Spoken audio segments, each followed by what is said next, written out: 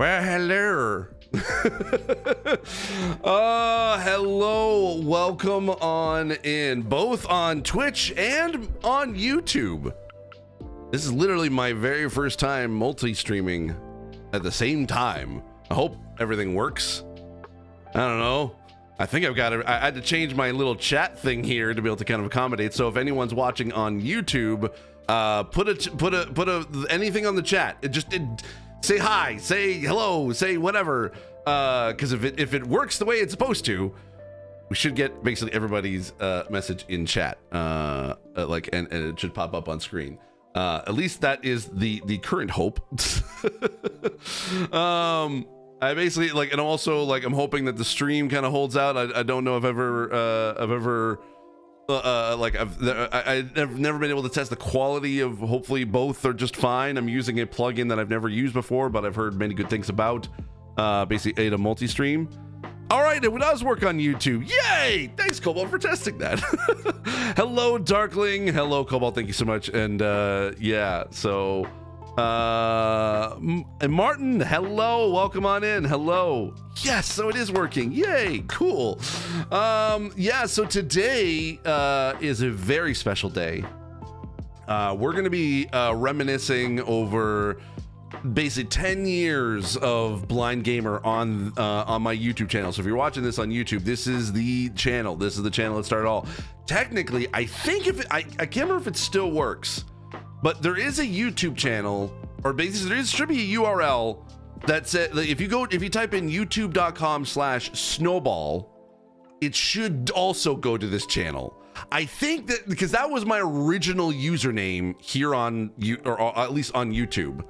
And yes, that was my nickname since I was like 6 years old. So I always kept that as sort of the name. And I signed, because the reason why I was able to get that name or that URL was because I was able to, I signed up for YouTube in 2005 when YouTube started. So that was, so this will be actually 20 years since starting my own YouTube channel. So anyway, hello PS Witch, how are you? Ciao Sabino, how are you? Still works? Yay! Good to know. Good to know.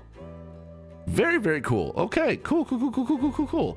All right, things are working. Things are doing okay. Chris, hello. Good morning. How are you? Welcome on in. So this is it seems. Yeah, I think everything's working out okay. I should also mention as well that I do actually have some special merch. So I think if this works out correctly, I'm hoping that it does. If both on YouTube and also on Twitch, if you want to put in command merch in the chat, it should basically post a link in both chats that you can click on to be able to get access to some very special merch that is launching today. I'm actually sitting here kind of refreshing my Canada Post tracking because I'm supposed to be getting my official, like the shirt that I wanted to wear for stream today, but it wasn't available. It didn't come in time. Oh, it does work. Yay. Yes. I love it when things actually work. Oh my God, it's Scott. Hey, buddy. Welcome on in. Long time no see. 10 years of Blind Gamer. Yep. Love you too, dude. Yeah. So if you click on that, that is a store that you can be able to go to. I have basically 4 types of merch available right now. I have basically a sweatshirt. That's the thing I was waiting to be able to get today. It's I was supposed to get it by end of day today, but I don't know when. It's been processed as of like 4 a.m. this morning. Oh,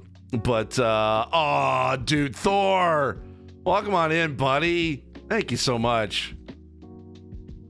Sabino, I appreciate you very much. Greece from Italy. Hello. Yes. Oh, there we go. Okay. Yeah. I think I've seen you comment on my videos before. Anyway, so yes, I have 4 pieces of merch available. There is a Blind Gamer sort of college university type shirt, like sweatshirt. Kind of it says Blind Gamer and it's established 2015. And then I have some fun accessibility themed merch. I have an eye chart that is it says gaming is for everyone. that basically it has like the different sort of sizes for the eye chart. There's also one that I love that it kind of came out as sort of a fun little I made in 5 minutes and showed my friends, and they're like, I would buy that on a t-shirt. And it was stop using tiny text in games. So you can really get that. Or hey, I'm Canadian. I gotta have a toque, gotta have a beanie. So I also have a Blind Gamer beanie with my little Blind Gamer like logo that I have up here, which I actually made, by the way. You may not know this. I made this logo, and I made this 10 years ago specifically for Blind Gamer. And it sort of stuck as my logo ever since. I made this in Photoshop using just shapes. That's what that like, you basically using just like different sort of like rounded rectangle shapes. Because I have no artistic ability whatsoever, but that's basically how I designed it. So, anyway, so yeah, I'm glad that everything. This chat actually works. So I'm using a streamer bot also as well for this chat sort of thing, and it seems to be working out quite well because I can actually see a little bit better. Anyway, so yeah, so I've got a beanie that has this logo on it. So feel free if you want to be able to purchase any merch from there. It would definitely help out me out, especially right now. But so please do, like, if you want to buy it, let me know what you get. Be very curious. And let me know what you, like. Let me know if. Let me know what you think when you do get it, because I'm very much.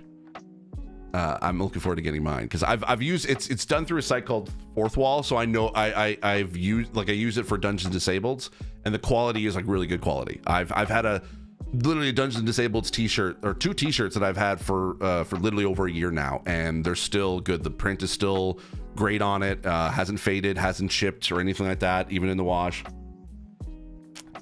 You gotta wash it properly. I mean, I put it. I usually. I don't let it go in the dryer. And I also cold wash it, so it's lasted a lot longer. So, but the quality's still great. It hasn't basically, if there is any shrinkage, it happened kind of, I think it was either pre-shrunk or whatever, but it works out great. So, Miguel, hello from Puerto Rico. Amazing. Thank you so very much. I really do appreciate that.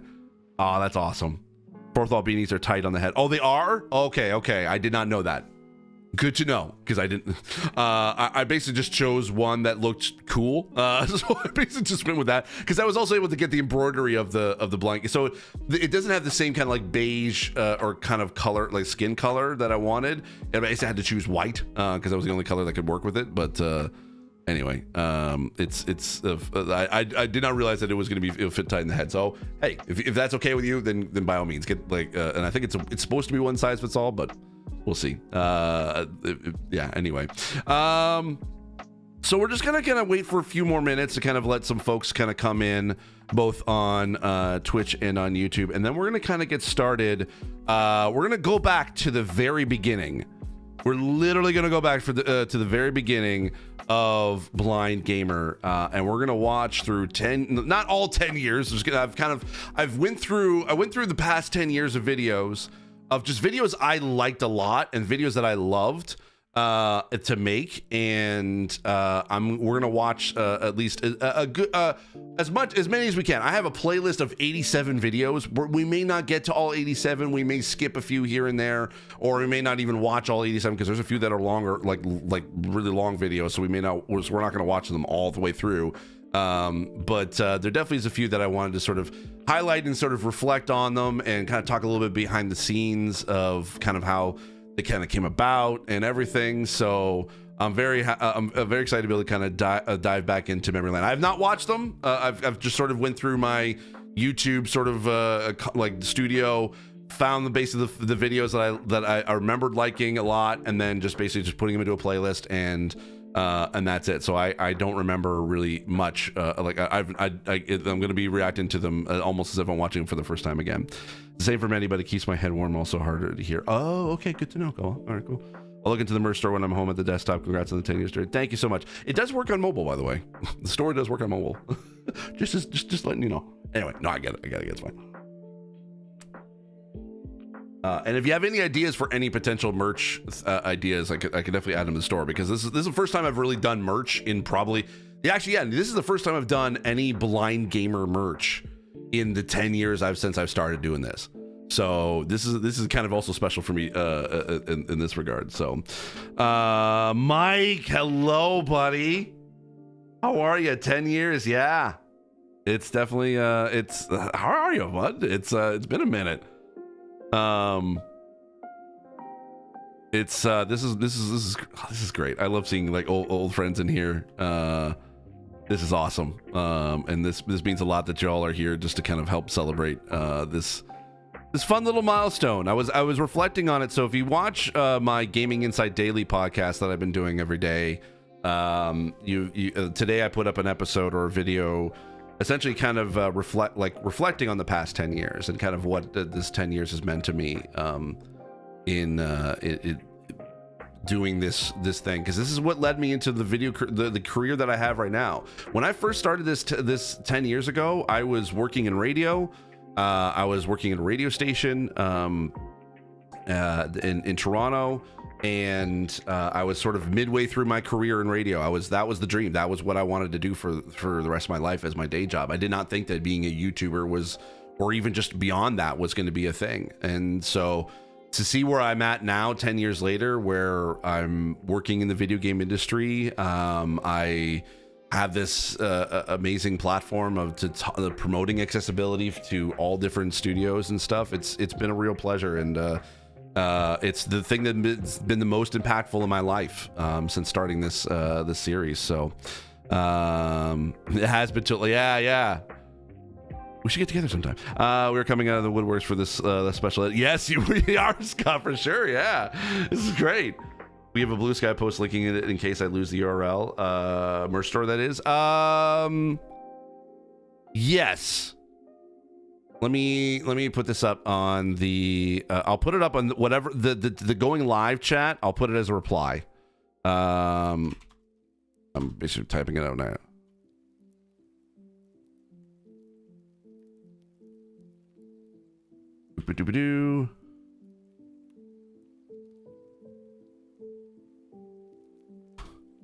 There we go. So if you look into the live post on Blue Sky, I have a reply to it basically with the link to the store. So yeah. Which, by the way, I'm also on Blue. Like, if those are watching on YouTube, I'm on Blue Sky now, so I don't really use Twitter anymore at all. It's a trash fire. So that's basically where that is. Anyway, here we go. Okay.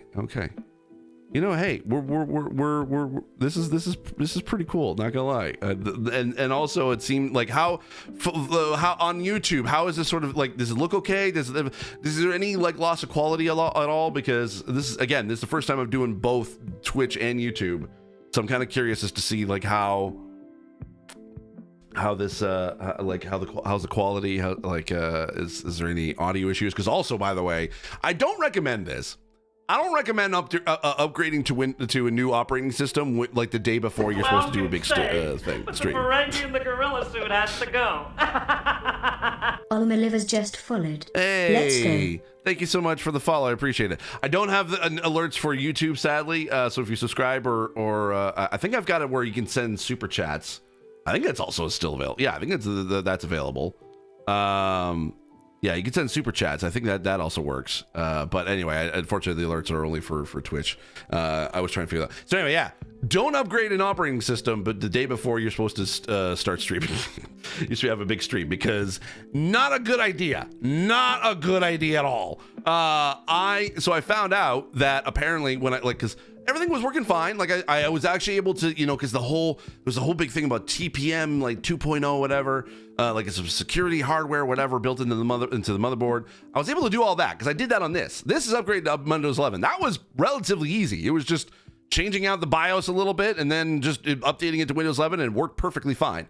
However, on this, because I have like a mixer called Go XLR, that essentially it creates audio devices that you can send audio to. For whatever reason, the sound options and the volume mixer within Windows 11, no apps show up, because you can go in there, you can be able to choose which app kind of like for which audio device you want it to send. You want to send that audio to. Yeah, it doesn't show up at, like, there's no apps that show up at all. Like literally all I can do is just reset. That's it. So I was like, trying to rack my brain, trying to be able to get anything to show up. And I spent 4 hours yesterday trying to get that to work. And then basically I just resorted to having to install a piece of software that thankfully worked.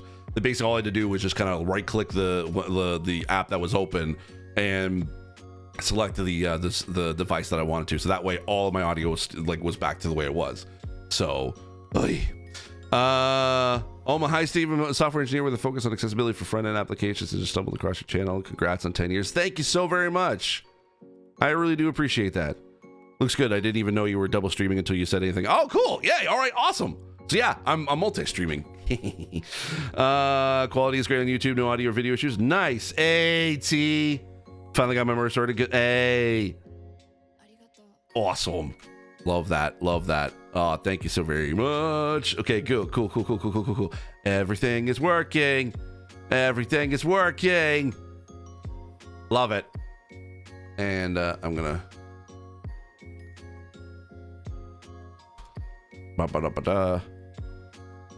So I'm just bringing up a new tab for something. Do. Yes, I want to log in with this.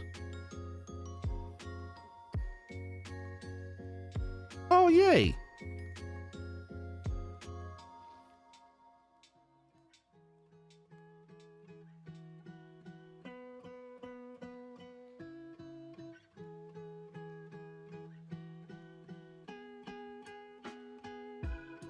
Oh, yay. Cool. All right. Yes. Awesome. Cool. Yeah. Sorry. I'm just jumping between different tabs, making sure everything works. So yay. This is great. This is awesome. No eyesight. Hello. Your logo would look cute as a fridge magnet and Fourth Wall has them. Oh, do they? Didn't know. I was going to try to be able to make a pin, but you have to make a special request and you have to order I think 250 of them or something like that. To try to be able to get, because I wanted this as a pin, but yeah, apparently you have to do a special request for it. So I decided, I'll just launch with 4 pieces of merch right now and then maybe add a bunch later. So hopefully that'll work. Final Phase, hello. Thank you so very much. I appreciate it. Thank you so much. No eyesight. Thanks a lot. Yeah. Oh, this is. I love it when tech works. That's all I gotta say. Oh my goodness. Yeah. So if you really want kind of more of a very reflective look on sort of Blind Gamer and what it's meant to me over the past 10 years, I did put up a video up this morning on to be able to, so you can watch that a little bit later if you want to. But today is this stream is literally just we are literally gonna be just watching old videos and reminiscing on things. So yeah, that's gonna be it. So I think there's also gonna be ads that I'll play at some point for those on YouTube and also on Twitch. I think that there's gonna be ads.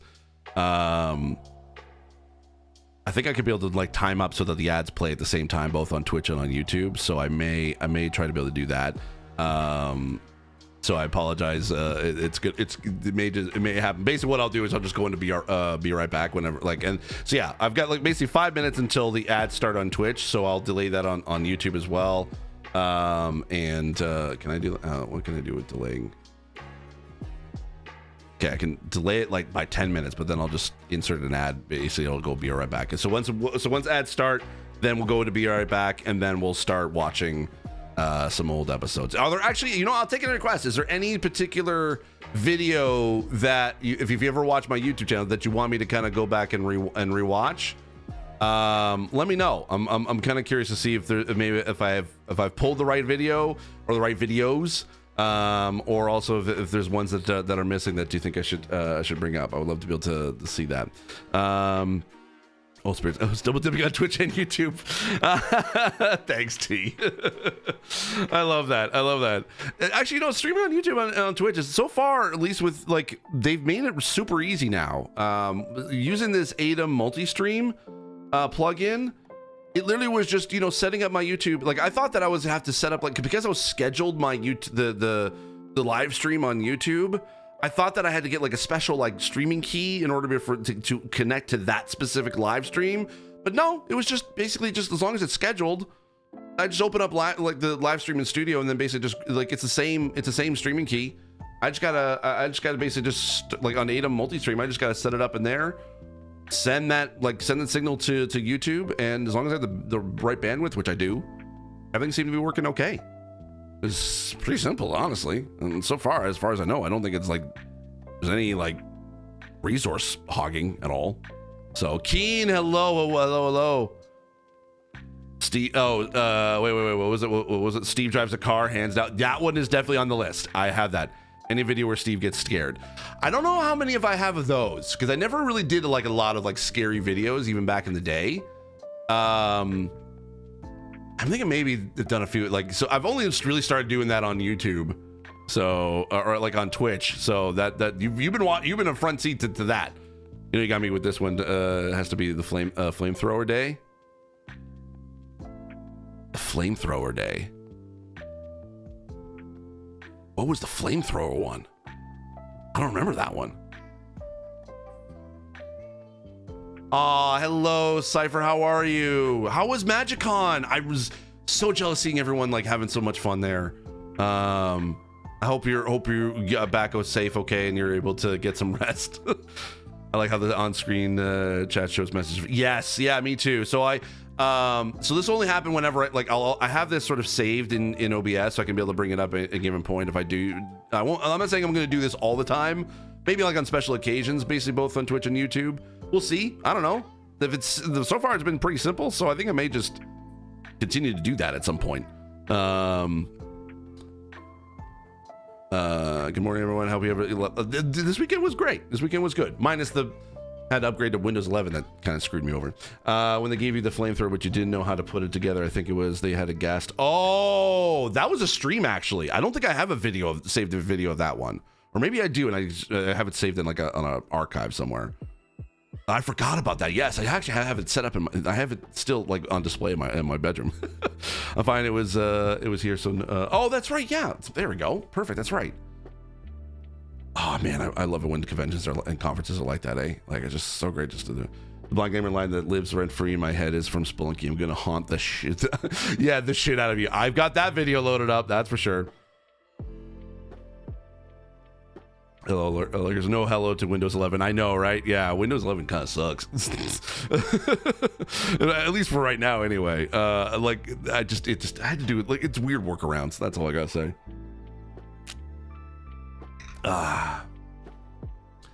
Martin, Steve, what do you want to play now? So, well, I'm currently playing through on my Twitch channel Silent Hill 2.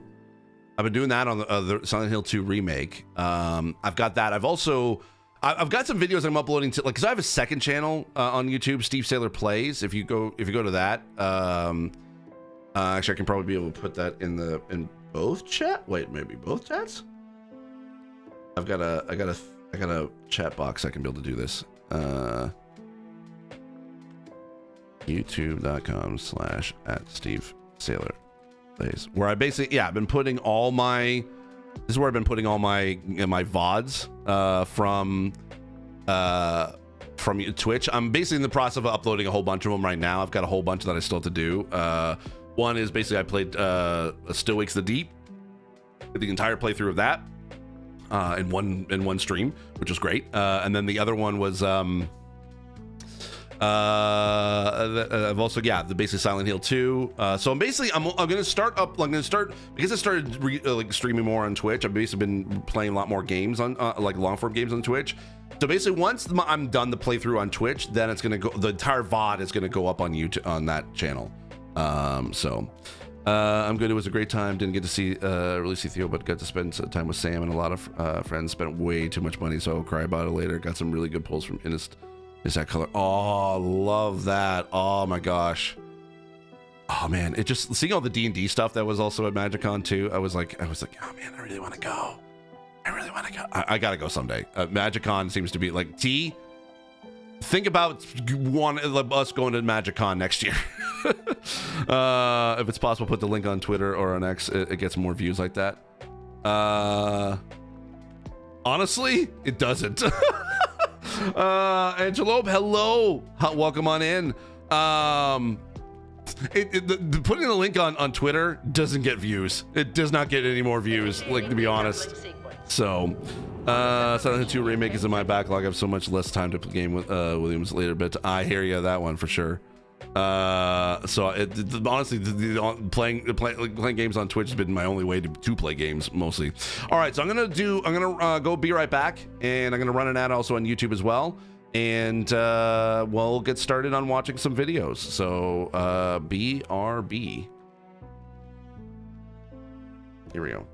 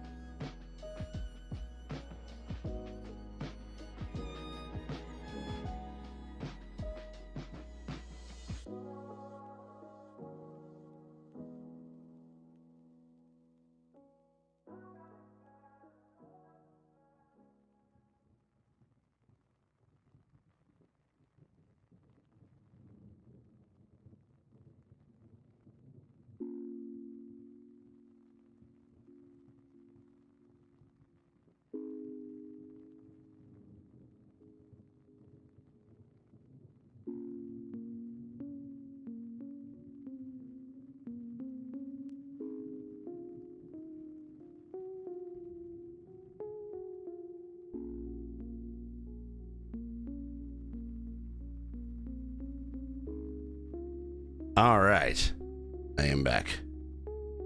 Another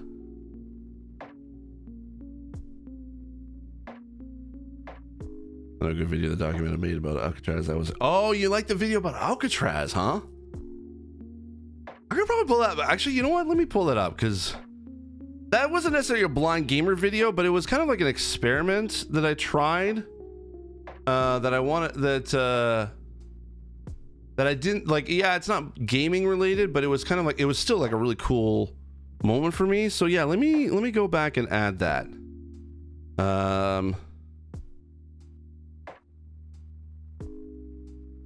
Because that was a fun one. Let me see if I can find that here.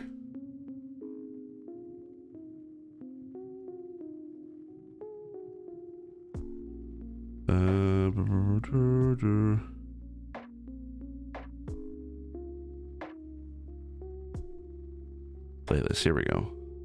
Let me add that. because that was a fun that was a fun trip that I went on. And so cancel, save. All right, so I gotta refresh this. Just a sec. Nope, don't start the video yet.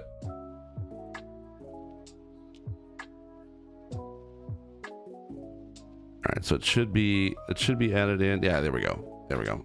Perfect. All right. Jay, hello. Thank you so much, buddy. I appreciate it. I really do appreciate it. All right. So, you about ready to be able to jump into the past 10 years? Blind Gamer? Because I am. I'm ready to get started. So, here we go. So, this is the very first episode of Blind Gamer. Now, we're not going to, like, what I'm going to do is, if there are moments where I feel like I want to, like, pause it and kind of talk about some stuff, like stuff that happens behind the scenes, I will. So we're not going to watch it all the way straight through and then talk. So we'll just kind of talk throughout. And if you have any questions about any of them, let me know in the chat. And even though I don't have the chat window up on the stream, I do have the chat window up so I can be able to read everyone's chat messages on here. So, Zangpao, yes, you did come in just in time. Yeah. So yeah, please feel free to ask in both chats, whether both on Twitch or on YouTube, and I'll answer them. As they come up. So, all right. So here we go. Okay. So first off, I mean, I'll just say this. This logo, again, I made this Steve sort of face logo in Photoshop, basically using a bunch of shapes, and I have here's the thing. I have no artistic capabilities whatsoever. I can't draw. I can't do anything. But it was like I can make something out of shapes. That was easy to do.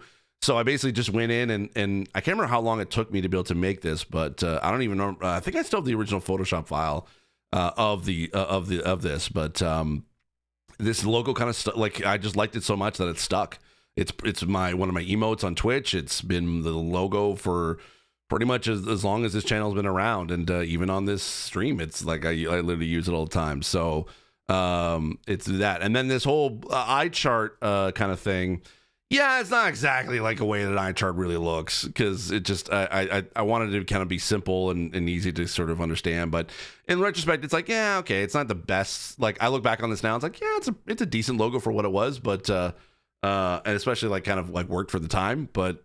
I probably could have done a little bit better, or maybe do a different one. I don't know. It was designing logos is kind of like hit or miss for me. Sometimes I do pretty well, and sometimes I don't. So yeah, this video is where I play Call of Duty Advanced Warfare. This is when it just came out. So again, 10 years ago today, and I'll talk about it in a sec, basically. But yeah, let's just watch the video. Hi, I'm Steve. I'm blind. I'm gonna play Call of Duty Advanced Warfare. Let's do this. All right. So younger Steve, man, that's at least a pair of glasses ago. That's for sure. And you may notice in the background there is the CGM logo. If you don't know CGM is Comics and Gaming Magazine. This was literally how Blind Gamer got started. I literally have to give Comics and Gaming Magazine literally my start in this, because when I first came up with the idea of doing this sort of thing on YouTube, it was the end of 2014, and I was hanging out with a bunch of friends, and I can't remember what the conversation came up, because this is at a time I wasn't playing any video games. I was just enjoying basically just hanging out with friends who were gamers. Because this is at the time where I sold all my consoles. I didn't have any consoles, I didn't have anything gaming at all at this point. And then my friends were talking about whatever, can't remember what new games were coming out or whichever. And I sort of said out loud to my friends, I've been telling you all for years I suck at games. Maybe I should just show you proof. And then the idea of recording myself playing video games. Oop. Hold on a sec.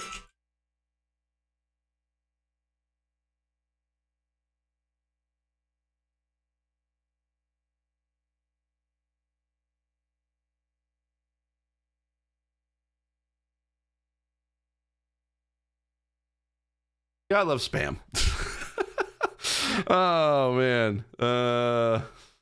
I know. Look at that baby. Look at the baby, Steve. Again, remember, this is like I was 32 at this time. Anyway, so I was telling some of my friends about what I was with my friends. They were telling me the idea, and then one of them was like, "Well, I got all the because I had no capture equipment, I had no consoles, I had no games, I had no recent games or anything like that." So my friend Brandon, who is the head of Comics and Gaming magazine, who is still the head of Comics and Gaming magazine to this day, he was like, "I've got all the stuff. I've got all the capture stuff. Why don't you just come to our office?" Because they were still in Toronto at the time, and you could just let me know when you want to come, and I'll be there, and you can record whatever videos you want. And he was like that. Without him, without CGM, I would not Blind Gamer would not exist, because there was no one else no one else that had I knew was a streamer that had the ability to capture video at the time. I mean, the technology was available, but it was also expensive, and it wasn't exactly the easiest thing to come by in 2015. Not as easy as it is now. But I without them, I would not. Without him, Brandon is sort of thinking, yeah, sure, why not? Go for it. And I tell him this to this day. It's without you, I wouldn't. This thing wouldn't start. And he goes, you would have done this anyway. And I was like, no, literally, I would not. I had nothing. And he had all the consoles and everything. And so I was very grateful to him for this. And one of his employees at the time, Mel, who is actually hiding behind the banner of this video, because I recorded a bunch of them in the same day. Because I thought, okay, I'll be smart. I'll record a whole bunch of videos so I can at least have a bunch to be able to edit through. And I was smart that way instead of just doing one at a time. But the banner is actually covering up Mel, who's her desk is in behind there. She joined me. She was the one who joined me on the Splunky video that will pop up we'll play in a minute. Duck cleaning? No. Not duck cleaning. Yeah, it's just some sort of Amazon spam. New here, but I'm guessing by the way you just answered that phone, you got some vision. So, okay, here I knew this was going to come up at some point. I do have some vision, but it is extremely blurry. Basically, that's the best way I can describe it. I can see lights, shapes, and colors, but I literally can't see. I have literally a 50-inch TV that's sitting in front of me right now. That's how and I have to use magnifier in order to be able to zoom in. So if you noticed, if I was looking at my phone, I basically have to look this close. Now, this is not obviously the ideal way to be able to look at a phone, and even then, I have larger text on my phone. So, I appreciate the comment, but yeah, that's basically it's not blindness is a spectrum. It's never an on-off switch. It's rarely ever an on-off switch. 9 out of 10 people who are blind do have some vision. It just depends on where they are in the spectrum of it. So. That's I'll just say that. Another verse, very clever. Thank you, Jay. I appreciate that. That's what I figured. I have a guy at work like that. I call it reading Braille with the tip of his nose. Yeah. Actually, that's not bad as a description. Yeah, it's actually pretty. It's not bad. Yeah. So that's basically what. Yeah. But so that's basically what it is. Yeah, 9 out of 10 people actually do have some vision. It's just that it just depends on how much severity or you're on that spectrum. So, all right. Anyway, let's jump in. All right, I've never played this before, so apparently I'm in a pod somewhere, and there's a guy talking to me. Here we go. This is before I was able to set up a webcam, because the camera was the webcam I was using, it kept skipping a bunch of frames. Oh, all right. Hey, oh. All right. Whoa! Hello. Someone blew up the damn ship. And now we're falling. We're falling. See you on the other side. See you on the other side? Wait, does that mean I'm gonna die? Whoa. All right. There's no face cam with this, because again, it kept skipping a bunch of frames, so I couldn't really do it, and I could not see this at all. I have no idea what I'm doing. I can't even. I was randomly pushing buttons because the TV was so far away from me. It was at least a good 10 feet. I couldn't move it any closer. I can't actually read what it says, so I'm just gonna randomly hit buttons. Yep. Oh, I guess I did something. I did something again. Hit another button. Oh, he's a part inspector? Oh my goodness. What does it say? Damn it. Oh.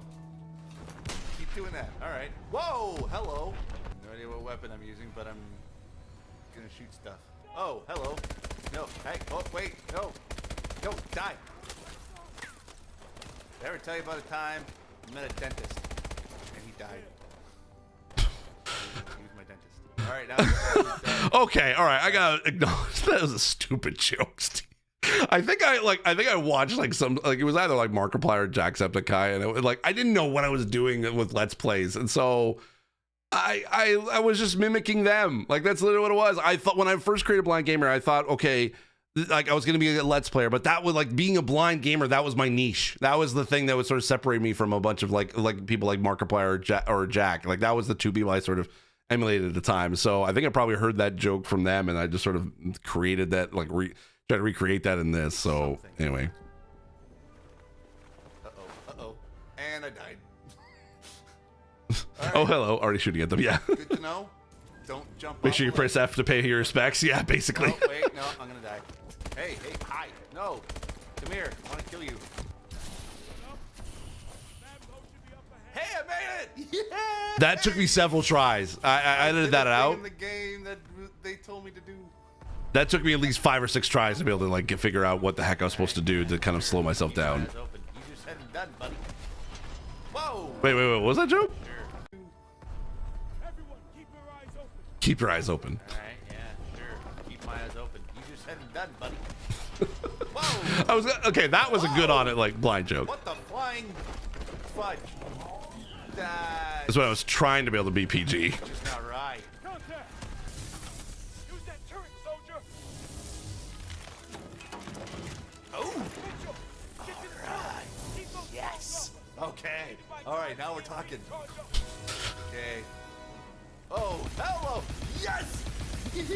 Woo! As you can see, I can't see anything, so I'm like, I have no idea where I'm supposed to be shooting at. I can't see. It's very simple. If they shoot at you, shoot at them. Yeah, basically. Son of a bitch! Ah! Hey, Mike, how are ya?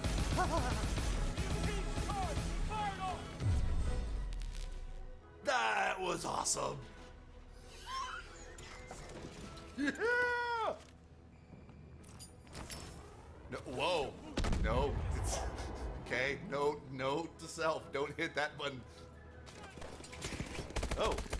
So I will admit, so like a lot of when I was playing this, there was a lot of times where like I edited out the mistakes or me trying to figure out how to do things because I wanted the video to be entertaining. I didn't want it to sort of be like showing like I was frustrated with trying to play this game because I really could not play this game. It was extremely difficult because again, the TV was at least about like 10 feet away from me and above me, and it wasn't a big TV either. It was like probably a 42-inch screen that was like attached to a pillar above a bookshelf, and I was sitting there and I was just like, I could not like, so the equivalent, so I have a prompter, basically the Elgato prompter. If you ever like have, like I have it above my TV right now, that equivalent size is essentially the size of the TV that like that, to me, that's how the vision was like. I could barely see anything. It was as if I had like an 8-inch screen, like sitting like about 2 feet away from me right now. Like it was just hard. Like, and so I didn't want to include any of that struggle because I didn't want people to basically be sorry for me or feel bad for me that I couldn't be able to play this.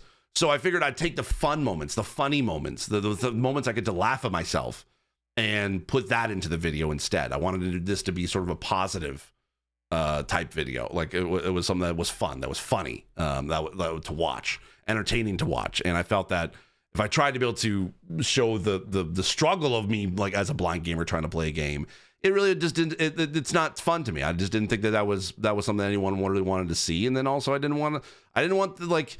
It was weird. I just didn't want necessarily the sympathy. It's like, oh, look at this poor blind gamer trying to play a game and he can't. Like, I didn't want people to have, like, I didn't want it to be like inspiration porn, as it were. So that's why, like, there was a lot of areas in this that I remember, like, struggling just to try to get to this point. I like how that logo looks like an eye chart. Yeah, thanks. Yeah, I'm doing. I'm doing. Just keeping on what you do get to done here. I've sent you a message. Oh, sorry. I've yeah. Sorry about that. Never will put vids when where I don't win. I mean, fair. Yeah.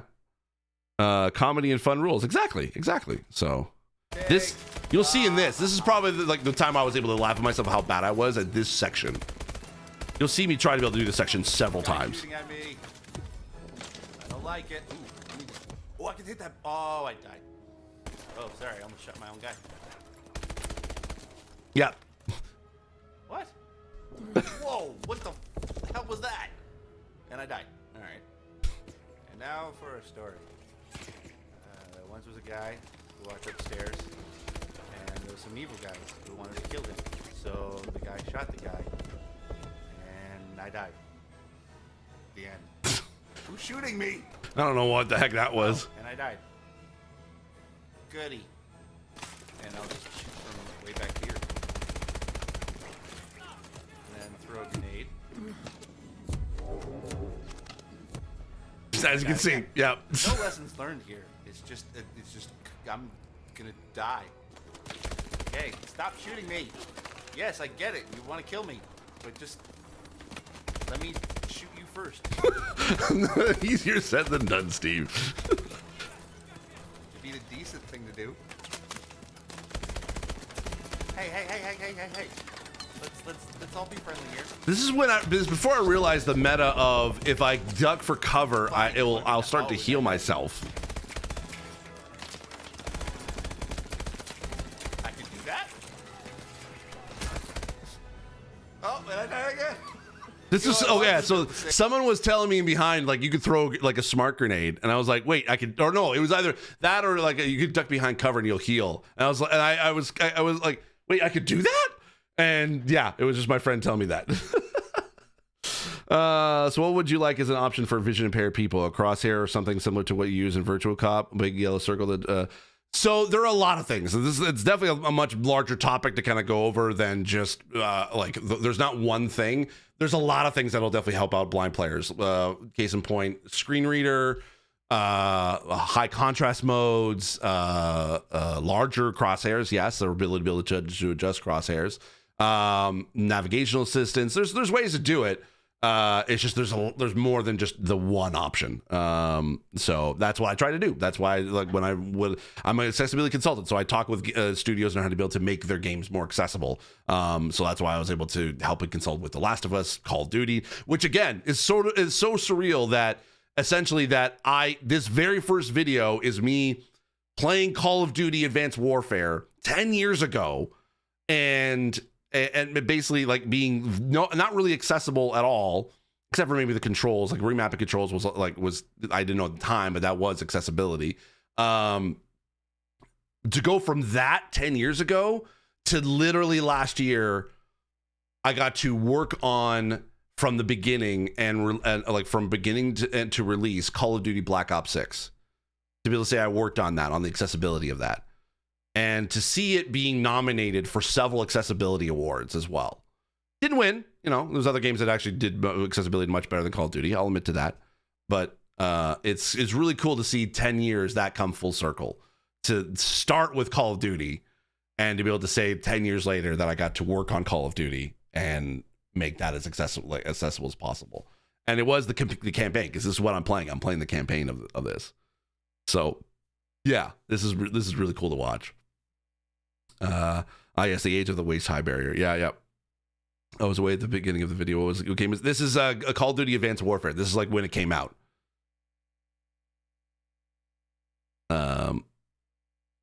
So I'm the guy to blame? What do you mean I'm the guy to blame? What did I do? I worked on the campaign. Leave me alone. This does not happen, but this totally does happen when I play a video game. Hence why I can never play with anybody else. There was this one time I was playing with my brother, and it was just me and him in Call of Duty, and basically the way that the match ended, it was 20 deaths to 1 kill. Did I shoot my own guy again? Oh, that's my friend Cassie in the background. We were about to record a video. Shoot, I forgot to add that to the video. Oh shoot, I should bring that up. Because we played a game called Towerfall. There's my friend Cassie, who she works at. Where does she work now? She used to she was a early game developer at the time, but then now she works at it's the same studio that made the Big Con a couple years ago. Man, I'm blanking on. They're from Toronto. Like, I know them. I know the guy. I know the folks there. They're really cool people, and I'm blanking on the name of it. But she works there now. She's been a friend of mine for so long. Yeah, I invited her because I was going to have her as a guest for Blind Gamer. So I'll bring up that video as well. Sickle, only I didn't say fudge. Ha! Wait, what was it? Did I shoot my own guy again? Yeah. Fudge. Sickle, only I didn't say fudge. Ha! Hey, I made it further than I was before, but I have no idea what I'm shooting at. I take cover. That's a thing I gotta do? It's take cover? I thought I had unlimited lives. Oh, I'm shooting my own guy. Never mind. Okay, hold on. I gotta stop doing that. Take cover? Okay, I'm taking cover. Taking cover.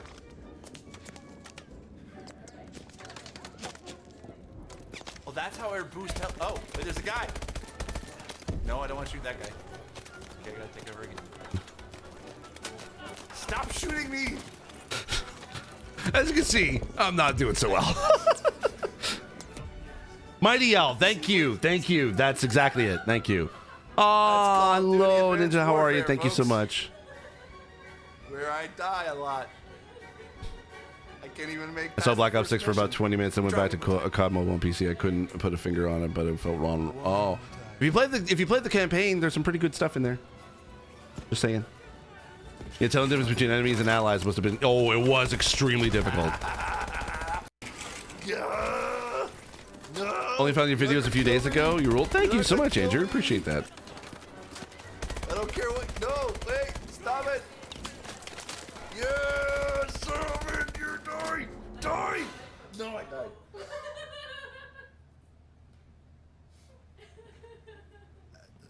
That's it. I'm done.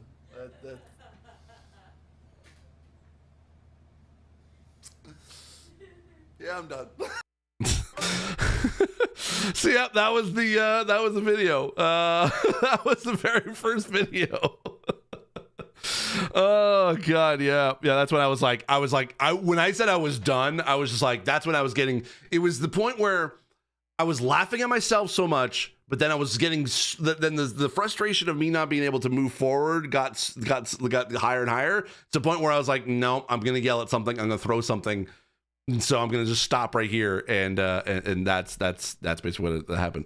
And congratulations, Steve, from the makers making change. Oh, yay! How are you all? This is great. Thank you so much for tuning in. Black Ops 6, Steve. Is that is that from what I hear? Yes, yeah. Black Ops 6. I worked on Black Ops 6. Yeah. Worked on the campaign pretty much from the very beginning, I think. So. Blind rage quit, yeah, basically. So this video, this next one, is where I play Spelunky. This is where I figured at the time that that I needed to sort of have some like I figured it'd be fun to be able to have some of my friends kind of join me and try to be able to help me play games. I figured that would be kind of fun because it gives me someone to be able to talk to. Because at the time, yes, I was comfortable talking on camera. That was not a problem. But if you kind of hear, it was like I was very kind of quiet, kind of sound almost like I was a stoner, or I was on drugs. Like it was kind of, it felt like that I was kind of like that, very subdued and not really energetic at all. So I was still figuring out sort of what I was like, how I was gonna portray, like be. Like it's still me. Like I wasn't trying to create a character, but it was still like I just didn't know what Blind Gamer really was. I just thought it would be kind of fun just to record myself playing videos or playing video games. And so these first few episodes were all recorded the same day. Yeah. So this is with my friend Mel, who worked at Comics and Gaming Magazine at the time. I'm not sure actually what she's up to now, but she left quite a while ago. But she was working there as kind of like the sort of the office administrator, I guess, but also anyway. So yeah, we're gonna watch that. This is the me playing Spelunky for the first time. Hi, I'm Steve. I'm blind. I'm gonna play a video game. This is my friend Mel. Also blind. She's also blind. So 2 blind people are gonna play Spelunky? Is that what it's called? Yes, it's called Spelunky. And we're gonna die. Initiating decoupling sequence. I've never heard of this game. Auto separation in 10 seconds. So many Sorry, that was people ads watching on Twitch. Steve. So what do I gotta do? You gotta get from the top of the cave to the bottom of the cave without dying, and maybe rescuing the princess in between. Okay. So if you notice that the audio sync is a little off, that's not the stream. That's literally the video, because I was recording my camera using a MacBook Air webcam, and that's why the quality isn't really super great. But the problem was that when you're recording on a webcam and you're recording as an MOV file, it's a variable bit rate. This is a very technical stuff of making videos, but it was a variable bit rate. So it meant that whenever I tried to sync up the video, or basically the audio to the video, because I recorded the audio separately from that, it meant that it was trying to fill in gaps within the frames, and by doing so, it basically sent constantly the audio out of sync. And I couldn't figure out how to be able to do it until I realized constant bit rate is the way to be able to go for that one. But then obviously cameras and stuff got way better at the time. So or since then, so that's kind of why it's so if you know if you notice if you're wondering why I didn't have a face cam in these videos, it's because I couldn't it was so frustrating trying to be able to sync up the audio with the video and all that. I didn't it was just I was like, you know what, I'll just make the decision of just not including it and just including the audio, and that worked out much better in the long run. I know Mel. Yeah, I've known Mel for a long time. That is cool to have a connection to the game, though. I had a guy that went to my high school and that ended up being one of the devs for Bungie. Was a few years older than me, but I was friends with one of his. Turns out the game was something called Halo. Yeah. Oh wow, cool. It worked on Halo. Dope. That's awesome. Okay, back from ads. Okay, good. So yeah. All right. Let's watch the rest of the video. All right, so that's you. This is me. Yay. Sorry. What the? Oh, whoa. Okay, don't blow my. Right. Why is there? You have to attack it. You have a whip. I have a Square. whip. Square. There you go. Oh, that's your what. Okay, attack. all right. She's knocked dead. Oh. No. And you're dead. You're a ghost. All right. You are a ghost. That is the ghost. Hey, I can float. I know I Or- look like a ghost in real life, but I'm now an actual ghost. Come on, hurry up. You. Or I'll, Yay, there's or a I'll door. haunt you. There's a door. Oh my god, we made it. Woohoo! Okay, so you see the coffin? No, probably not. No. Can you see the comment? Yeah, no. Oh, there's a. Yay, you're Oh, alive I'm alive! again. And you're dead again. I'm dead again. What's happening? I'm gonna 'Cause I'm- haunt the hell out of you. That's fine. That's one of my favorite lines. I've used that in trailers for old trailers of the channel. I was like, I'm gonna haunt the hell out of you, because she was the one that was doing the work. I was just want to be funny. Ropes. Thank you for I don't- doing all the work. I'm not sure if I Hey, let me go. Let's watch it again. I'm dead again. Oh, there's a. Yay, you're alive Oh, I'm again. alive. And you're dead again. I'm dead again. What's happening? I'm gonna 'Cause I'm- haunt the hell out of you. That's fine. You should have told me to use the ropes. Thank you for I don't- doing all the work. I'm not sure if I should do this because you can annoy the shopkeeper and then he'll just chase you for the. We're gonna die instantly if I do it. We're gonna die anyway. Okay, wait. You have me on your All team. right, check it out. Oh, hey, hi, whoa! You could have told me there was gonna be a bomb. I didn't know you really. Great teamwork, Mel. There was a bomb. I didn't mean to be antagonistic. I don't know why I'm very this is Norman. This is not me at all. This is just very weird. You might have pushed the bomb, but you start with bombs, you know. I have bombs? When did I have bombs? Oh, wait, no, I did have bombs because I killed myself earlier. I just threw a lot of bombs. Well, since you made a hole for us, we might as well go this way. Your Oh, I verse made a got hole? deeper over time. Alright, Yeah, I did a kinda. thing. Is that a pot? The extra little segment on the collector's edition DVD of Halo 2. Nice. Oh, damn it. You threw it, it went down a hole. Hey, okay, wait, where's the princess? I know, let's go to the left. You know what? Screw her. I don't want to go. So you don't have to say the princess, just an option. Put that Yeah, line in you know, Ashleena's she can save IRL herself. Ghost Toting trailer. got I'm gonna Anthony haunt the Stress. hell out of you. I just died. She could, All yeah. I need, Wait. Steve. No. House, you thank you doing so this much to for the me? follow. I appreciate it. Hold L1. Oh, shit. What the hell happened? You got arrowed. I got arrowed. Yeah, these little block things which I never see spit arrows at you. You know what? As a ghost, You know what? I'm gonna do the thing Gonna that do it. I'm gonna think that ghosts Now do. we're trapped Just forever. come join the other side.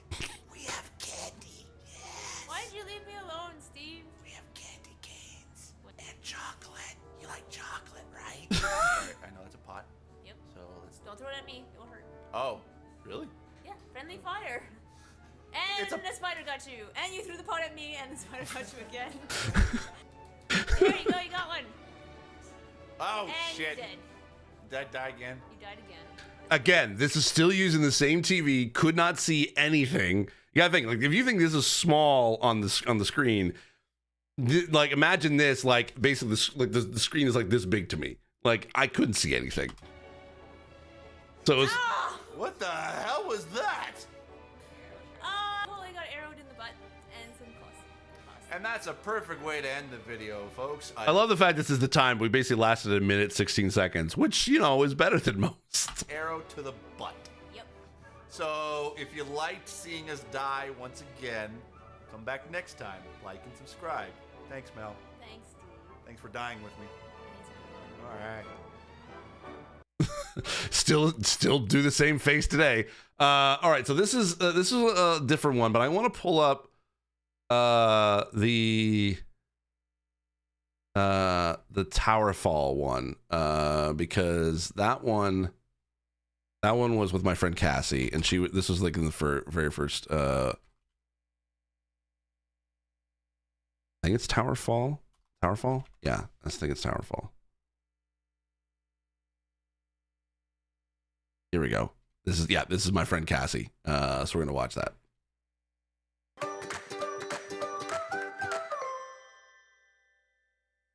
Hi, I'm Steve. I'm blind, and I'm gonna play Towerfall. This is Cassie. Hello. She is also gonna play Towerfall, and she's gonna kill me a lot. So, If you notice, I actually have inserted like a few classical tracks in there because I was like trying to avoid copyright. But Cassie's great. She's amazing. She was one of the people who, like, the group of people that I was hanging out with when I first came up with the idea, like, for Blind Gamer. Where the heck am I? You're gonna want, you are up in the top corner there. Oh, there I am. That's the other way you can kill people, by the way. What? You jump on their heads. Yeah, you booped me, I died. I killed you? Yeah. I didn't even know what I did. You're in the bottom corner. Cassie has like the most infectious Oh, you did? laugh. I'm just gonna say. All right. Ooh, Did I shoot you? gat me. I Yeah, shot we did. you. Gat me. I did a thing. Oh, damn it. It was only then that I realized that I didn't think I didn't think this was a co-op game. I thought this was a co-op game. I didn't think this was a PvP situation. I'm just jumping. Okay. Shoot. Oh, you kill me again. Oh, I'm over here this time. Okay. All right. You know what? I almost just accidentally killed myself. Why? Oh, Jesus! Oh, Oh. jeez. Okay. Whoa! What? No one told me there'll be moving walls. Oh, you got me. Dang. Did I? You got me. This All is okay. right. Bam. I guessed. Would you believe that I'm guessing? I love that I basically said the same joke. I guessed. No expressive Steve. Yeah. This game looks like it's a lot more fun with a partner. Yes, Splunky for sure. Doing me Cassie 1 year at TwitchCon. We may have. I can't remember if she came to either Vegas or San Diego. I don't know if she's ever been.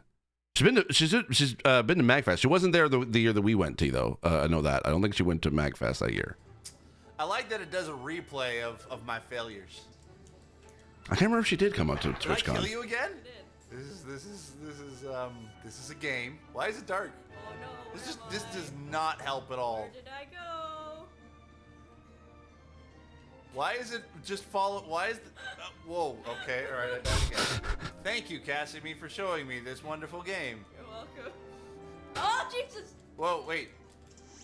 Oh, whoa, what was that? I don't My know, but I controller- died again. My controller made a sound. You gotta remember, this is the PS4. Kind of only just came out a little bit, so we didn't realize that there was speakers in the controller, in the DualShock controller. Okay, all right, Steve. I'm one more win to. Oh, there it is. And I died. Do you want to try a co-op? Yeah. Okay. We'll try co-op Alright, because alright. that's a thing that I'm good at. All right. Oh. Not really. Normal. Hardcore. Unless you really want to try hardcore. Let's try You wanna hardcore. try it or else do it. Let's try hardcore. The only time I ever go to for hard mode because I just thought it'd be great content. Fun. Oh, I died again. You died again. Okay. No. All right. No, Oh, I died again. No, wait, I didn't. Get Oh, the- wait, get no, the I died ghost. again. Dice. No, wait, I ran out of arrows again. Eh. Ha! Die by my exploding self. All right, I think I got this. I think I got this now. I think we're good. All right. Okay. Oh shit. I died. Oh, well, wait. Oh, wait. Oh, Okay. okay. Oh jeez. Oh no. Wow. Oh, wait. It's all you, buddy. It's all me now? All you. Don't tell me that. I see the thing. Look out for the blobs. Oh, and I died. Yep, don't last long. That's Towerfall. She seems familiar. Oh, okay. Thank you, Cassie, for joining me for Towerfall. My pleasure. Please like and subscribe. I suck at these games. This is that realization. Cassie's awesome. She's just so great. All right. So now we're gonna jump into. We did play Diablo, but that one I didn't feel like that was fun. The Towerfall one was probably the most entertaining one out of the bunch. You want to try co-op? That's no. She was being helpful.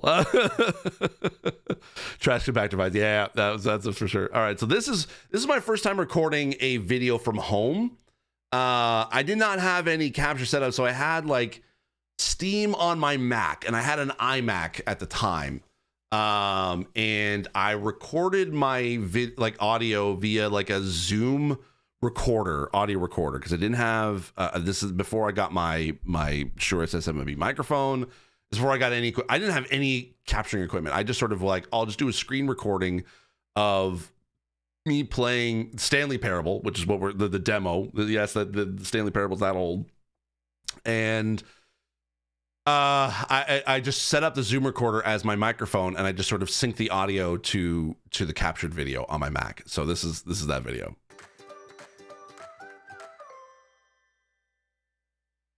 Hi, I'm Steve. I'm blind, and I'm about to play the Stanley Parable demo. A few friends kind of recommended I play this, so I'm gonna give it a try.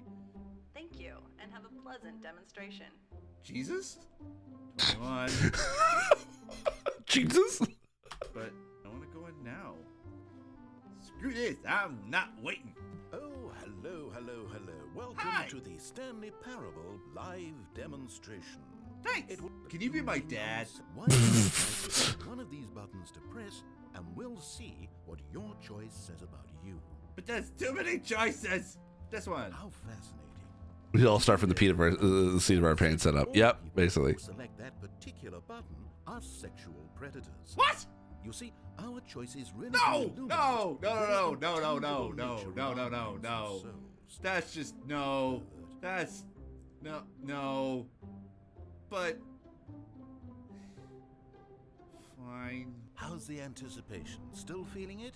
Yes. No. Maybe. Compliments. Hey, that's exactly what I was looking for. All right. This feels like an early version of Get to Work. T, if you've never played Stanley And I don't know Parable, if I should just be you thinking need to. about this or not. You need to. But this target right here seems like I would get hit by that truck right there, and then I would literally be hit with a truckload of compliments. And why is that happy face upside down? I'll give this a try. My heavens, I've never met someone who can consume as much uranium in a single sitting as you can. Just look at you go. Oh, that's nice. Well, at least I didn't get run over. That's a glass half full type thinking. Go for the emotion boost. Yes, because I'm feeling very emotional right now. See, what I loved about playing like first-person shooter games, and it's just my voice instead of face cam, is I loved like basically like puppeteering my character. So using like movements of my mouse, like it would just felt like that I was embodying the person, and you're really getting my POV. I love doing that stuff, because here's a fun tip that you may not have known about why Muppets are so popular, why they seem so alive whenever you watch Sesame Street or any other sort of Muppet thing, why they kind of feel like that they're just always alive is because they're trained so that every time that if you're not speaking, you're trained to basically like to because humans, they're always moving. Like the human, that's how you can tell that they're alive and they're dynamic. So to be able to make a Muppet dynamic, you have to constantly be moving. So you're moving your head, you're kind of turning from side to side, you're looking at the person who's talking, you're kind of like nodding, you're kind of like you're doing like just regular like kind of hand movements, just kind of like even opening their mouth a little bit and then kind of like closing them, like it just make it because it makes it so that because whenever you, this never happened to me specifically before, but like I've heard it from other people that if like when you're meeting someone like say Kermit for the first time. And it like you, even though you logically know that there is someone controlling that puppet, within seconds of playing or seconds of talking to Kermit, that person goes away and Kermit remains because they feel like Kermit feels so alive when you're talking to them. Like they feel like they're right there. They feel like that they're actually real, and that was sort of like something that kind of stuck with me. So anytime I felt that I was doing like first person sort of mode. I felt like that I was kind of like, we're kind of always constantly moving whenever I would talk because then it just sort of made it seem as if it's instead of just static and just me like you hear audio, the game kind of moves with it too. So that was something I kind of took into this. You'll see that because I have some VR videos in here. You'll see me do that as well. In VR, because VR is where I really do it. Like VR is like because I feel like I've like a lot of control over that, and I'm constantly feeling like it's more like a POV. So that's why I do it. I'm feeling very emotional right now. Yeah, exactly. Yeah.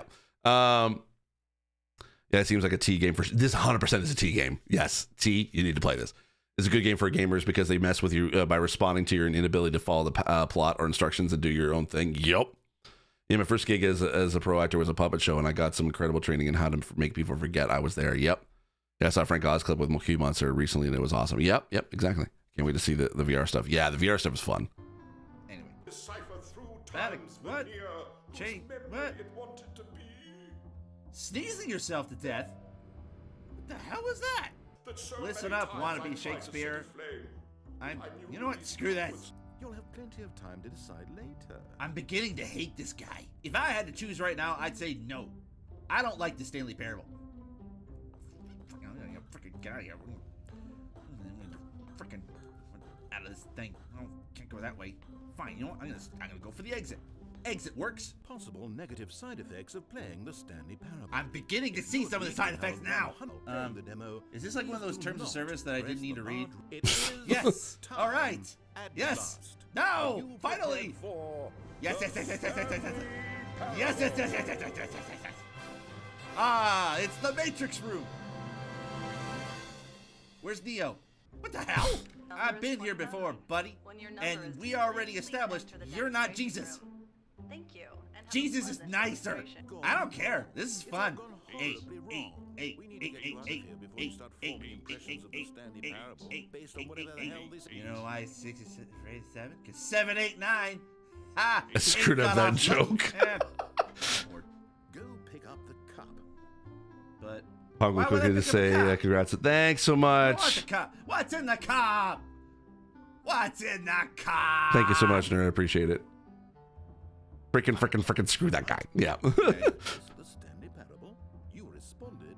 What a clear and straightforward demonstration of the merits of the Stanley No, I didn't. Parable. I am Wait, that's not my voice. quality of the full game. My voice is very much deeper. You My already voice get is it. You sexy. understand all You did not. this. That is not my voice. Give me back my cup. I want my cup. Give me back my cup. No, I want my cup. Come along. Let's get Screw out of you, here. Stanley. All right. Yes. This means I get out of here. The end. Thank Now, freaking this is the where Lord. demo to be over. because. And I think it's time for you to launch Yes. a final decision as to whether or not the Yes. Stanley All right. Parable is any good. Yes. Okay. It all comes to That's this. exactly what Please I wanted to consider do. very carefully before Anger, answering. feeling, Much albino is at rage. stake. Yes. Do I like the Stanley Parable? No. I can't. Working? Are you I can't sure? hit anything. Sure you press the button? Ah! This is all your fault. I didn't do it. It was that lady in the reception room. She said her name was Jesus, and it really wasn't. This is not my fault. I'm out of here. I just want to lodge a formal complaint. Not my fault. Okay? Want that on the official record. Screw you, Stanley. Yes. Isolation chamber. Let's do this. My job was to be a teacher. Hey, well, I'm a teacher. You know, from teacher to teacher, you're very terrible at this.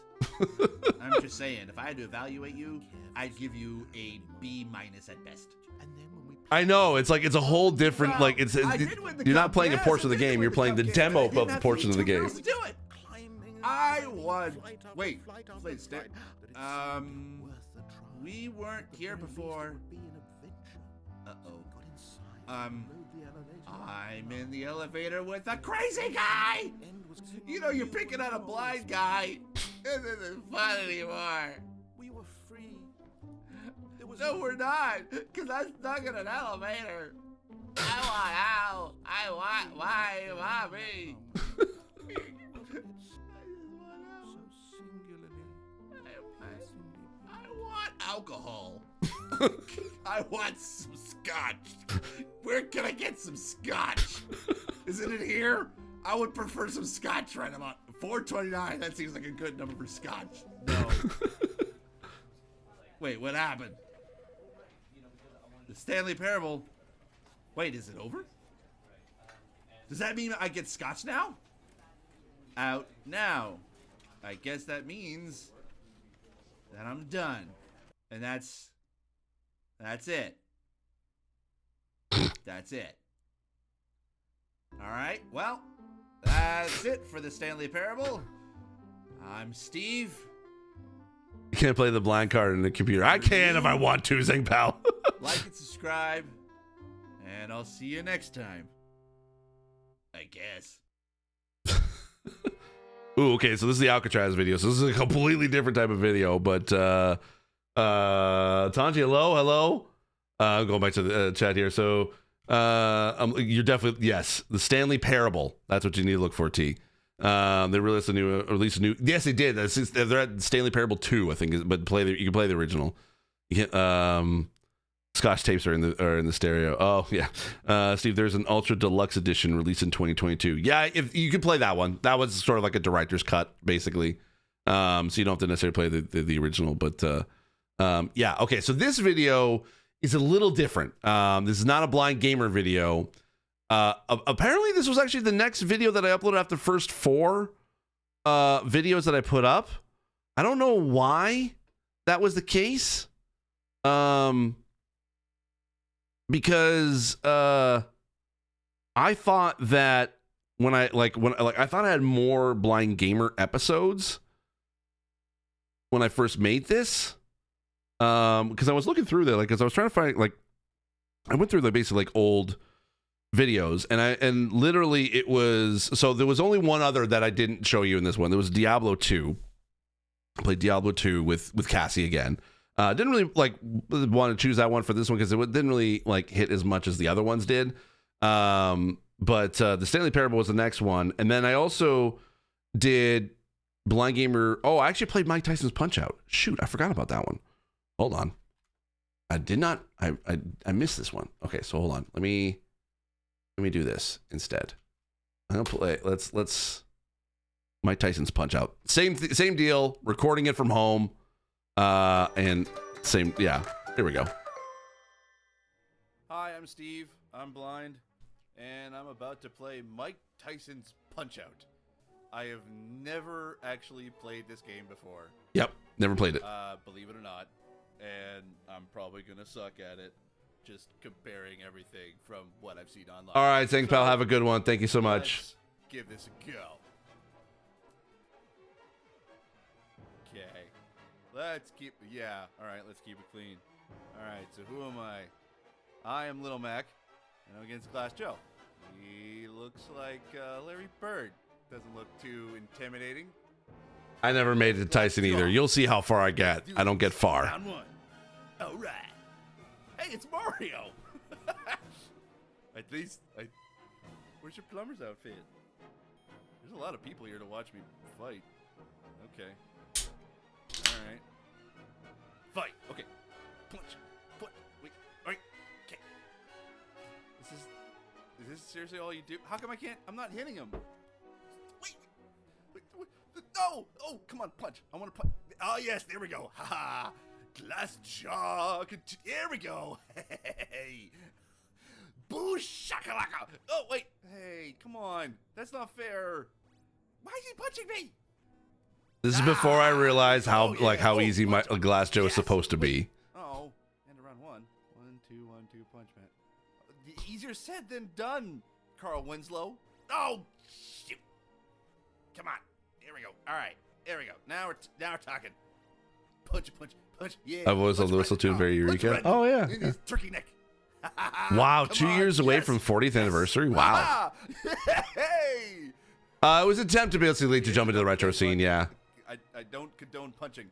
Oh, come on. Carl Stay down. Winslow, Stay yeah. down, you motherfucker. I'm gonna beat you into next week. This game is making me violent. No, stop it. No. What? Come on, punch. There we go. Yeah. Well, I don't know what that meant. Oh, shoot. No, wait. No. Come on, Little Mac. No, not the end of the round. Carl Winslow, I thought you were my friend. This is bull crap. Oh, damn it. If I don't realize on visual cues a lot, it can be tough. Yep, very much so. No. Yeah, I'll knock you out. Oh. No, not the end of the round again. Damn it. And of course he won. Yeah, see, this is Son of a bitch. I'm gonna cry. Yeah, I'm gonna rematch. There we go. Okay, come on. You can do this. I believe in you, Steve. I believe in you, Little Mac. Carl Winslow's on my side. He won't tell Steve to go home. Not the end of the round. Let's do this again. Round 2. Come on, Larry Bird. I'll send you back to basketball. I'll make you regret the decision like Michael Jordan regretted playing baseball. No! I can't dodge him! Oh, there we go. Yeah. Keep hitting him. Yes! Son of a... Yeah, come on. Yes, one more punch and that does it. I punch you yeah, out. finally got him. Bring on Mike Tyson. Stay down. No, you, Mario. I freaking hate you. I'm the best you ever did see. No. Nope. No, we're not. Get him. Why is Mario so... I don't know why Mario's officiating. It's Nintendo, so I guess. The end of the round. No, they definitely did not have accessibility at all. I'll send you to a dirt nap. Final round. No, come on. I can do this. No, come on. Yes. Come on, one more. Yes. No, not the end of the round. Come on, no decision time winner is. Yeah. Still couldn't beat him. Why? I'll show you who don't cry. Son of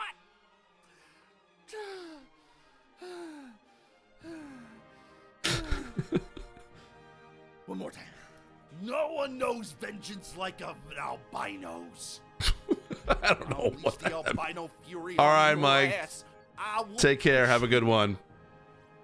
like Samson punched the Philistines, like Moses punched the Pharaoh square in the face.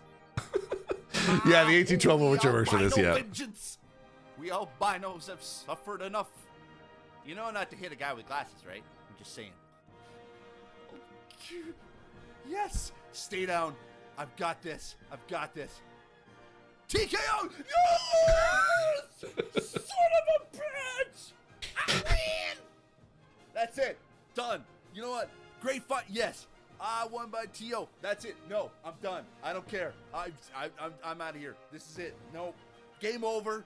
Game over, man. Game over. That's it for me. I'm out of here. I'm done. If you want to see me play Von Kaiser, leave a comment below and I might be able to try to beat him. And no one did. Maybe No, I'm I'll kidding. part two of this video. Anyway, like, comment, subscribe. If you like these videos, I want to be able to do more. If you have any retro games that you want me to play, leave a comment below too. I've got a few retro games that I have in mind, including a few that I used to play when I was a kid that I love to play. So that's it for me. I'm out of here. As always, I remain obedient to yours. Man, this game makes me wild. So yeah, that was another one of those episodes from home, because at the time, like I was very limited to the amount to the. Obviously, I recording them at episodes of Comics Gaming Magazine. Is that something I can be able to get access to all the time? They were very, like, Brandon was very gracious to allow me to do it, but he had to be there because he was like, he couldn't just give me a key to get access to the office. Like he actually had to be there in order for me to be able to record. So I couldn't be able to do that to him all the time. And the office was kind of also hard to get to. And I don't know why, but I remember a lot of times going to that studio and it was raining. Almost every single time I would go to that office, it was always raining for whatever reason. That I just remember the memories I have of going to that place was because was that, and I don't know why. It was just I just remember a lot of times trying to be able to get there. Anyway, all right, Chris, have a good one. Take care. All right, so this is the next one. This is the one again. This is the in the same year. In what was it? I think it was September of 2015. So this is after about a month. Like in August of that year, I went on a road trip with two of my friends. We were going to San Francisco. Specifically, that was the journey, but that was the destination. But we decided to do it as a road trip where we would go down Route 66 on the way to San Francisco, and then we would or Napa Valley, because my friend was a wine critic at the time, so he basically got us to go stay in Napa Valley for a bit. But we also got a day to kind of spend in San Francisco. And then on the way back, we hit up places like Tombstone. We hit up like Roswell, Nashville, Dallas, like all that stuff. So like that was on the way back. So this is like so my two friends, they wanted to go to a bunch of different bakeries because my friends, well, basically both my friends, but my other friend who was there, they're together. They're basically now married, but at the time they were dating. She still is a pastry chef, and she wanted to check out a whole bunch of different like pastry places in San Francisco. But I wanted to go see Alcatraz. That was like that was the thing I always wanted to do. And when I realized that it was a national park, that basically I could be like, all I had to do was just pay for a ferry and I can go to Alcatraz. I was like, I gotta go. So I basically went by myself to go to Alcatraz. And this was the kind of affected me in a very like in a yeah, it really did affect me in an emotional way. So this is that video of that. Ever since I was a little kid, I've been fascinated with Alcatraz. I don't know why. To this day, it seems weird that a 7 or 8 year old would be interested in a prison, but I was. And this is pre-internet, so anything I wanted to learn about its past, including the Civil War history and about its infamous residents, I had to look up in a library. It felt like I was looking for buried treasure, looking at any story I could find about that famous prison. And of course, movies like Escape from Alcatraz, The Birdman of Alcatraz, and even The Rock didn't dissuade that interest. And much like the prisoners who saw San Francisco just off in the distance, being able to see and visit the prison myself felt like it was just out of reach. However, this past summer, when I had the opportunity to visit San Francisco and see Alcatraz for myself, I jumped at the chance. When you arrive, you're given an audio device with a set of headphones that allows you to take a self-guided audio tour of the prison. It's very well produced. It's got narration, sound effects, interviews with former guards and prisoners about what life was like on the island. And I couldn't help at one point pause the audio and take off my headphones. And I was astounded by how eerily quiet it was. Because of course, no one was talking because everyone was listening to headphones. So much so that I couldn't help but record a video just to allow you to hear what I mean.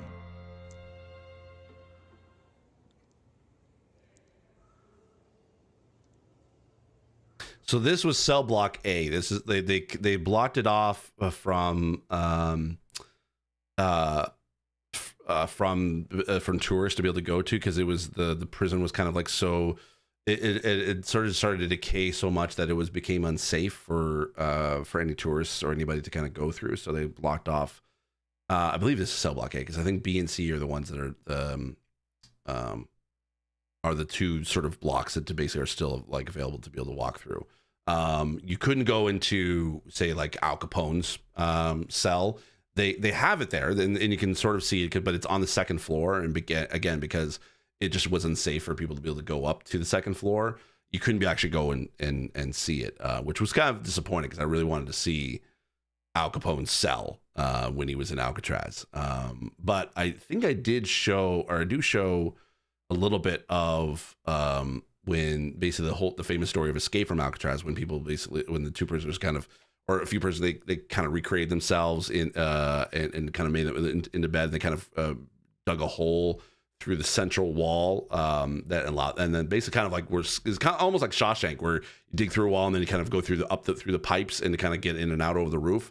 It's one of the most unsolved cases of because no one knows whether the prisoners made it out or they kind of got swept up by the currents, because it was like even getting on the ferry, like the currents were strong going up to from the San Francisco directly to Alcatraz. There were many stories that I heard on the audio tour. Some I had heard before, some I didn't. But there was one story that hit me and made you really feel. Also, I didn't realize at the time that technically that audio tour was also accessible for blind people to walk through. I mean, it's not the easiest sort of area to walk through. Obviously, you need to have someone to be able to kind of guide you, or you have to use your guide dog or a cane, which they would have allowed. But I love that it was sort of like it was timed basically to where you were, how you were getting to around the cell block, and you can pause at any given time if you need to get extra time. How punishing this prison was. Everyone comments on the fact that yes, it was only a few miles away from San Francisco, and that you can see the Golden Gate Bridge and the city from the prison. And that's true. That is very true. And that is punishment in and of itself. But the one thing that I didn't know was that the prisoners, sometimes at night, would hear the sounds of the city. Everything from cars to people cheering, people laughing. Those sounds would echo towards the rock, and the prisoners could hear it. It didn't happen often, but they said that it always happened every New Year's Eve.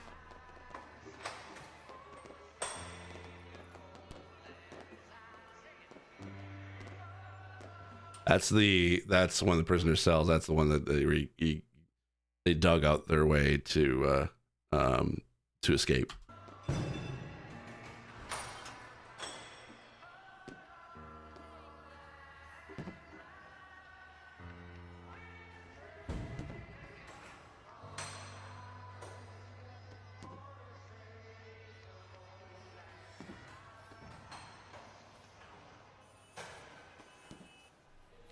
Thank you for watching. Please like, comment, and subscribe if you like this video and want to see more. And as always, I remain obedient to yours. So there was another one that I did of going through the Grand Canyon and stuff like that, and throughout the road trip. But this is the one that I wanted to share the most about. Yeah, Alcatraz, a reclaimed space by Native Americans too. Yeah, they talked about that as well. I've always wanted to visit Alcatraz, and yes, the investigation would be so. Yeah, I don't know if you'll be able to get an investigation because it is a national park. So I don't know if there's a way to be able to get permission to do it. I'm assuming that people have, and I know I know that there's people have done ghost investigations there. But yeah, it's cool. It's you would love it, absolutely love it. I thought I was hearing Ryan Reynolds. Oh, really? Oh, okay. I don't know about that. Anyway, yeah. So that's when I just sort of. It was a fun trip. It was like definitely one of those kind of like life-changing sort of trips. That's my friends Andre and Anya that came with me. Anyway. Oh, this video. Oh yeah. This okay. This one definitely some content warning for sure because this is we're playing Mortal Kombat X for the first time with friends. This is when I was able to go like we're back to gaming stuff. Basically like I invited a whole bunch of friends again to be able to come play games with me. And this was probably my favorite out of the bunch. I think there's like one more I included in this playlist, but yeah. So this one was fun to watch to do.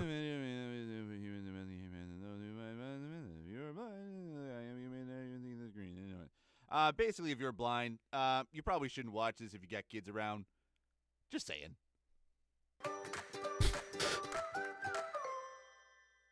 Hi, I'm Steve. I'm blind. So this is my friend Justin, Brent, Matt, and Marie. And they've kind of been part of Blind Gamer to a certain degree for the very beginning.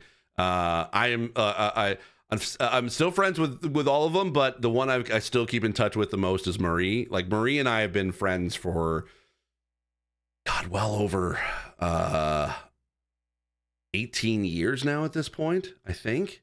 Because we met each other in like 2007, 2008. So yeah, 17 years. We've known each other for 17 years. And yeah. And yeah. These are my friends. I know, he has friends. Shut up. So we're gonna do a completely like Royal Rumble Mortal Kombat X. I'm gonna die a lot, and we're just gonna do best 2 out of 3 out of everybody, and we're just cycle through. So first up is Justin. Four of your friends are. We always were taught never to hit a blind man with glasses. This is now your opportunity. I give you full permission as an honorary person of the blind race. As a self-proclaimed spokesperson. As a spokesperson of the blind race, you have my permission to hit a blind guy with glasses. I don't think you have that ability. I have that power. I will have that. I have that power. I don't know what the heck I was saying. Yeah. Okay, anyway, so first up, okay, I gotta choose a character. Should I just choose the same character every time, or should I? You got the classics. You got the Scorpion, the Sub-Zero, and Kano's around here, but they're all older because this is set like much later than the classic. Right. You can play Raiden. There is this one guy here. I could play him. He's the blind samurai. Oh, okay. I totally gotta play him. Okay, where is he? He's got a top row. There you go. There you go. Okay, so okay, so hit X to play the blind. Okay, I am still the blind samurai. I'll play like Blade Hat. Blade Hat. This was fun. Honestly, this was a good one to do. Oh, I don't know. That's basically what I'm. Come on. Oh shit! No! Yeah! Wait, why am I cheering?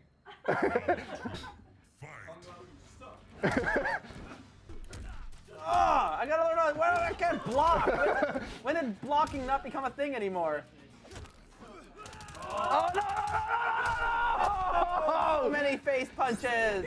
Come on, Steve, you almost got it. Oh, come on. Ah, shit. Oh, I learned how to teleport, you guys. Oh! No, come on! Yes! And you earned someone a trophy, apparently. Round 1, blind guy wins. 1 zip to my friends. This is now Matt. He's gonna try to take over. I'm probably gonna lose. Oh crap! This is when I was starting to get really tired. Oh, what the hell? I know, Steve's like kind of fast, and it's really surprising. Oh shit! Oh come on! I think there is. Don't die. Good tip. Don't die. I believe in you. I think this is also the first time I actually was able to do a face cam too. I don't really finish your moves. I don't really finish your moves. Okay, well, All right. I've won, but Wait, did you beat me twice already? yeah, it's over. Yeah, I beat you. It's okay. All right. Well, 1-1. It's tied. wait. All right. Hi, Brent. Hello. Ready to die? I am. I don't know any of the buttons. Neither do I. So this is gonna be good. I've also known Brent for quite a while too, like back in like 2007-ish. This is like around the time I was starting podcasting. Got a spring in the store. I haven't seen him in a God, while. fancy hats. Look at that thing. That is a fancy hat. Oh, wow. Again, this is like when my fingers were getting really sore because all I was doing was just basically just button mashing. I am all that is man. I don't know the story in Come on, Steve. Come on, I can't. Not the god of alcohol, so he doesn't have any power. Oh, come on. Oh, yeah. My hands are getting tired. Son of a bitch. Excuses. Oh, damn. Fight for whatever that thing is. Captain America's shield. Yeah. Steve Rogers, I can't let you down. Oh, there you go. There you go. You got this, Steve. You got this. Ah, fall down, blind man. This one's tough to watch because I'm like, I know how hard, like, it was. I really wanted to win. I can't move. Come on. I can't do anything. I really wanted to win this so badly. No. No, come. Oh, it's so close. Come on. Oh, boo, cheater. Okay, all right. Rule about fighting a blind man is you don't talk about fighting a blind man. That's fair. Yeah, you know what? Rule about fighting a blind man. See first rule. And then rinse and repeat. Come on. I can't move. I don't know why I could not move at that point. I was literally hitting every button. Yeah, I'm terrible at fighting games. We'll do whatever works. Come on. This is so bad. Nowhere else would he win. Yeah, I know. Man, come on. Oh, my. Oh, yes. Damn it. Boom. Yeah, I was doing good. I am the king of video games. Shut up, Brett. This is Marie. I'm now.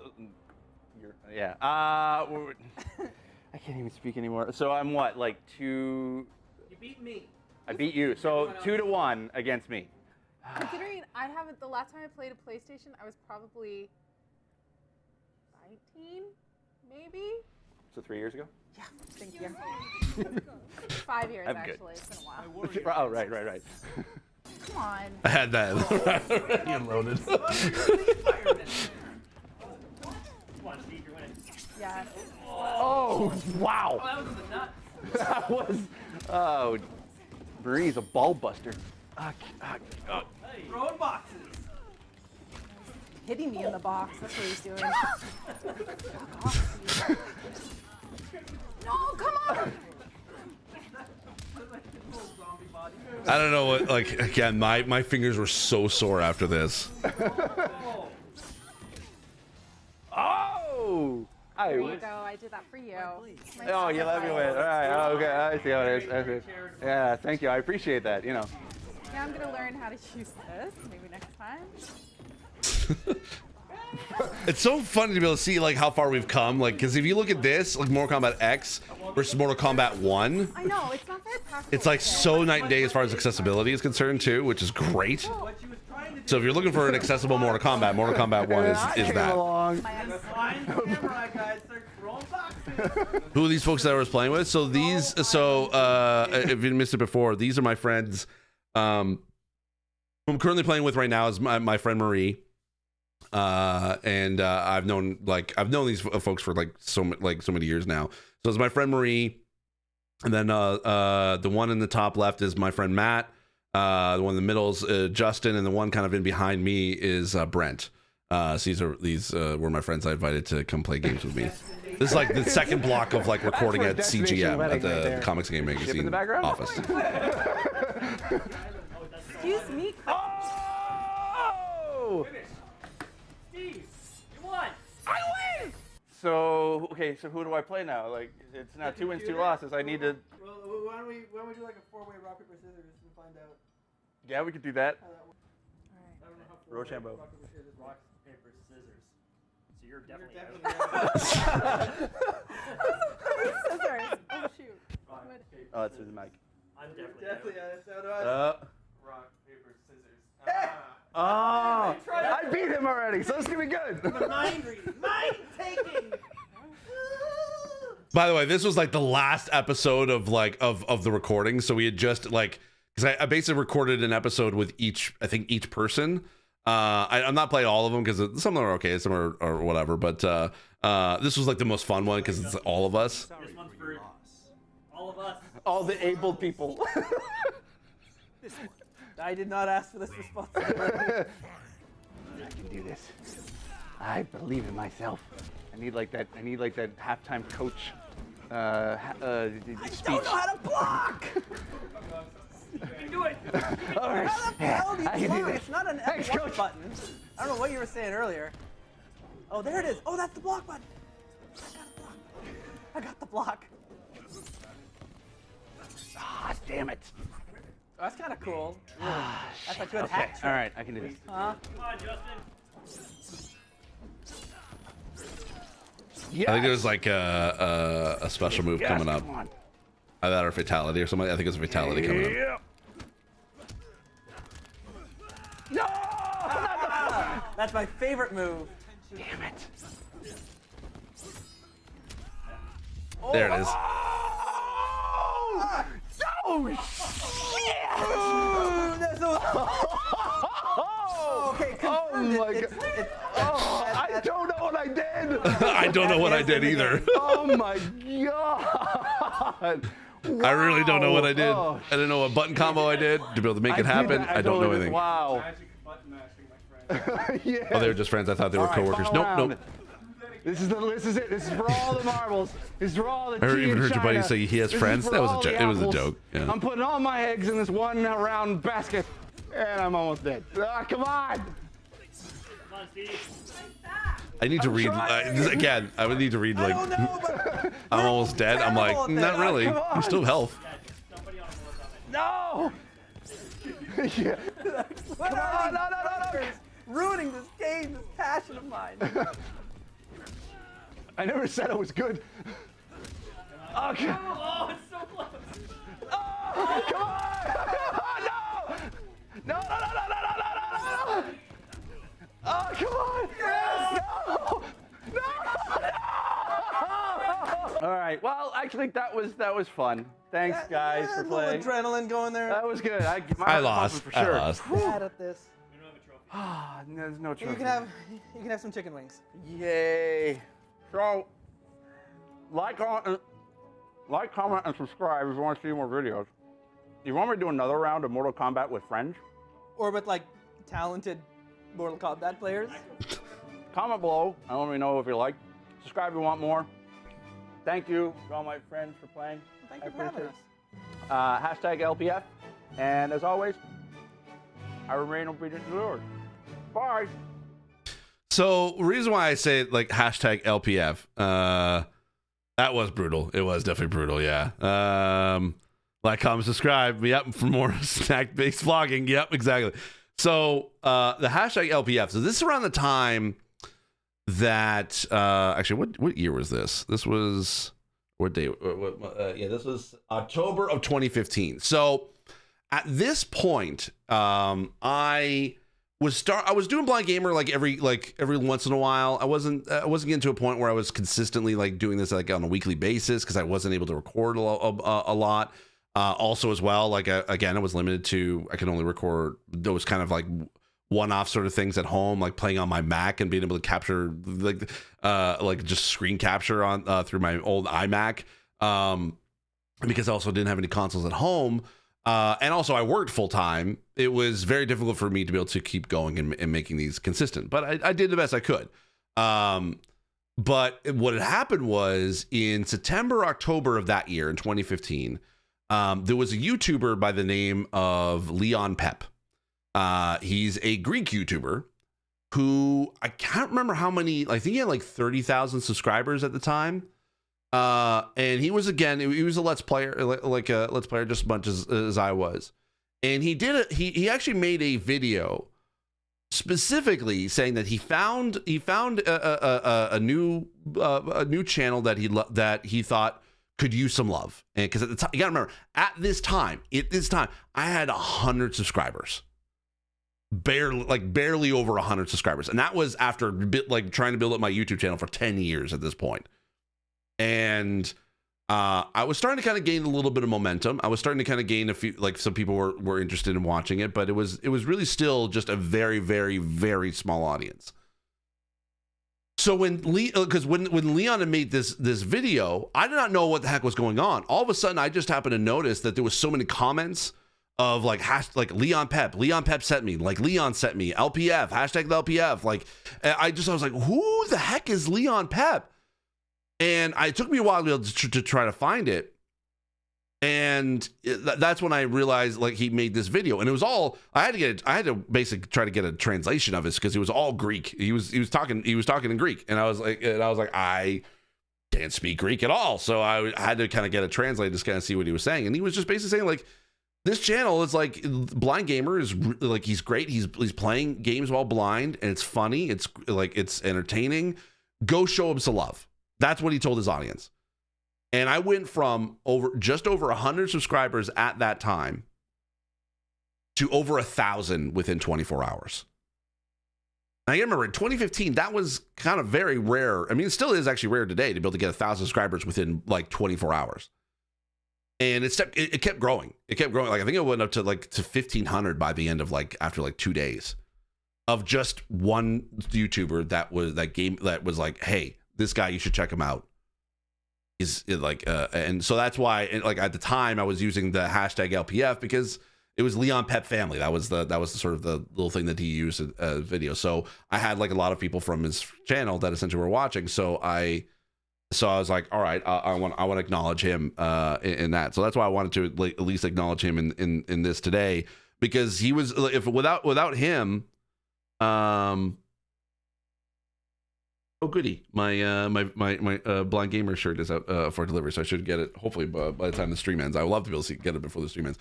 So if it wasn't for him, I would not have had the motivation to be like, keep going, because I was like, Blind Gamer was like, oh yeah, it was a fun little project, but it was never anything that I felt that was taking off, or I was still kind of like thinking about other creative sort of outlets. And it was so surreal to be basically to go from, I started this in February 2015, and to go to basically like basically about like 6 months later ish, to be able to now be like, oh, this is a thing. And that's why like these videos, like there was another crop of videos where basically that kind of helped me to kind of keep going again. So if it wasn't for Leon Pep, essentially, like I would not be here. I would not be here to this day. I probably would have. I don't know what I would be doing at this point. So, 10 times the growth in 24 hours. Yep, exactly. Those kind of boosts are now tougher to come by. They are definitely tougher to come by, and so I don't take it for granted at all. It was one of those that it was that life changing, because I never, like, in all the content that I made up until that point. Let's put the music on so it's not so quiet in the background. Up until that point, nothing I ever really made kind of like was a super success. I mean, there was a podcast I did at the time called This Week in Geek that I was doing that I loved, and I was doing with a bunch of friends, but it never felt uniquely me. I never had anything that like, and then I had sort of the boom of like, I was in the podcast novels at the time. I made a novel podcast, a Black Shadow, that also did relatively well. But I still kind of felt like I just couldn't get that. I just couldn't get the momentum going for that. But so to go from like 100 subscribers to 1,000 within 24 hours, that was the first time that really ever happened to me. And it's what kept me going. And also at the time as well, I had a creative group that I was in that I also, like, again, attribute to the success of why Blind Gamer is successful today. The reason why I can still keep going with it, like the reason why this career's kept going this 10 years, is because there was a creative group that I started to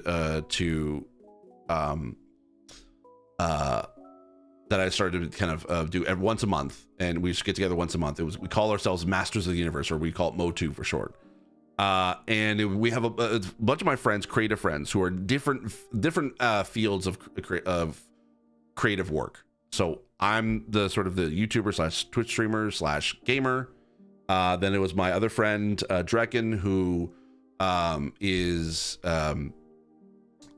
who ran like basically StarCraft tournaments at the time when I first started going to this. Like he was running like esports tournaments. and there was another friend, Brandon also was a part of this because he was running Comics Gaming Magazine. He kind of stopped after like two sessions, and that was it. But then there was another friend, Julian, who was like a game developer, and he was a part of this group. And then also my friend Andre, who I went on the road trip with to San Francisco. Andre was a wine reviewer, and then eventually kind of like the core group has always been myself, Drekken, and Andre. Then Marie eventually joined a few years later, and so she's now part of the same group now, and we still do this to this day. We still do this. Like it's well over 10 years we've been doing this now. I think last year was like our 10th year doing it, and we actually got to go to a cottage together, and what that was great about that creative group was because also my friend Casey kind of came in. He's a blogger. He's a Canadian black dad. That's kind of sort of his sort of type of content. And if it wasn't for like, because I was trying to be able to do different things at the time. I was trying to do actually like an actual played TTRPG show called Terrible Warriors. I was doing that at the time, and I thought that was going to be my main thing. We had a Patreon. We had a pretty decent sized audience at the time, and it was slowly but surely growing. And I thought that was going to be it. I'd sort of like kind of left Blind Gamer sort of on the side at least for a little bit, but it was this creative group, this accountability group, really, where we would get together once a month. We talk about our goals, what we want to do, what things we want to accomplish by the end of next month. And, you know, we tried to keep ourselves accountable by giving ourselves progress updates. And if it wasn't for that group, I would never have learned how to be able to properly network with game developers and also with people in the industry. I never would have learned or I never would have kept going with Blind Gamer. I never would have had the discipline to keep going, because I probably would have ended this like a couple years in. So it was Leon Pep, but then also this creative group. That's what kept this project going, because I was doing this part-time. Like I was still working in radio at this point. So this is all part-time. This is all done after hours. And yet this was it just started to become like a more of a part-time sort of kind of job or kind of thing. Yeah, Motu. Yeah, that's right. Mike, you were definitely part of Motu at the period as well. Yep. So we still keep going. We're still going to this day, which is awesome. So yeah, I definitely, and the reason why, so I definitely, there's several moments in the past 10 years that have milestones, and this was around one of, like, this is definitely around the time of one of them. So this was after I just started gaining like 1,000 subscribers, and I was like, I started to make it. Like I felt like, oh my goodness, I'm actually like making YouTube videos now. So yeah, and this is still that first year, within that first year of making this. So I was making a few of them at the time. There's these videos here. They're all right, but they're not. I don't think that they're not as entertaining as I thought as they once were. Because I played Rainbow Six Siege, and that didn't work out too well. I played a little bit of Lego Jurassic Park, and I was like, yeah, it was all right, but it definitely wasn't the most funniest of the bunch. Where I thought the Mortal Kombat out of that group was great. So I think that I've got one more from this. Oh my goodness, how long is this extra? There we go. What the heck? Oh yeah, this is from that same. Okay, so this is from that same block of making videos. So we did. She surprised me. My friend Marie surprised me. Hi, I'm Steve. I'm blind. This is my friend Marie. I wear contacts. Yeah. I have no idea what game we're actually gonna play. There's no chairs, so it's a standing game only. So I have no idea what's going on. Marie has been wanting to have me play this game with her for a long time, and she's been hyping this up. So I'm kind of anxious to see what it is. So Marie, what are we playing? Are you ready? I'm so ready. Okay, I'm nervous and I'm ready. You get served! What the heck is this? Blind Gamer is gonna play Just Dance 2015 You by got Ubisoft. No! I suck at dancing! Okay, I know it's gonna be great. Shut up, Brendan! Okay, so. What This is me trying to like cover up the copyright music. am I even doing anything? Oh yeah. Just don't trip. I don't know what I'm doing. Apparently, You're following that person. I'm trying. I don't know what the hell is this. I miss our Jackass for dinner dates. I do too, Mike. We definitely need to get together. I think you're beating her, man. Probably are. I'm not very good at dancing. Neither am I. So the audio that's being picked up is honestly from the laptop because the mics we weren't recording in this. I don't know why they didn't record. Whoa, guys. I can't. What's that? We gotta. Oh, yes. Oh, sure. Yeah.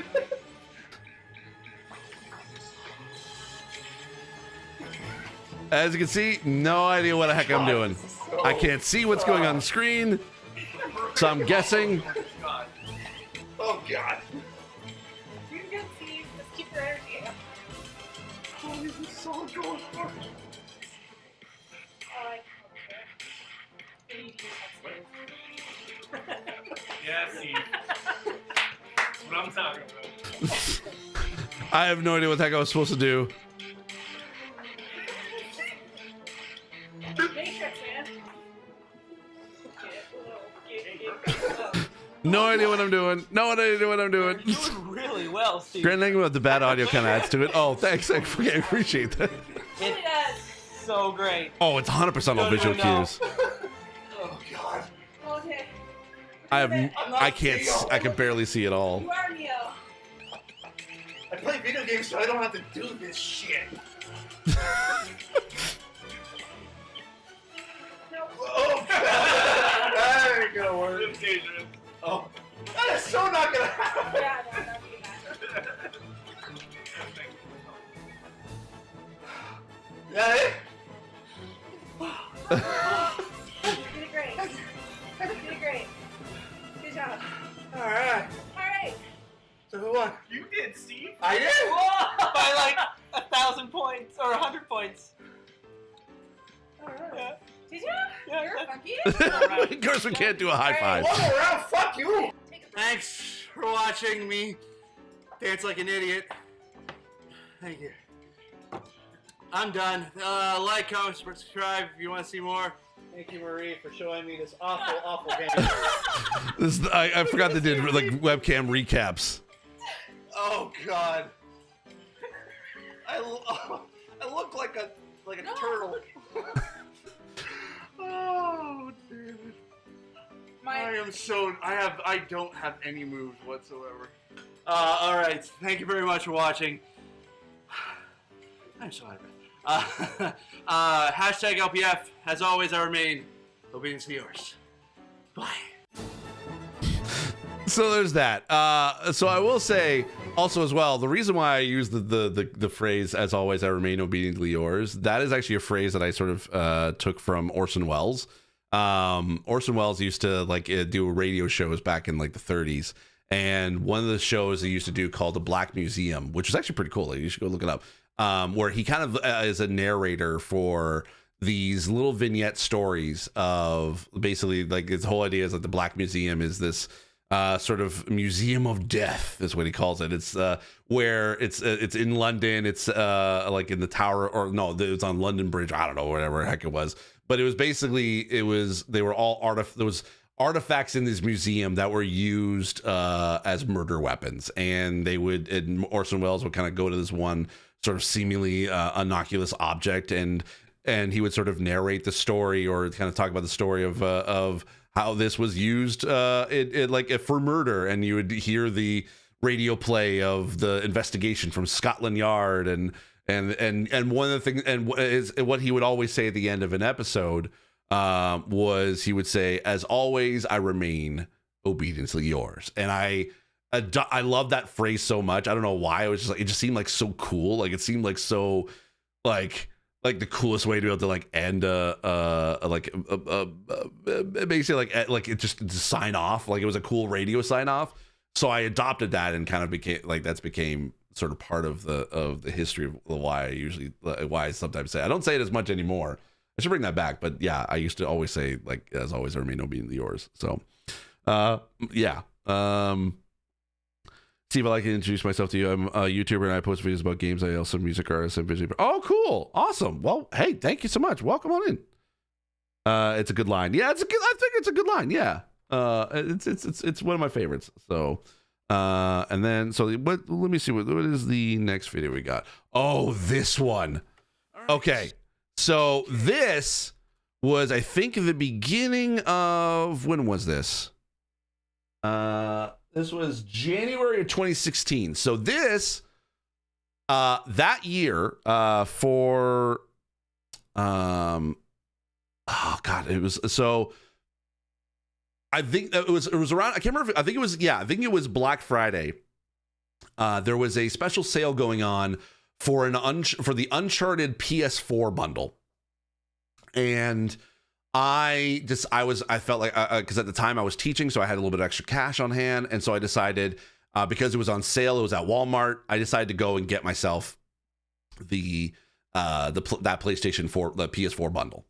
And this was the first console that I bought with my own money. And it was the first console that I bought after selling all my consoles.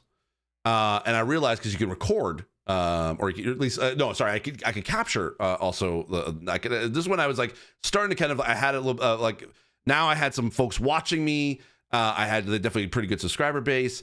I was able to I was able to record or capture to a hard drive. I was able to do that instead of just directly using a capture card.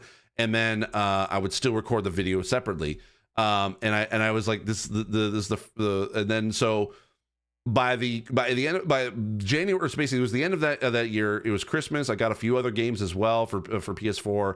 And so I realized, okay, well, I can't keep recording at Comics Gaming all the time, because it was difficult to be able to kind of line up a date where I could be able to go in, and the same with Brandon, to be able to kind of keep an eye on me. And also I wanted to upgrade the equipment a little, or the setup a little bit. And so thankfully I was working in radio, and we had like a little sound booth that was at the radio station that essentially was a great soundproof booth. And we also had lights set up in the room, because we were recording videos and interviews in there at the time. That was kind of like, I was the one who was in charge of like all the video setup. So I decided, well, I have this setup. I asked for permission, and they said it was okay, as long as I wasn't, being, because it is still a working radio station. It is still a working recording booth that people like announcers have to use in order to be able to record stuff. So, but I knew that on weekends, no one was really using it. And so I decided to, I would always go like check with the announcers, say like, hey, do you need to come in to be able to record anything this weekend? No. Then it would allow me to be able to come in and record some video. So I basically I would do the same thing. I would go to the radio station. I would bring my PS4 with me. I would unhook everything. I would bring my PS4 with me. And I had like a little TV. We had like a little like computer monitor that I hooked this up to. I set everything all up, and I would record a bunch of different episodes at the radio station. So that's why like you see like the audio quality, the video and audio quality increases 10 times, because I was not using a webcam anymore, and I was using the equipment that I had, and I was allowed to do that. I was thankful enough that my bosses were okay with me using the equipment, because I was responsible for the equipment. So as long as it didn't interfere with any actual work, then I was totally okay with to use it. And because I was in charge of everything, it all was in my office anyway. Like all the equipment, all the cameras and lights and stuff were all in my office anyway. So no one really batted an eye, essentially, that I was recording stuff. Sometimes I would see announcers or like managers would come in and be like, "What you doing?" And not like an accusatory sort of thing, but I would just sort of explain like, "I'm just doing my own content," kind of deal. And people were okay with it. People were cool with it. And I would spend the entire day. I would spend an entire Saturday basically just recording a bunch of videos. So you're gonna see a whole bunch of videos from this little recording booth, because this is the way I was able to record. This is again before I had a PC at home. I still had my iMac, and I couldn't be able to record or edit anything there at home. And I basically just didn't have anything still. So the PS4 was basically it. So I had since I was like, well, I had recording stuff at the office, just use that instead. So hey Randy, how are you? Welcome on in. Happy 10 years about it. Thank you so much, Grant. I appreciate that. Of course, I haven't posted a video in a while because no one sees my videos. Hey, you know what? I always say, like, keep making, if you can, keep making content, and the more you create, the better you get. But then also the more, like, if you push your stuff elsewhere, that's the kind of best way to be able to get promote yourself on other platforms is creating clips and stuff. So if you create clips and stuff to be able to put on like Instagram, TikTok, or Blue Sky or Twitter, whichever, to kind of say, hey, come check out my videos, then that is always still the best way to be able to get people to come out to your channel. Having that access is really awesome. Yeah, again, Peach Bubble. Yeah, that's exactly what if it was, again, there were certain milestones or certain people that I cannot acknowledge 10 years of Blind Gamer without acknowledging certain people. Like definitely those friends that I had that are there, as well as others from behind the scenes at CGM, and then the radio station for allowing me to be able to record and edit there, because I also had a computer to be able to edit there too. That's where I would edit all my videos at the time. So yeah, and so this video is this is the first video in that new setup. This is me sort of testing out certain things. I also this is the first time I actually got to test out a green screen type capability, because there was a black background behind me and it was pretty well lit.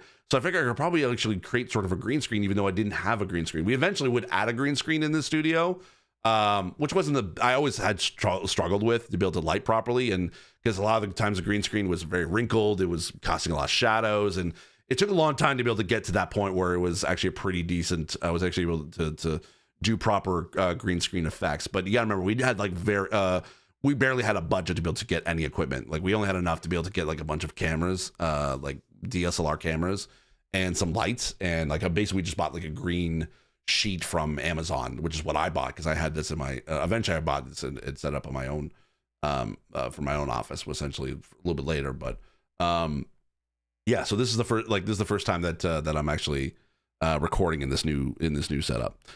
Shopper said Peach Bubbly. Oh, I love Bubbly. It's one of my favorite. That's great. Lord, fiddling with green screens can be, yes, it can be. Yeah, wrinkles, poor lighting, conflicting colors. Yep, exactly. So, anyway. Let's do this. Ah, shoot! I just realized I'm playing a Batman game and I'm wearing a Captain America shirt. Traitor! I was like, wondering where are you going with this, Steve? I'm blind, and happy 2016. Hey, we made it! New year, new me! I hate that.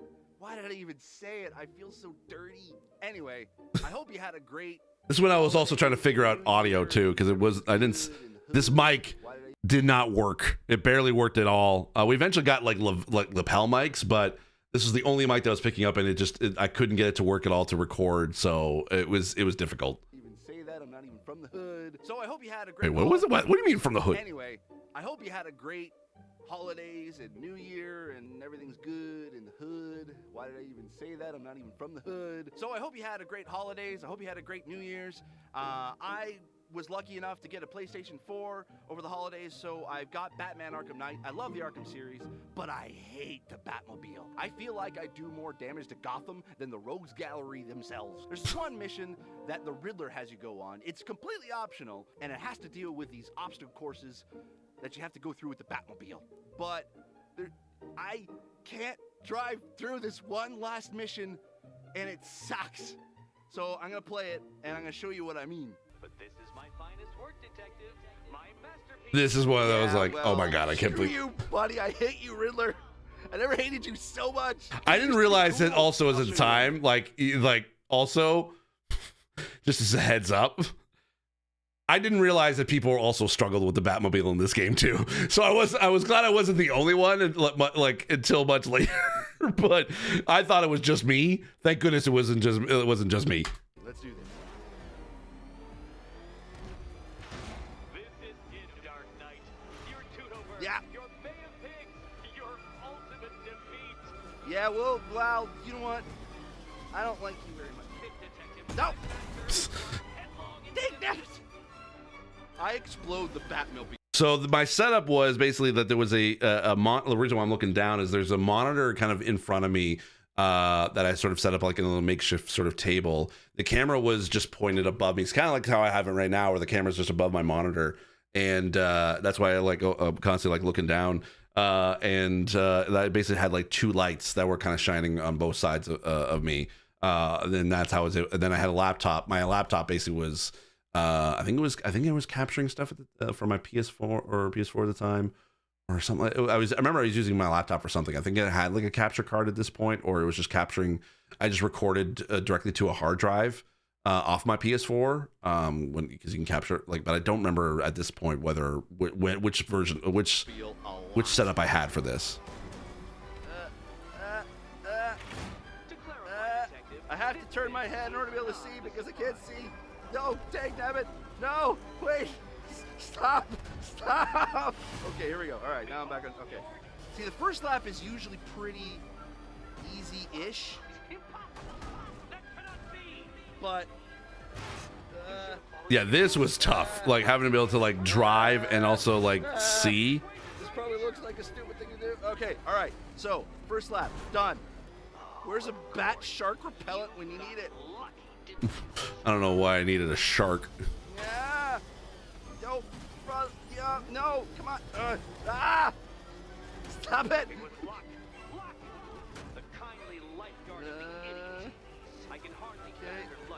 All right.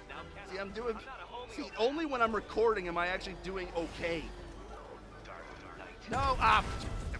Man. Dang it. Nope. Yeah, I spoke too soon. Okay, all right. No, no, I don't think I'm gonna make it. Yeah. No, Yeah, time expired. Yeah. Okay. No. See, and also, what sucks about this is that if you run out of time, you still have to go. Stop. You still have to go through the course. Yep. I couldn't just sort of start from the beginning again. A little bit, but still, it really sucks. This sucks, honestly. I can get up to about the third lap, and I can't even get past this. And there we go. Yep. Thank goodness I have more lives than Robin's. Ooh, Jason Todd. Oh God. Cue montage of explosions now.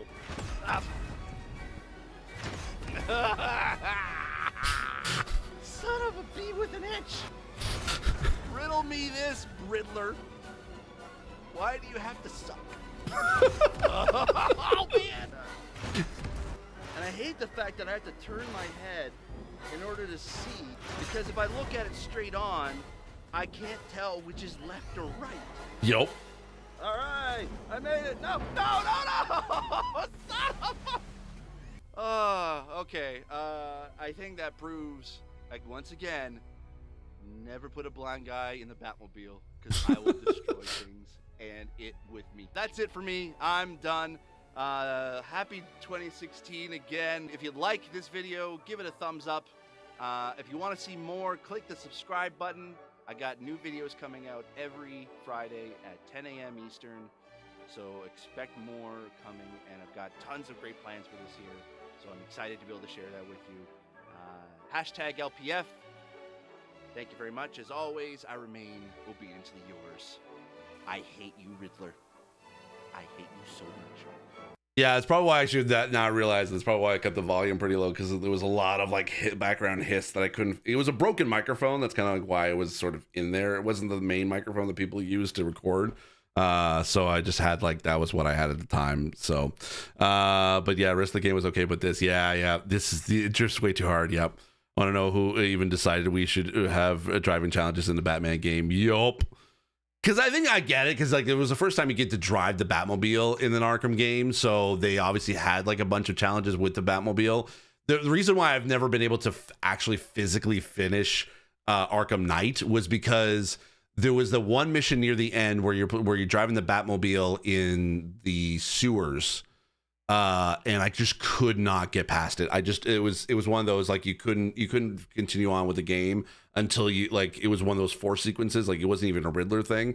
It was specifically part of the game, part of the story, and I couldn't get past it. So it was the very first time that I ever went, because I was so close to the end of that game that I essentially had to go and watch a playthrough on YouTube for the end, just to see what happens, because at that point I was just like, I can't do this anymore, and I was so close to the end. I was so frustrated. That Batmobile can suck it in that game. It was so bad. Great editing. Thank you very much. Yeah, I had fun with editing that one. Only when I'm recording am I doing okay. Gets absolutely smoked 5 times in a row. Yeah, exactly. I jinxed myself 100%. So, yeah. So what was the next video that I have here? Oh, it's where I played Rocket League, I think.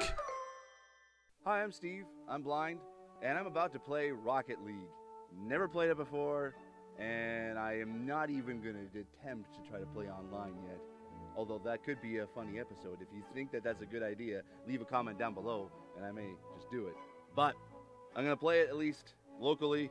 I'm on rookie mode right now, so and it's going to be 2-on-2, so I'm going to give this a try.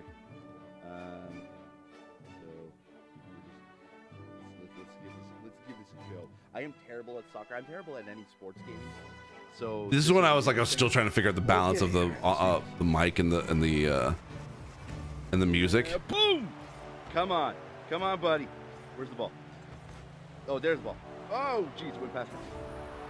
Hey, we scored! It wasn't me though. That's okay.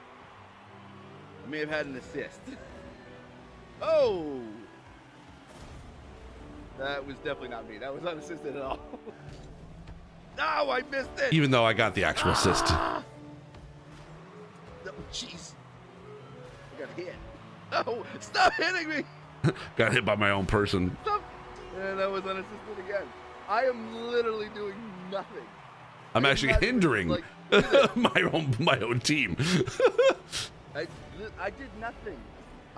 He hit me as he was trying to go for the goal. I am more of a hindrance to my computer than I am to myself. Oh, and I got hit again. So a little bit of a backstory. I never played any sports as a kid, for obvious reasons. But the only sport I actually was able to play and play somewhat well was bowling. Yep, that's true. I was a pretty good bowler, believe it or not. It was 5-pin because it was like a kid parent league thingy, and it was fun. I enjoyed it. I won a trophy. That was the only trophy I won that's sports related. But my brother got most of the... I forgot I told this story too. The athletic talent of the family. He played softball. He played soccer. So he should be the one to be playing this game, not me. I'm like seeing myself. I'm like, I am terrible at this. Oh, hey! Did I just score? I scored! Yes! Oh, okay. All right. I'll take the win. I'll take the win. I am not worthless. I am not worthless. I will be scared to go. Oh, breakaway! Breakaway! Oh, I missed it! Did I miss it? Oh, I had a perfect opportunity. I missed that.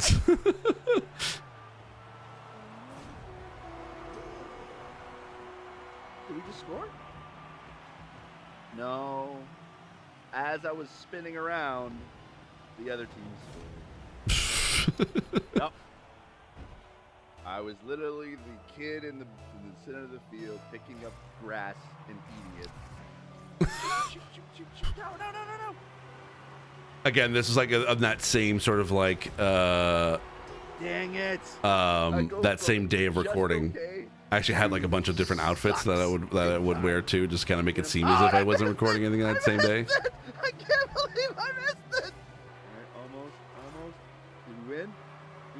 Oh, that high-pitched whine is from me, from the video. We won! Yay! I am not worthless. I am not worthless. All right, let's do this one more time. Best 2 out of 3. All right, boom! Hey! Wow! Right off the hop! Booyah! Ho yeah! Yes! I felt like that was like my best strategy, was just literally just go for the ball first and just shoot forward. I'm getting good at this. No, I'm not, Steve. You're able to like shoot forward. That's all you gotta do. Hey, we scored! All right! I did nothing.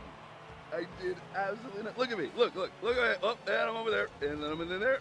And then I am just a kid that just gets distracted by butterflies. Where'd the ball go?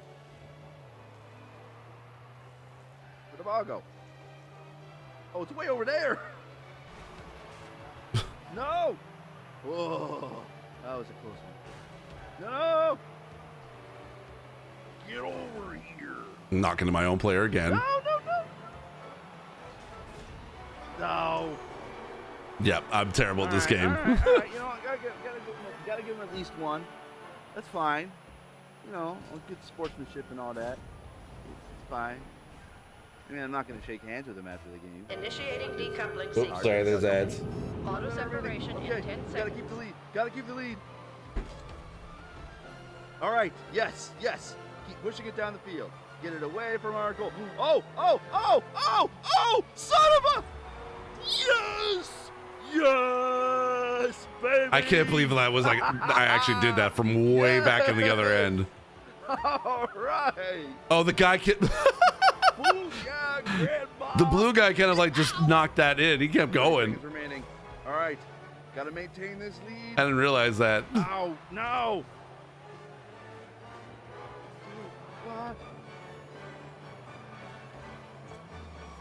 Yeah, baby. I should do more of these types of videos. I miss Let's Plays. All right. I mean, I know I do them on like I put them on VODs on my other channel, but I miss doing these like just kind of like edited playthroughs. If you want to see me play online, play this online, leave a comment down below, and I may. And I never did. Blue guy own goal assist, yeah, basically. If you like this video, hit thumbs up. So yeah, that's that one. All right, cool. Oh, this is okay. Oh wait, shoot! I gotta Snapchat this. Gotta get the. I'm gonna skip the header for this one because I am not on Snapchat. Steve Adam Saylor. Hi, I'm Steve. I'm blind, and this is a FAQ video where there have been a few frequently asked questions about me, and I'm going to answer them. So I'm going to A your effing Q's. Ha! I got a question. To kind of explain, I have to explain sort of what vision I do have. So this was a Q&A that there was a lot of comments that were coming up, like from Leon Pep's community, but then also as my channel starting to grow, I think I was close to like 2,000 subscribers at this time. This was like this started kind of the regular comments just started coming up of like, what kind of vision do you have, blah blah blah blah. So I decided to be able to make like this is like the first time I ever got to like on my channel explain that to my like on my channel. So I have a condition that's called nystagmus.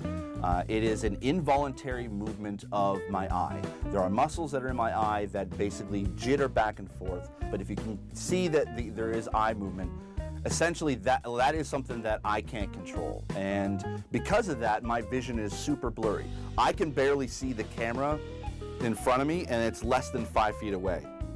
All I see is a little bit of light coming from the LCD screen.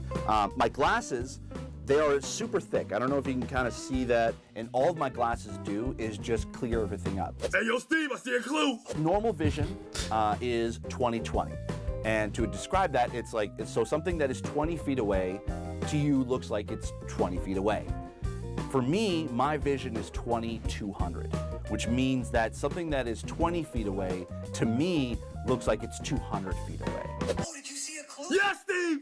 On the sippy cup! In order to play video games on my own, I generally have to be I love that kind of stuff in editing. It's so much fun. The screen, in order to be able to see everything, all the tiny details, the text, everything, and unfortunately, to record that for Blind Gamer, essentially, I would never be able to show my face because you would just see a giant monitor in front of my face.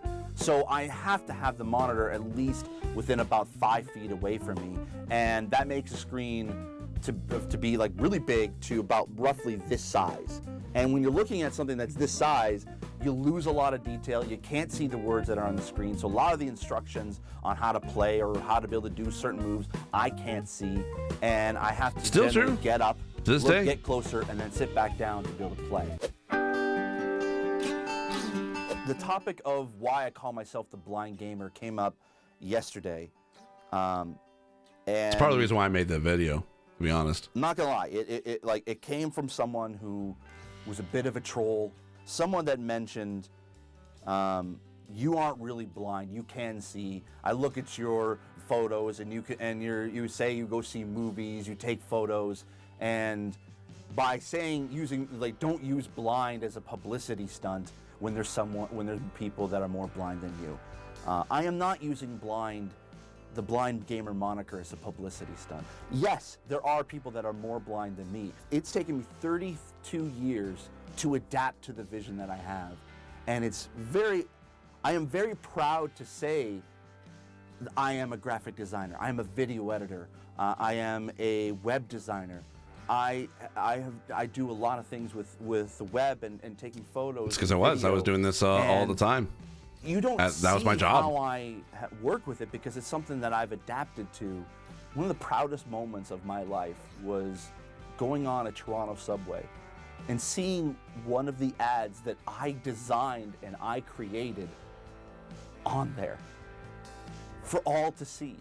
For the millions of people that use the Toronto subway system every day, they see those ads. They see them in bus shelters. They saw them in trains. They saw them in buses. And it's something that I am super proud of. I'm a blind graphic designer. One of the jokes that my boss makes is that my work has been seen by millions of people except for me. I actually want to put that on a business card. So when I see someone that accuses me or says that I'm using the blind gamer as something that I'm being dishonest, I'm not. I am really blind. I can't see. That's why I suck at video games. You just don't see the struggles that I go through in order to be able to record these videos because it's not entertaining. Why would you want to see that? Yeah, you're right. Definitely the biggest quality is audio for sure. It takes a lot longer for me to be able to shoot these videos, and that's okay. That's just something that I've adapted to. I do this because I love to play video games.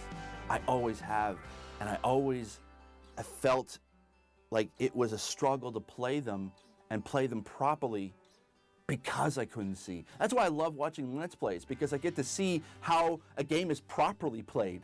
I will say this, don't feel bad about asking me questions about being blind and how do I play video games. It is totally okay. I am totally fine with that. You're not offending me in any way by asking me these questions.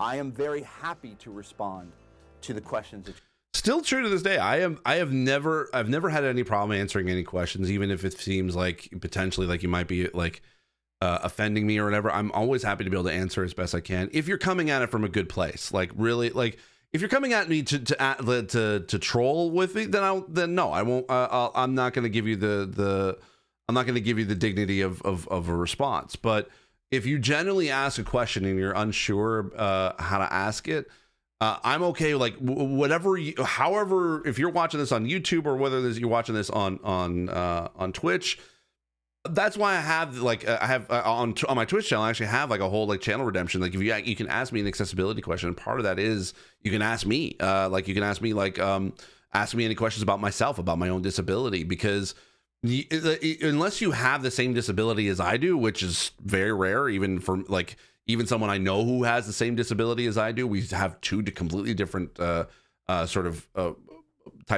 basically like severity of blindness. But I've always felt that being able to answer questions is part of educating about disability and about accessibility. So I think people were afraid to be able to ask the questions because they were afraid of offending me. So that's why I always say, I'm never offended whenever anyone asks a question. If you chose your words wrongly, I will never shut you down or accuse you of being ableist or anything like that, because I know you're trying to find the right words and you're just also trying to be able to be polite and you're not trying to offend me. That's why I say ask however you want to ask it, and I'll answer it as best as possible. And if it comes to where I have to correct a little bit of your language, then I will. But I'm not going to be like, oh, because you said this, I'm offended. I'm never gonna do that. The only time I'll ever get really offended is if you're trolling. It's just really it's being stupid. So to this day, that's why I always feel like that part of what I do is educating people on what my disability is, of why I keep calling myself blind gamer. It's funny watching this now, considering that 10 years ago I still had this I still have the same thing 10 years later. It's still the same thing. I still get those kind of comments, those trolling comments all the time. And has it sort of slowed down since? Yes and no. I mean, it still constantly comes up, but one of the things that I always felt was that if I can at least I can at least educate people on what my disability is, then hopefully, like, yeah, I know 9 out of 10 trolls essentially, or 9 out of 10 people are trolling and they just won't listen, and that's fine. But if there's that one person being like, oh, you know what, I didn't realize that. I didn't realize this was what your situation's like. This is not how you're able to play games. Blah blah blah. Like if they have that realization, it's like, oh, I did not know that. Like you're opening up your perspective. I'll always do that for that one person out of 10 instead of that. Like I will suffer through the rest of the 9. And that's been the same for 10 years now. So I'm like, yeah, it sucks to be able to still get these comments 10 years later all the time. Like I still get them all the time. And I even from actually other blind people too. Like they kind of accuse me of sort of using blind as sort of as an incorrect moniker. Like I should be calling myself legally blind gamer or visually impaired gamer or low vision gamer. Like, no, I call myself blind because I'm still blind. Like I'm legally disabled. I'm disabled in the government. However label you want. Like I choose the blind label to describe myself because I am blind. And yes, people think that blindness means total sight loss, but that's where the uneducation, like the lack of education is of what disability is, and that I'm proof that I'm living proof that educating about disability is a spectrum instead of an on-off switch, because that's how the world thinks of people with disabilities. They think it's one or the other. If you're in a wheelchair, it doesn't matter what type of disability you have. Like you're just in a wheelchair. Or even they think that people automatically think that if you have a disability, it automatically means you need a wheelchair. Like I go to airports all the time, and they even though I have I use the joke of no, my legs were fine. It's my eyes that are shit. I use that joke all the time to kind of break the tension a little bit with the assistant at the airport. But they still think that every disability needs a wheelchair.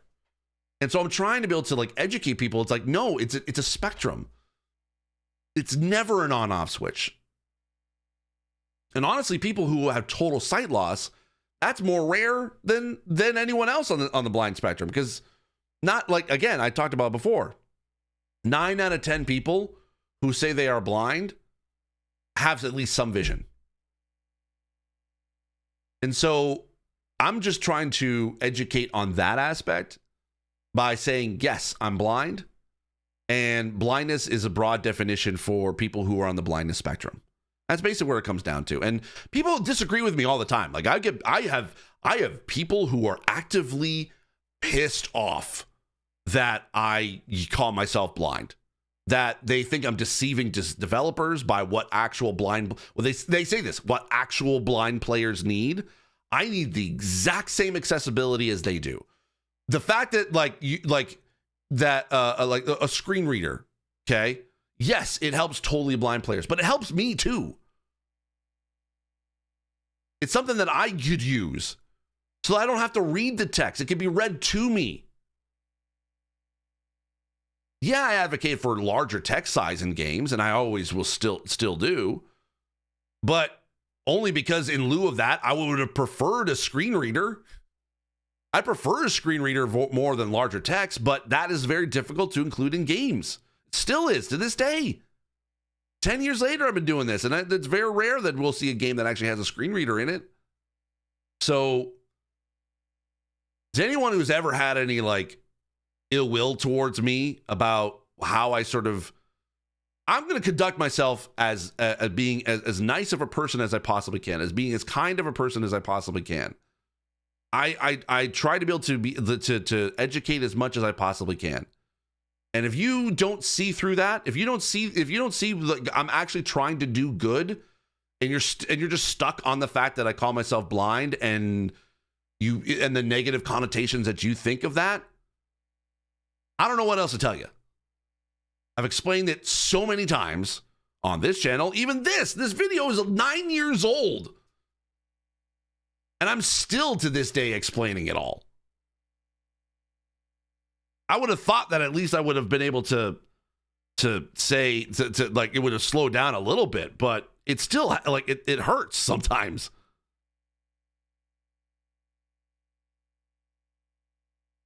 So, yeah, if you're on Twitch, basically, if you use the ally, I think I have it set up in here. I should still have it set up in here. I don't know if I apologize if it came up and I didn't hear anything of it, because I don't know. I don't know if anyone's. Let me just double check, make sure that no one's ever asked anything in there. Okay, so no one's ever asked anything yet, because I'm using the YouTube/Twitch chat because it doesn't have all the alerts from Twitch. That's how I'm about my mental health struggle. This is from Grand Enigma over on Twitch. That's how I am about my mental health struggles. I'm always open to discussing them. I'm on disability benefits mostly due to my severe complex PTSD. So talking about it not only educates, but helps people know they're not alone. Yep. Yeah, people need to learn about invisible disabilities. That too. Skay, hello. I have the same issue at airports. Yep. All the time. Still happens to me all the time. Have I told you there's a blind MTG player at my local card shop? Wish I got the chance to speak to him. Oh, I didn't realize that. No, that's cool. So yeah, I mean, it sucks essentially that I have to constantly be talking about this, like still 10 years later. So it hurts a little bit, but honestly, I'm okay with still, like, if anyone ever, that's why I have the ability, like, that's why I stream. That's why I make videos.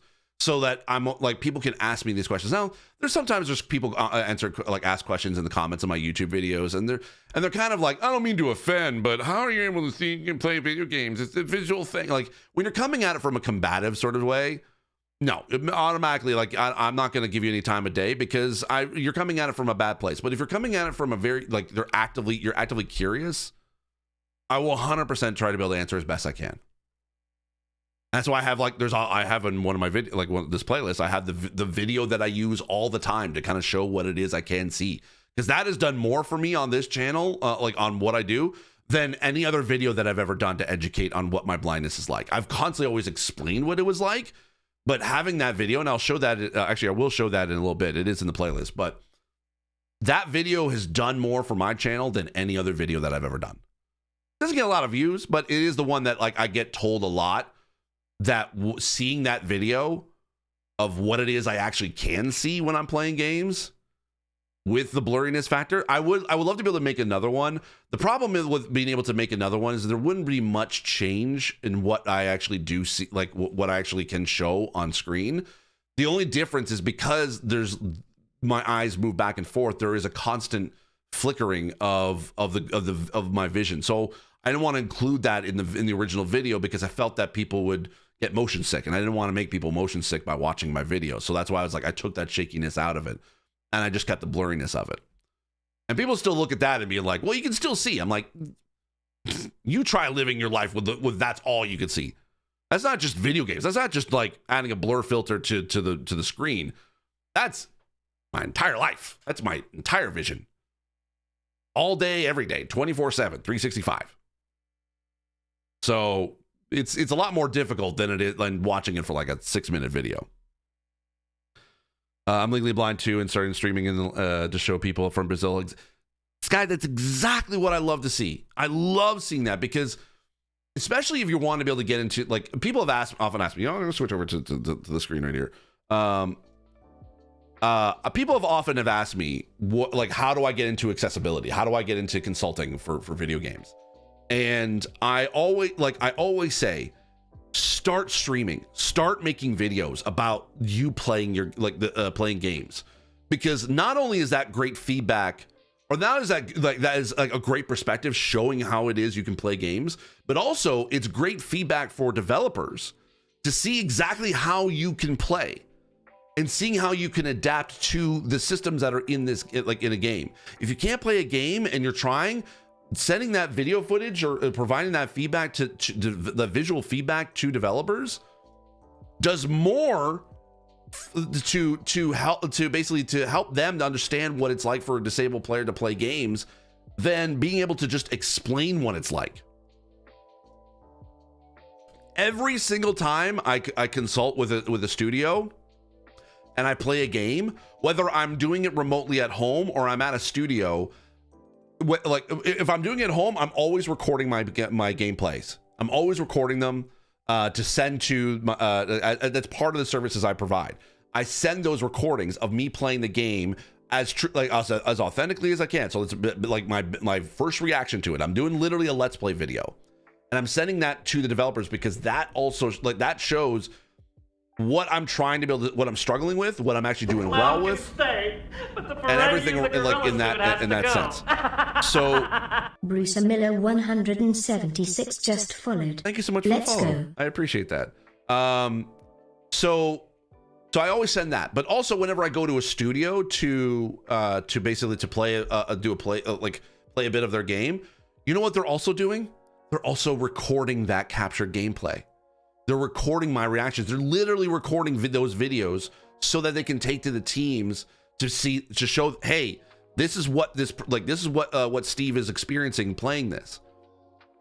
There is a video within that is used within a talk from someone from Naughty Dog who did a talk about the accessibility of The Last of Us, and they have a video of when I was playing the Last of Us at the studio, because they were streaming it internally to everyone in the studio who couldn't be able to make it to basically down to just come see me or ask any questions or whichever. So Sky, by you recording yourself and making YouTube videos about how you play, if you're playing a game that you like or you're playing a game that you struggle with, send that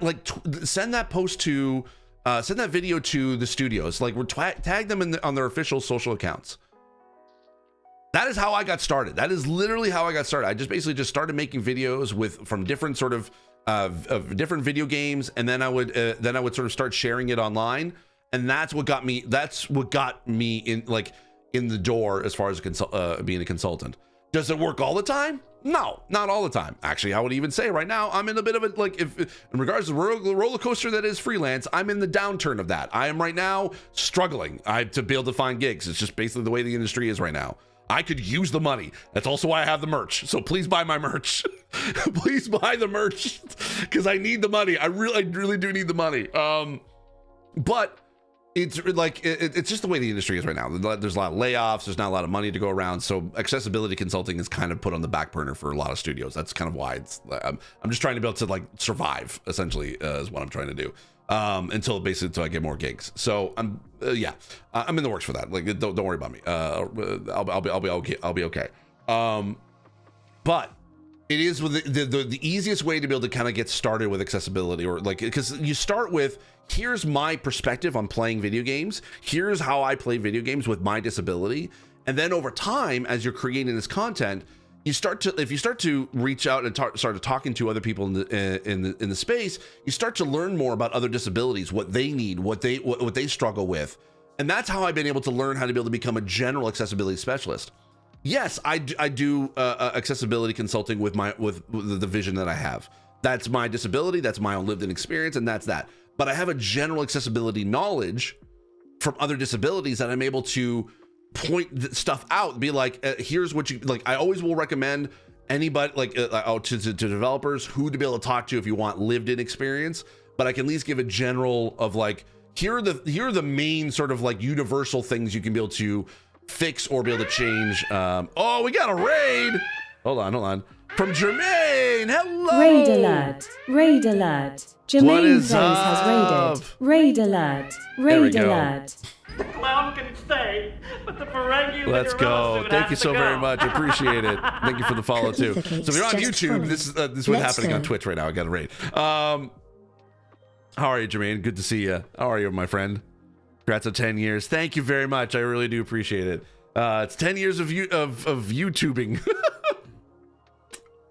And I was just sort of talking about, how I got into consultancy. So I've been literally, so that's what I would recommend. So Sky, you absolutely are doing, you're doing the 100% the best way to get started in this industry.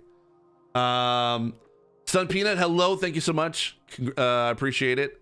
Going back through chat, Darkling on Twitch. I try to be careful in my wording. Thought I'll admit I am not the best with wording, so have and will all ask or say something stupid. I mean, no offense if it ever comes. No, that's, again, Darkling, that's 100% why I say I'll never be offended if you ask. Because I know that people are struggling trying to figure out what the right way to say it instead of just trying to say it.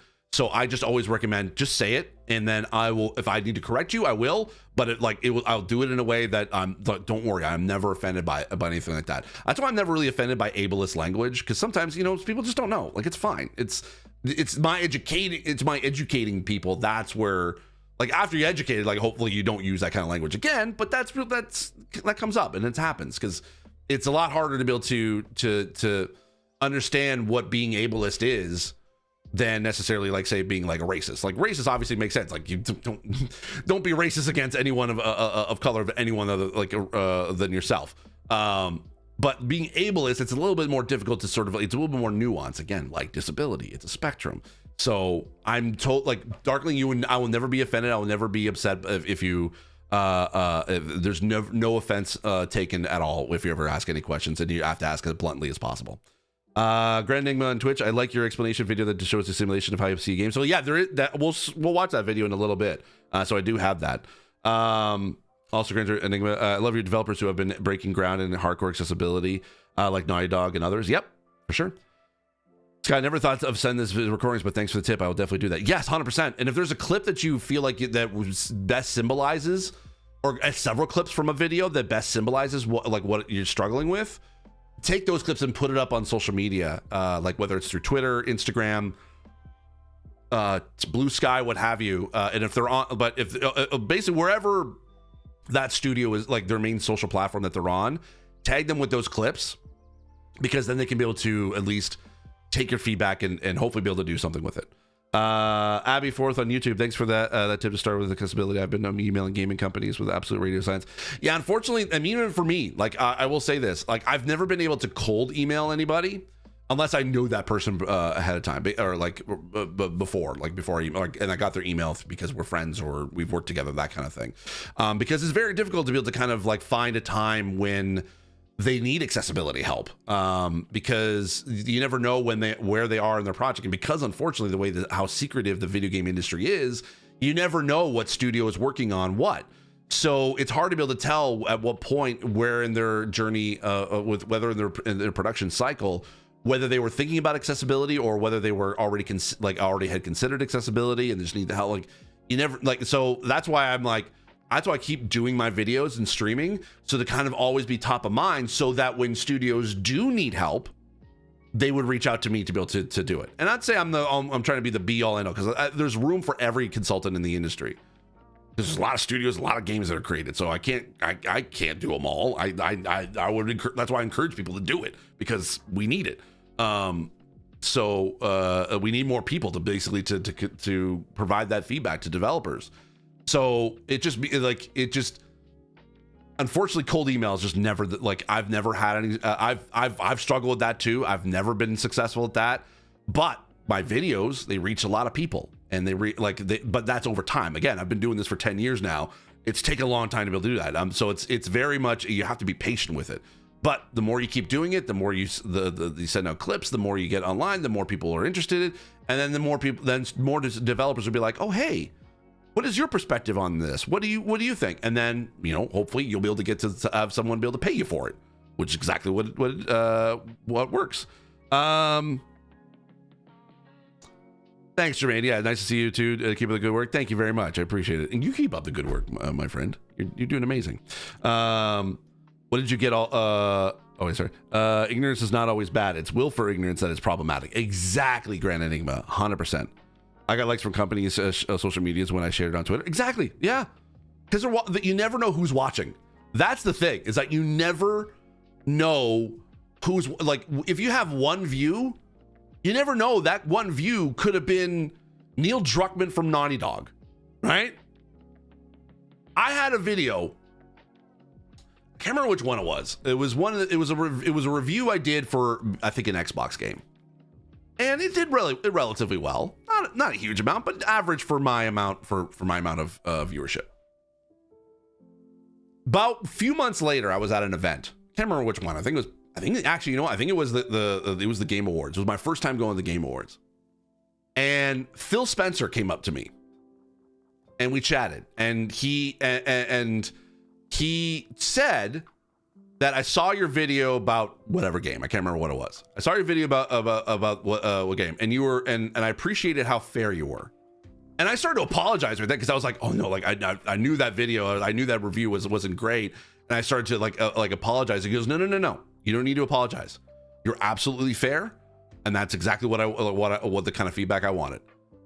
I did not know that Phil watched that video. Had no idea. It probably, I don't know whether it got shared through the internal Xbox whatever, and it just got to his email inbox, or he saw a clip that I posted on Twitter or what have you. I didn't know that one of those like views of my kind of like average amount of views I got for that video, that one of them was his. So again, you never know who watches them, and you never know what kind of an impact you can have from one view of a video. So one view is always better than, like, obviously one view is always better than zero, but you got to start somewhere, and you never know where that view is coming from. I'm not saying that tomorrow you're basically going to get all of a sudden like Corey Barlog from Sony Santa Monica, or a Phil Spencer, or a Sarah Bond, or a Todd Howard basically coming to your channel. Even speaking of Todd Howard, I was at an event. I think it was like Summer Game Fest. I was hanging out with Aaron Greenberg, who's the one of the VPs of marketing over at Xbox, and he brought in Todd Howard to be able to meet. Oh, hey, thank you so much for the sub. I appreciate that. Here's your little D&D humor. I love it. Randomly generated character for you. Stunned Peanut just subscribed. Let's go. Thank you so much. And so like, and Todd Howard, like he brought Todd Howard over to the table to meet, because I was there with a bunch of others, and Aaron was starting to introduce me to Todd, and he goes, Steve, he does a lot of accessibility work, consulting, and he goes, oh yeah, no, I've seen your videos. Todd Howard has seen my videos, right? So again, that's to like, I'm not saying that to kind of name drop. I'm saying that to encourage you. You never know who is watching. If you get liked from a studio, you never know. The head of the studio could have seen your video. I mean, heck, the reason why I got the Call of Duty gig was because I was streaming. I was streaming like around the pandemic. It was 2021. I was playing with my friends Danny and Rihanna. We were playing Call of Duty Zombies, and they asked me, "What do you think of accessibility?" And I said, "Call of Duty is the least accessible franchise that I've ever played." And I backed up proof, because my first episode was Call of Duty. I did not know that someone from the studio was in my chat and had the power to be like, "Hey, we should bring Steve in to be able to help." And that started a 3-year retainer contract with Raven Software, so I could be able to help out with the accessibility of the campaign for Call of Duty Black Ops 6, what would become Call of Duty Black Ops 6. And that's all just from, again, you never know who's watching. So keep making stuff. Keep, like, if you're want to get accessibility, I always say, make content out of it. Stream it. Make YouTube videos. Come at it as a content creator. So you can basically, and then tag the studio whenever you do create a video about their game, and then keep doing that all the time, because you never know who is watching, and it could basically lead to your next gig.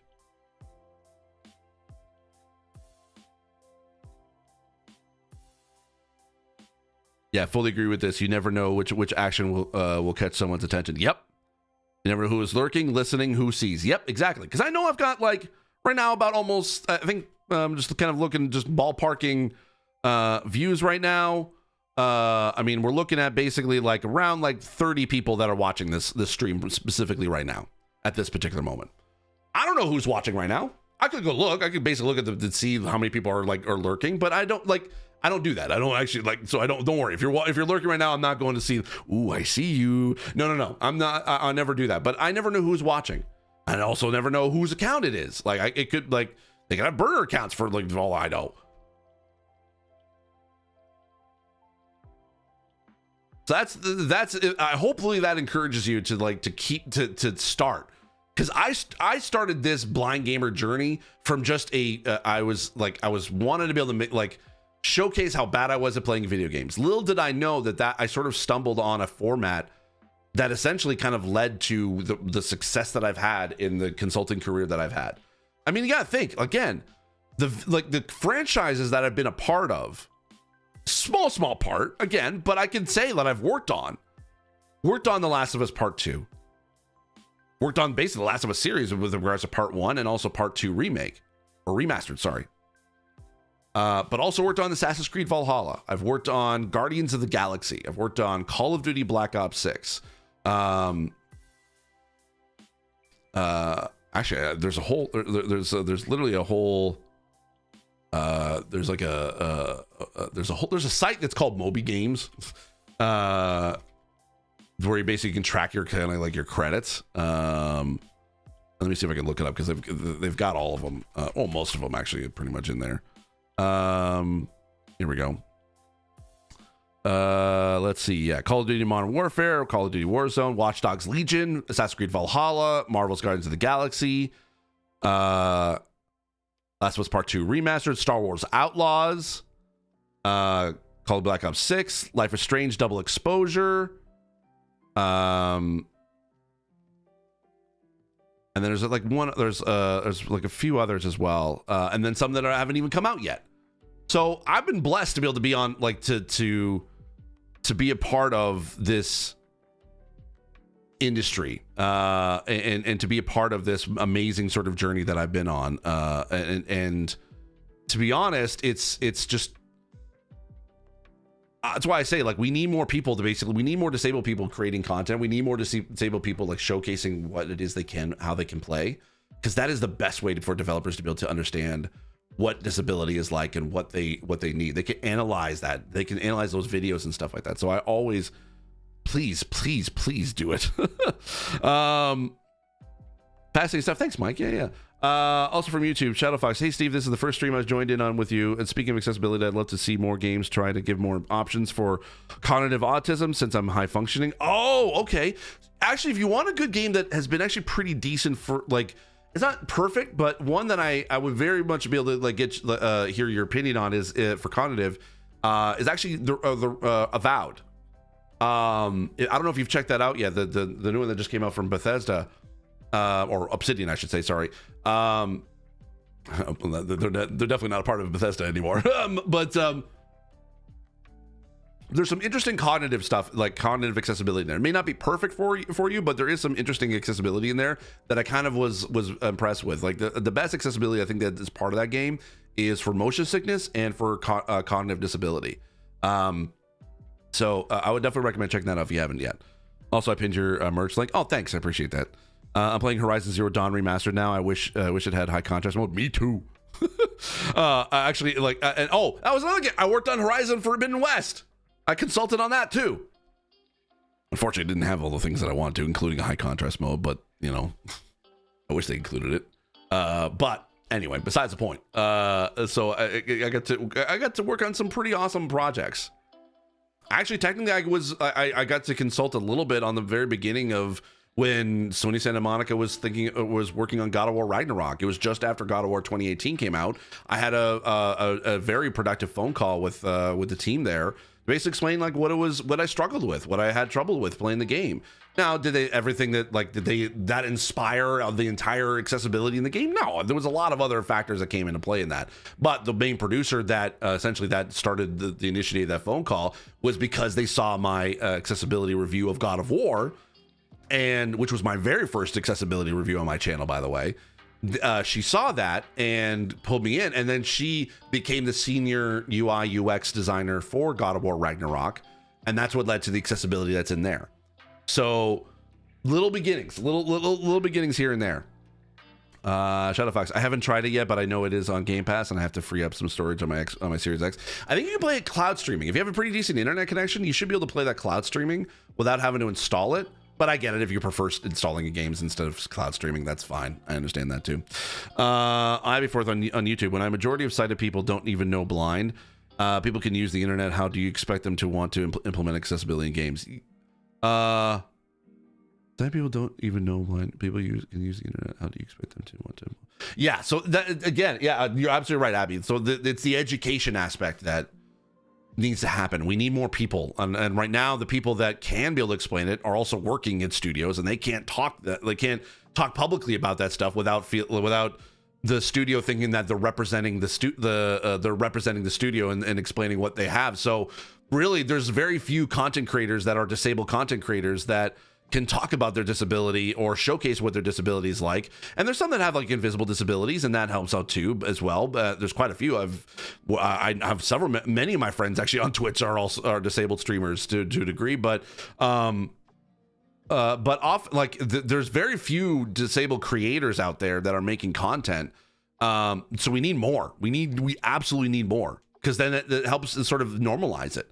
That's what I try to do. I'm trying to normalize accessibility where it's commonplace. It's part of it's part of the development process. It's part of the talking about video games. So that way disabled players can be able to enjoy and be interested in games that they can be able to play because they know about the accessibility ahead of time. That's another thing I've been trying to be able to push for more of. And we're not there yet, but it's getting there. It's getting there.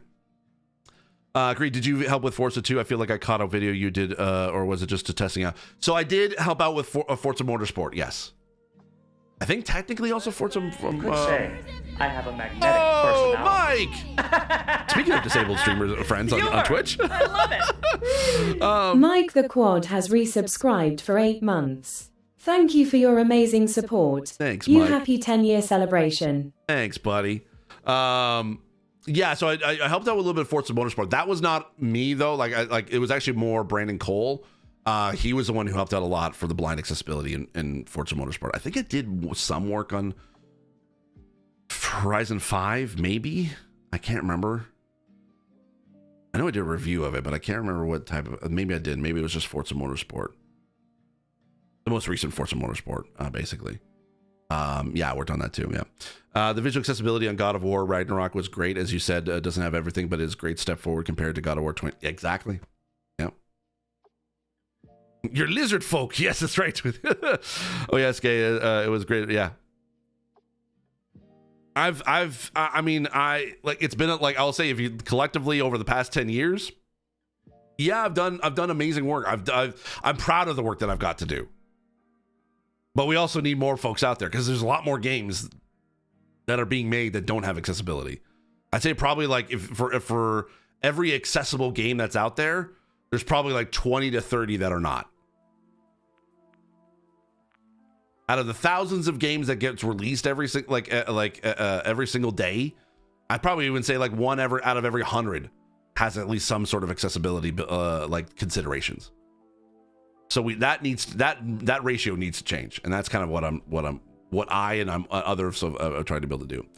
I'll be honest, I knew games generally lagged behind in terms of tools to help vision impaired players, but I didn't realize until reading comments on your videos just how bare the field is for games accessible to fully blind players. Yep. It's the most common thing I say in my reviews is that this game does not have screen reader, does not have navigational assistance. That's the two most common things that I always say that I'm like, I would love to see more in games. I think for like, again, 1 out of every 10 reviews I do has a screen reader or one or the other. It's very, very rare that has both. Abby, I hope that somebody can take over what Brandon did for accessibility consulting, because I feel like it was quite a lot, and now that he's gone, nobody else is picking it up. So it's collectively, there's like, I would say this, Brandon, I think probably like as far as like blind players who are actively consulting on games, there's very few that are kind of like out there that so Brandon was one, myself was another, James Rath was another, and Sightless Combat was another. Brandon was the one who was actively consulting as much as I was. And so we're all trying to be able to pick up the slack, essentially. No one can replace Brandon for sure, but we're all trying to pick up the slack. Starting to see how much work was done on when things are under NDA. Yup. Indie games are becoming more accessible. That is true. Again, more indie games are starting to consider it, and it's a little bit easier to, I find actually at times, to be able to include accessibility in indie games than it is in AAA sometimes. I've streamed a few accessible games on YouTube and Twitch, but I never thought of streaming one that is not accessible. I mean, both have merit. Honestly, streaming accessible games on YouTube and Twitch also does help because there are probably areas that the developers can still be able to see it like, oh, actually we can be able to fix that. If they saw you struggling with something, they'd be like, oh, we can actually be able to fix that. But like, so that's just as important as playing games that are not accessible. So try playing games that are not accessible. Showcase what your disability is like, because that has a lot of impact that you may not realize. Shadow Fox, I also find game speed to be massive for me when it comes to giving more time to react for fast-paced games like Spider-Man 2. If there's too much going on, or I keep taking damage, I get very overwhelmed. Yup, 100%, same. So I love game speed so damn much. I use it pretty much anytime that it's available. I think if a studio of 2 people made an incredibly accessible game, then these major studios have little excuse. Exactly, Mike. 100%. I can take a moment to plan out my next move and assess the situation. Yep. That's why I love game speed, because it gives me that extra time that I need to figure out what I can be able to do. That's why I love games like Insomniac is another one of those studios that like kind of pioneered quite a bit of accessibility, and they keep making games more accessible, which is awesome. Because they started adding game speed in,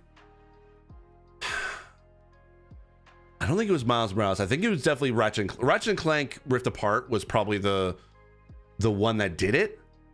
That started it for me, like as far as like seeing that game speed feature. I don't think that they're the first ones to do it, but they really kind of like helped like finesse that even to getting it onto Spider-Man 2. And I loved it. It was basically the only way I could be able to play. And I love that you can be able to like if I remember correctly, I think in Spider-Man 2 you can have game speed happen only during, I can't remember, is it only during combat? You can set it to only happening like in combat. There's one game that's out there, or maybe this is a game that's actually NDA that I'm forgetting right now. Correct me if I'm wrong, but yeah, there is one game that basically that this moving from stage to stage is that no. So game speed, so it literally slows down the game. It kind of puts the game into slow motion if you set the game speed. So there is a game that I remember playing that I really enjoyed, that you can set the game speed to only like to slow down once you start getting into combat. I think it was Spider-Man 2. I do remember, I think it was Spider-Man 2 that did this. You can set it so that the game speed is slow all the time or just during combat. I think it was Spider-Man 2 that did that. And that was really cool. That I love, because everything else, I love being able to like swing across like New York and like, yeah, like I don't necessarily need the same game speed in like when I'm doing that versus when I'm in a combat situation.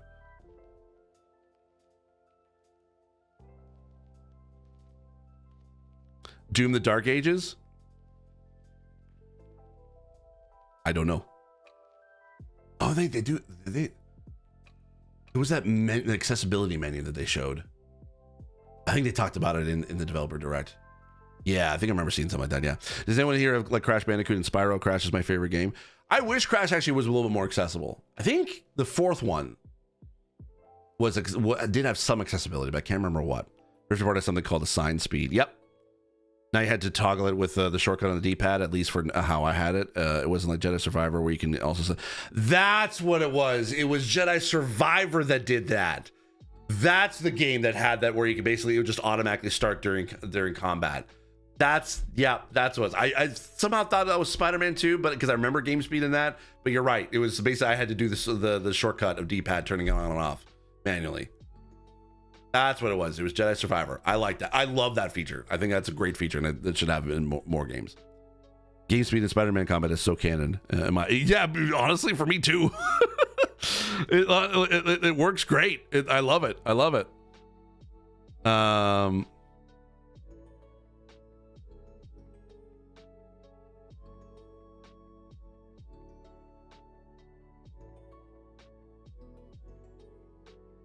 Sorry, I just got an email about something.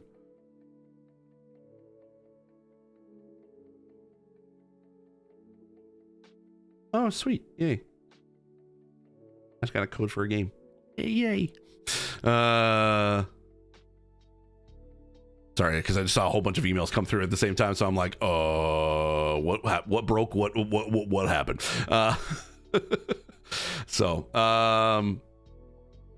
Yeah. So anyway, we're going way off topic. Actually, I haven't even checked as my shirt arrived from Still saying it's out for delivery. You know what? It's been out for delivery for the past couple hours. You know what I'm gonna do? I'm gonna go out and do a quick break because we haven't done a break in a while. I'm gonna get some new water. I'm gonna go check my mailbox to see if maybe that my new Blind Gamer shirt has arrived.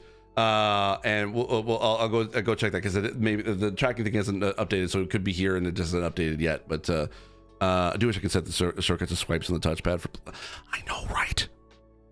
No one really uses the shortcut, the touchpad on a PlayStation other than just as a big giant button. People forget that you could swipe. You could swipe on that dang thing and it will set to controls. Anyway, so all right, be right back, and then we'll jump back into some more Blind Gamer videos because there's quite a few that I still want to be able to show. Yeah, so it's gonna be a long stream, by the way. We're gonna keep going for as long as possible, as long as I can. So yeah, we're having a fun day today. All right, be right back.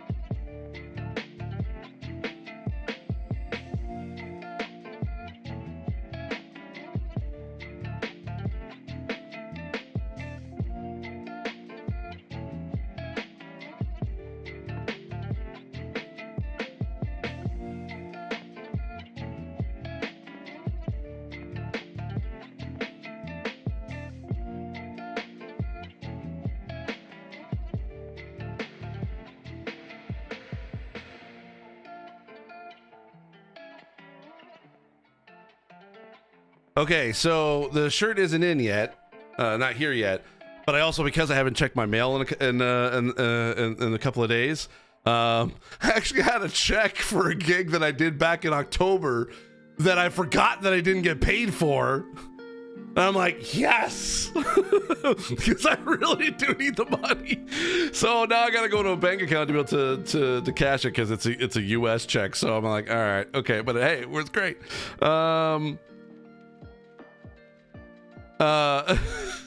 Yay! Oh, I forgot to grab water. Hold on. The whole idea thing was so I could be able to get some water too, and I forgot. Hold on, BRB.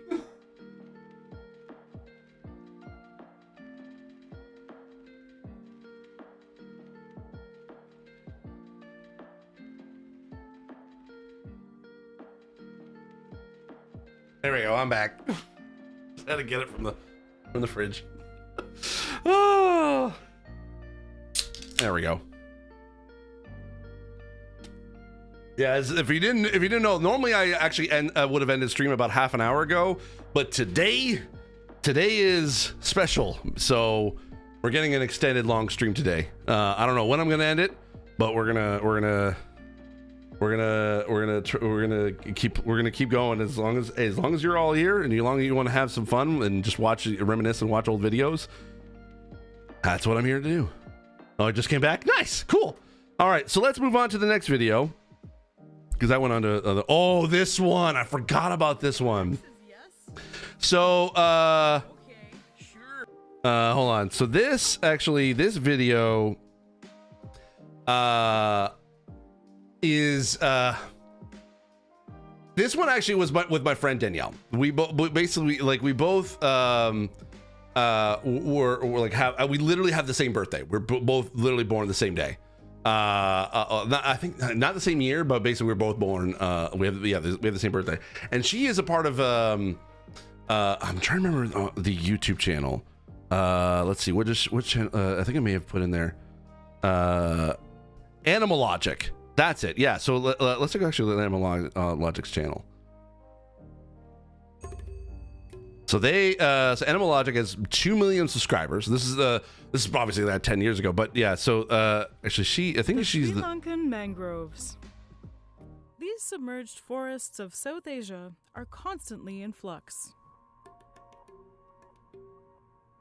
Serving. So that's Danielle right there. Yeah, she's great. She's also like, she's dug up dinosaur bones. Like she's so dang cool.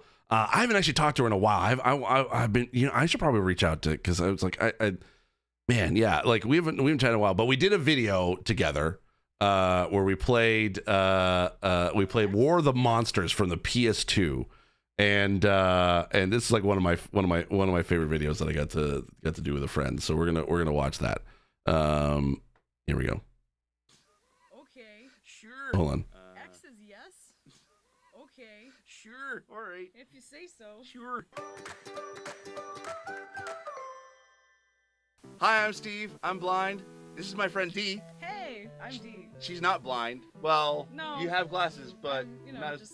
Yes, yeah, that's right. She also does draw too. Yeah, she's an amazing artist. Yeah. Blind, yeah. If that's Which a thing. means not really blind. No, yeah. And you're from what YouTube channel? I'm from Animal Logic. Yeah, I talk about biodiversity and animals and just how awesome they are, and just getting people interested in nature. Will they modify the dolphins with lasers instead of pistols? One can only hope. Yeah. Speaking of animals. Yeah, and dinosaurs. And dinosaurs. You know what, I really like dinosaurs. We're gonna play War of the Monsters, which was originally like a PS2 game, and Sony put it out on the PS4. So essentially, it's Godzilla versus like King Kong or whichever. All right, so let's dig in. So I'm gonna be, I guess, the Godzilla character. Sure. And I'm gonna be the mantis. Let's do this. Oh, the volcano. I hate the audio quality because it's just like the hiss in the background. And I don't know. I don't know if that's. It's gonna be can I swear? Oh yeah. It's gonna be a shit show. It's gonna be a shit show. Oh yeah. I don't know what I'm doing. This is before we like fixed the mics. Holy shit, this is so great. Can I fly? I can fucking fly. You can fucking fly? I'm a mantis, bitches. Where'd you go? I don't even know where I am. I mean, I'm just. Oh, there you are. Oh, thanks, Shadow. I appreciate that. Oh, you got fire breath. Apparently. Can I lock on? I wonder if there's a way to lock on. Oh no, you're throwing me! Oh, dude! I forgot how loud it can get. Sorry. Oh, okay, come on. All right. Oh yeah, there we go. There we go. Now I figured it out. And some of my past podcasts too. Yeah, I've done a lot in 20 years. I'll just say that. No, D! You're killing me! Yes, that's the point. Oh yeah! Woohoo! Oh, dang it! No, that was short-lived. As will you be. No! No! No! I'm always dying these days. Oh, you're like right on top. What the hell? You're on top of me. Where'd you go? Where'd you go? There. Okay. Oh shit! No. Oh yeah! Yeah! Right in the bug butt. I ain't gonna die without squashing this bug. Where's the giant fly swatter when you need it? Yeah, well, go back to the Cretaceous period and be extinct with the rest of your fellows. You know. Right. Yeah. Well, all I need is a can of Raid to get rid of you. Oh, Raid! Raid! Whoa! That's one of my favorite moments. That was so much. That was great. Rain. Oh. Oh yeah. Oh, no. Oh, there we go. Oh, no. Have I been squashed? Oh, but it's like one more hit and he got. Oh no! Look, I'm the one who's almost dead. You're fine. No, I think you're good. You're fine. Really? Wait. Yeah. I'm the one who's hurting here. Back in the PS2 when the controls weren't really that great. Oh! Squashed like a bug. Oh, shoot you right there. Oh yeah. Kicking my butt. Oh shit. I remember playing this game with my brother back in the day. That's why I was so excited to be able to see this on come to PS4, or at least playable on PS4. Whoa!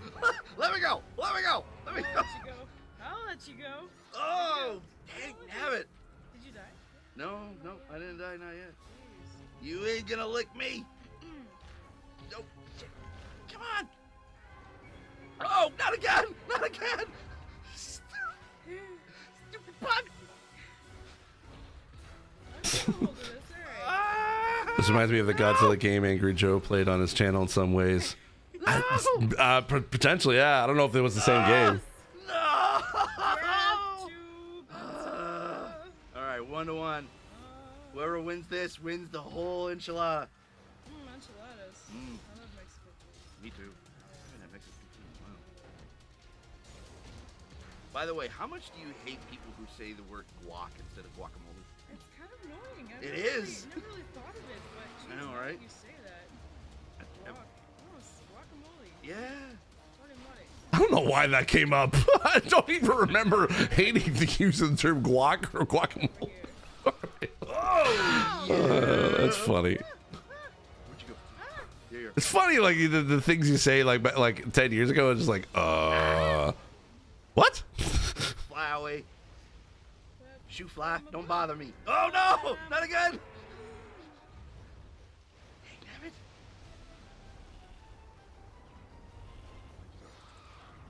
Oh, there it is. Whoa! Ah, yeah. That's when I finally realized I have a breath weapon. Get back here. A more wholesome. It was a different time. Yep. I'll show you how giant lizards do it. No! Like this. Oh, here we go. Oh, yeah, come on. Ah. This is so close. This is great. This is so much fun. I love this game already. The tension is palpable. I don't even use the word palpable that much, and I think that I don't remember if I use it in the right context. This right here, it's palpable. It is palpable. Where'd you go? Almost taste its power.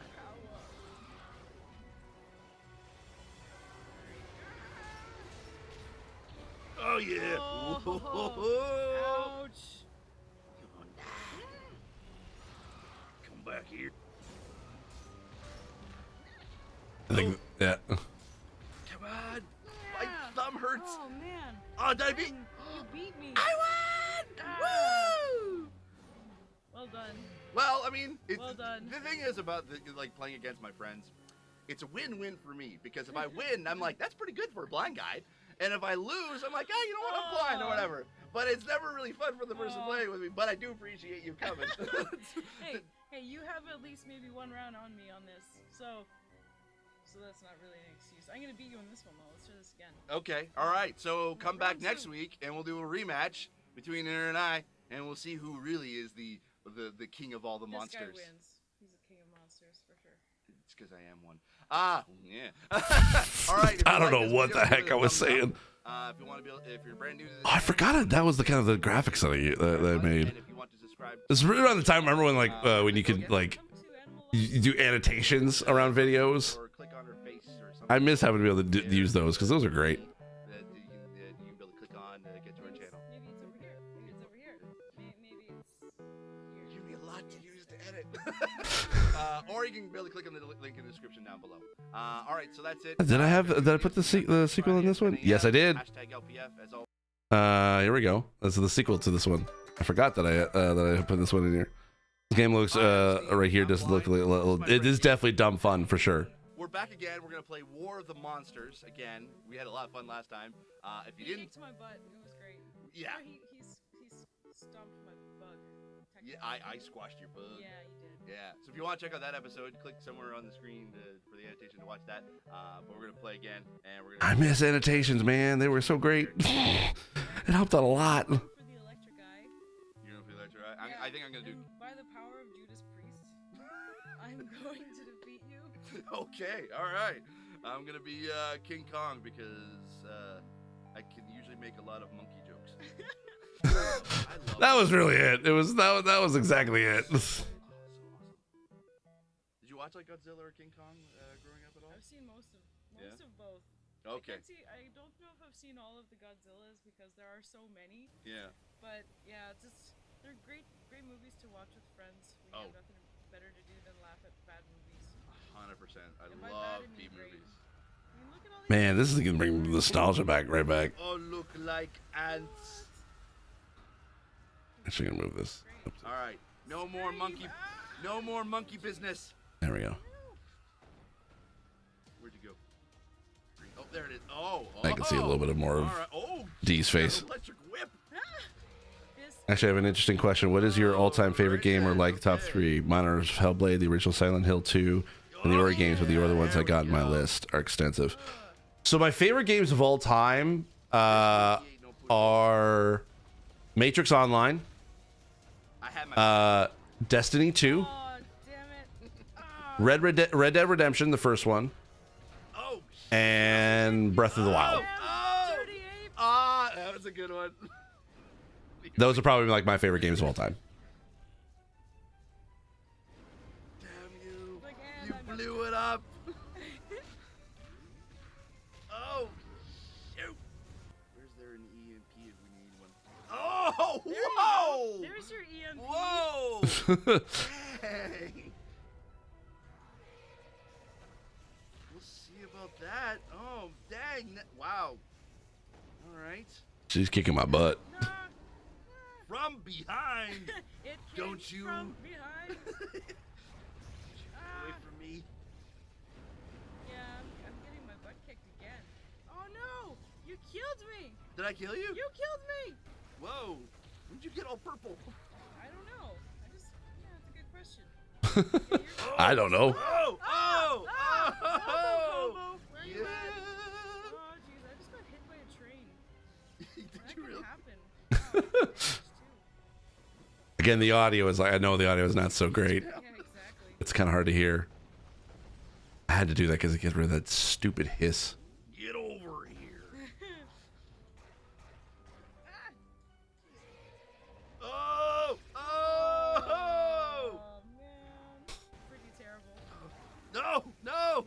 No! Not again! No! Where am I? Oh, there. Dang, damn it! Oh! Ow! Huh? Ow! Oh! I'm trying to remember when I played, like what year this. I think this was still 2016. I think at that point.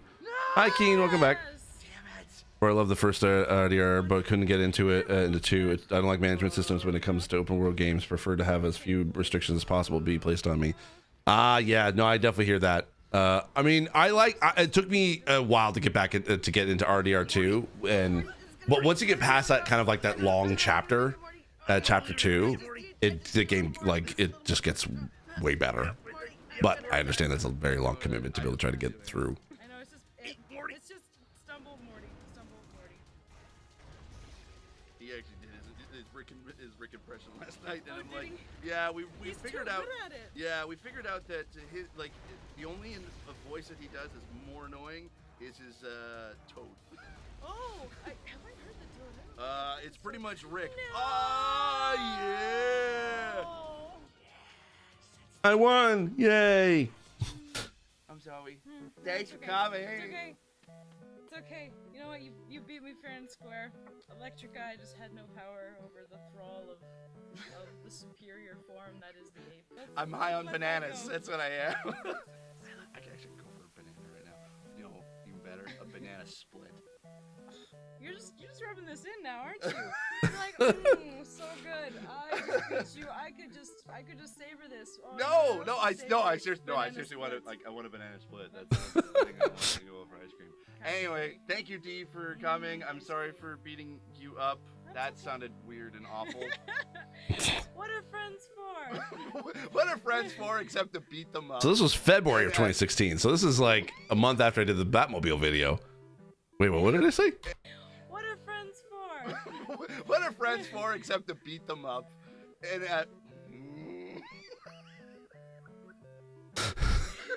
Awesome. I just sounded so bad. And you're the one crying. Oh. Oh. Oh, thank you, Dee, for coming.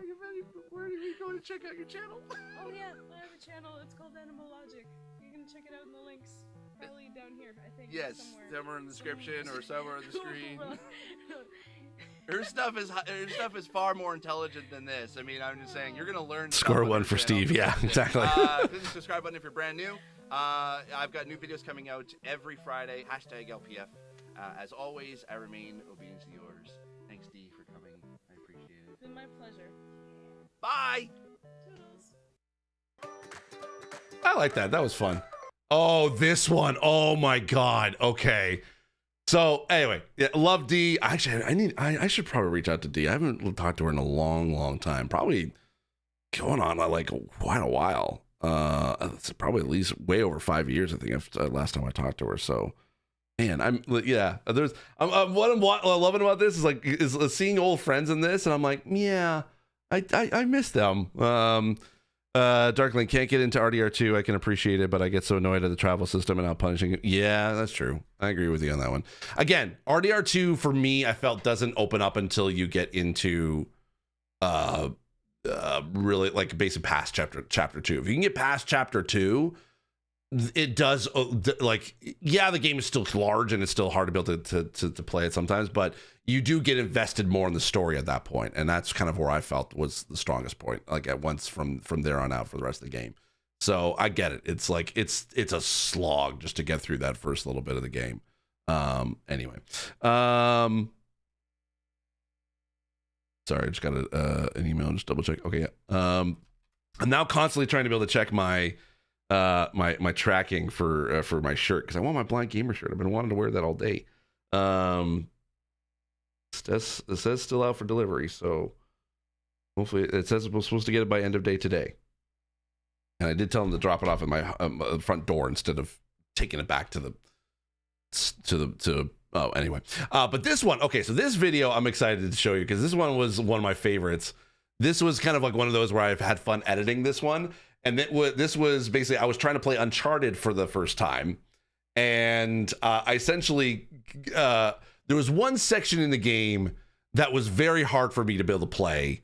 And it took me a lot of tries to be able to play it. So enjoy this epic Uncharted fail. Hi, I'm Steve. I'm blind. And I was playing Uncharted, the first one, the other day. And I wasn't really planning on doing a Blind Gamer episode on this game, but there was this one moment that I felt was worth highlighting. and showcases the epic fail that is Blind Gamer at times. Essentially, I fell down a lot. And I mean a lot. So I present to you my Uncharted Drake's Falling Fortune fail of Sucky Suckersons. And let's count how many times I fall. Okay, let's go. I might have been able to do that 30 years ago.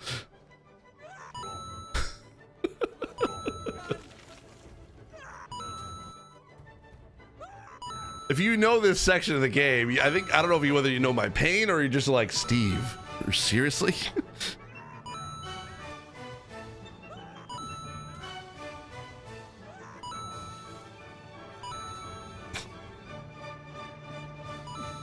It's one of those times I go this way?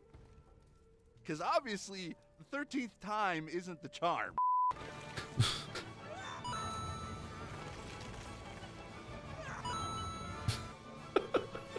Initiating decoupling. Oh no, there's ads, sorry. Auto separation in 10 seconds.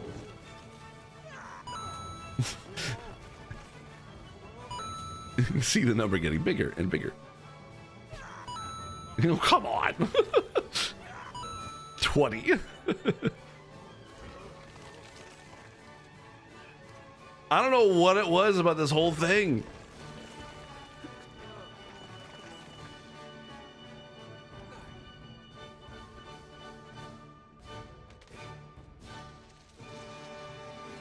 There we go. Made it. This is ridiculous. I mean, I'm bad at video games, but I didn't think I was this bad. They say the definition of insanity is doing something over and over again and expecting a different result. I don't know if this applies, but I think I might be insane. If you enjoyed this video, give it a thumbs up. If you're new to this channel, I really liked how they put together this video. I'm sad that it didn't get a lot of views. It got some, like it's got 126 views, which is low for me for how long it's been out there. But this is like one of my favorite videos. I can't believe it. 20 times. 20 times. I'm an idiot. And here's some more epic Uncharted fails to kind of continue on it. Blind, and I'm beginning to feel that Nathan Drake just doesn't like me anymore, or if even he liked me at all. Because it happened again. I swear, I'm not doing this on purpose, but I keep falling again. For crying out loud! So what had happened was, I did not admit defeat. I pursued forward. I kept going. I did my best. But then there comes a point where Nathan doesn't want to listen to me anymore and just wants to continue to die. A lot. So here again is my Uncharted Drake's Falling Fortune fail of Sucky Suckersons Part 2. Oh, there it goes. Hey, Rocky, watch me fall down a freaking cavern. Yuck. All I gotta say is this cavern is very unsafe. No railings or handholds or nothing. This is so not acceptable for people with disability issues. Like, who designed the architecture of this cave? Like, a child with a crayon can do better than this. I'm beginning to think the guy who designed this cave must have the Michael Caine philosophy. Some people just want to see the world burn.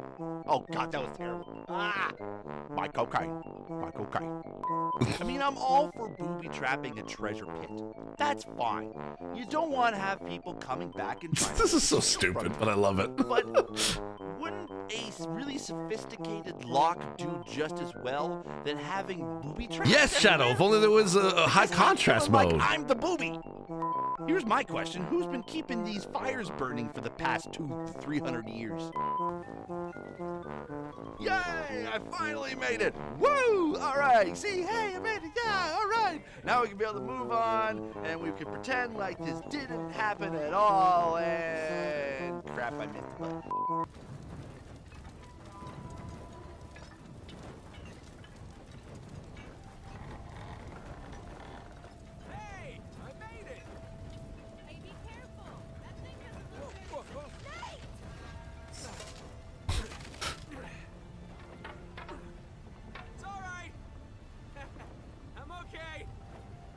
So that's it. I'm done. I actually made If you it. enjoyed laughing at my expense and my failures, which I don't blame you, please like and share this video, because only then will my bruised ego will have a chance to heal. If you'd like to be able to see more videos, hit the subscribe button. I have new Blind Gamers coming out every single Friday.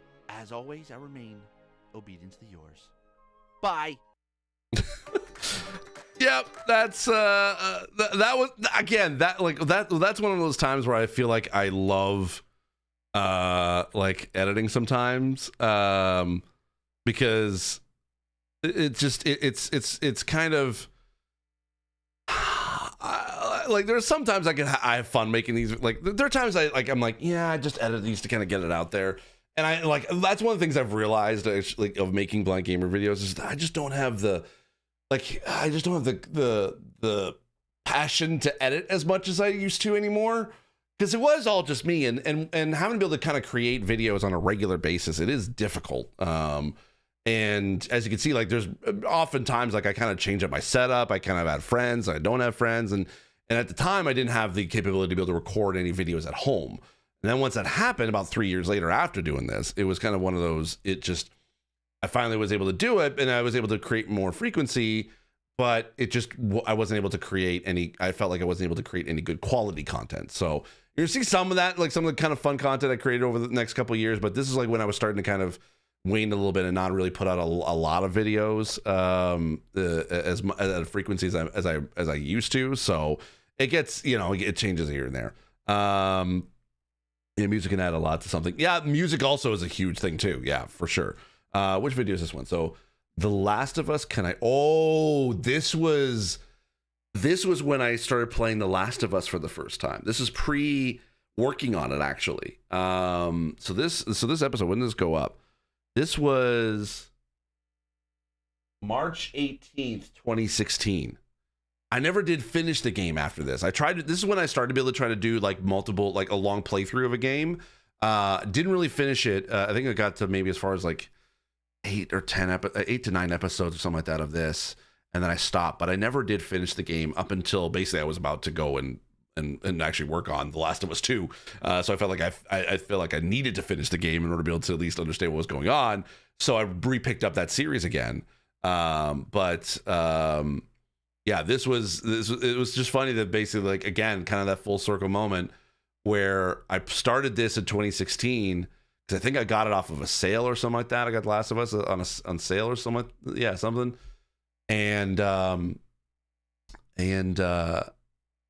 Or it was like a PlayStation Plus like free game of the month or something like that. And to see it come full circle, where literally about 3 or 4 years later from this moment, from this episode, essentially that's kind of where I got to work on The Last of Us. So this is kind of like one of those pivotal moments for sure. Hi, I'm Steve, I'm blind, and I'm about to play The Last of Us Remastered. It's gonna be a little bit different than my normal Blind Gamer episodes. It's gonna be kind of a long form series where I'm gonna try to play as much as I can The Last of Us, as best as I can. I had to give myself a lot of self-assurance. I had to look at myself in the mirror and be like, I'm good enough, I'm smart enough, and gosh darn it, people like watching me fail. So, let's get into this. Oh, it's pretty. Nice. So I will say right now, the thing that I'm already kind of like, again, when I talked about mistakes of like throughout the past 10 years, this was honestly one of them. And I'll say this, the tone of this video shouldn't have been tried to be funny. I was trying to be funny. Now you could say that actually there could be some funny moments, and I probably would say like, yeah, that was a funny moment. But this game is like one of those, like I misread the tone of because I didn't know what this game was. I didn't know what this game was like. So it was definitely one of those, I tried, because I felt that at the time that it was just humorous to build, like I was trying to be able to go for more humorous content, and it doesn't always work, and you have to kind of almost read the room a little bit, and I did not read the room correctly. So I apologize if you feel like I was a little bit too, it's not that I said anything wrong. It was just, I misread the tone of what this game was supposed to be. I thought I was supposed to be trying to be a funny sort of playthrough, but in reality, it shouldn't have been. Nice window, nice country setting. You know what? I kind of almost want to stay in this spot for a second.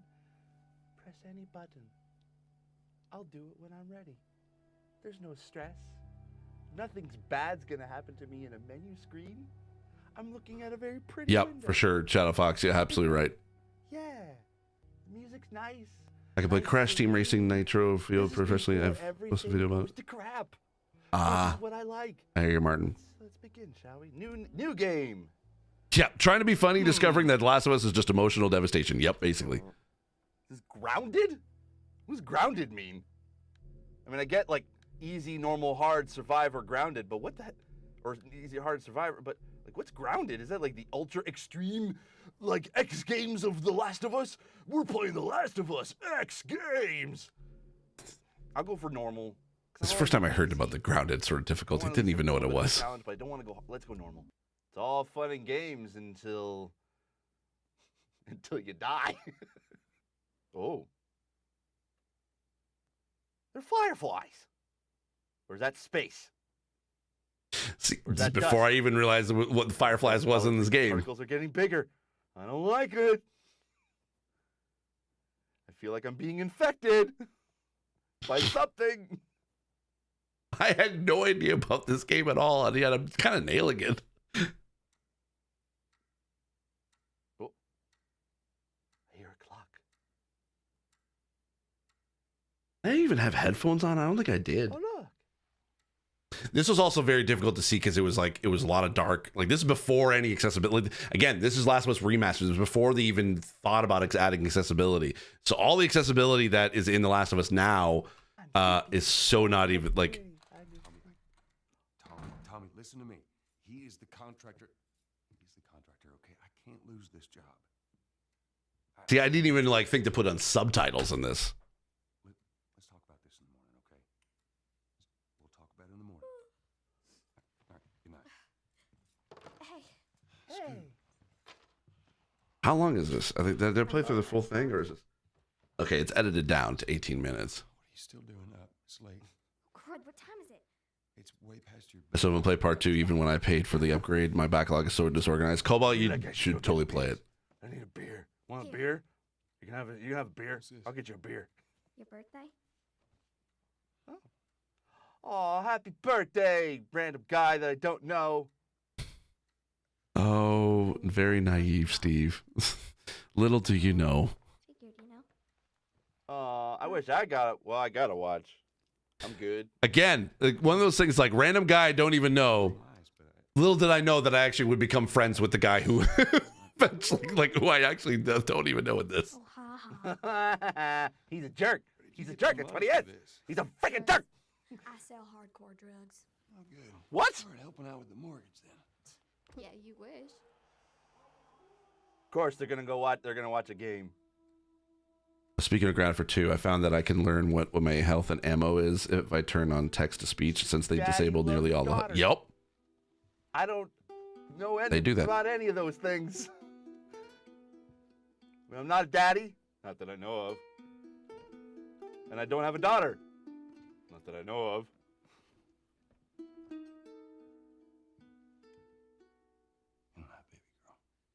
Aww. This is the nice, pretty moment before everything goes to crap. Oh.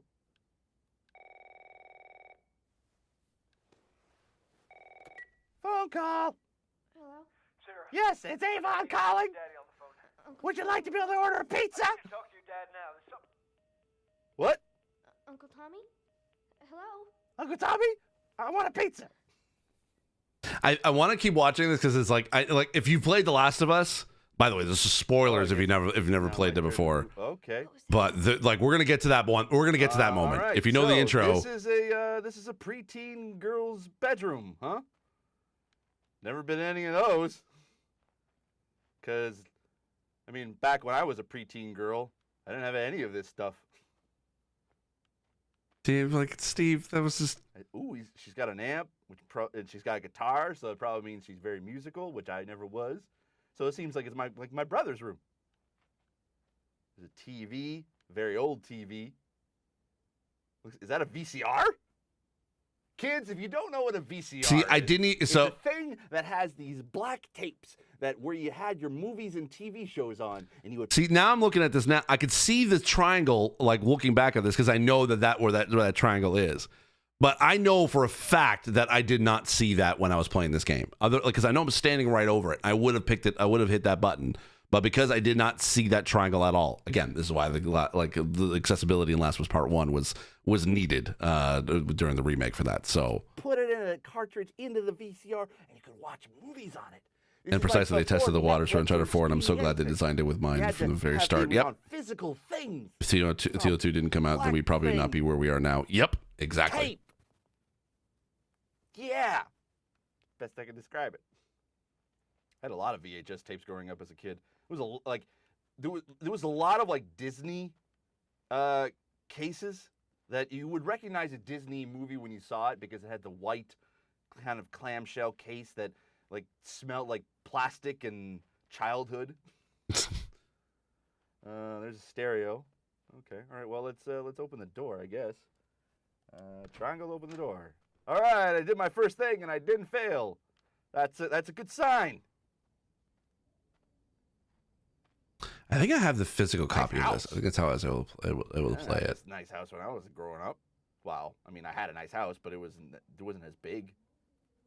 I grew up in this kind of like semi house. It's like basically kind of like two homes split or one home split in half for two families. The triangle is really small. I completely forgot about the right. But this is a bathroom. Looks like shower needs to be cleaned. There's the newspaper.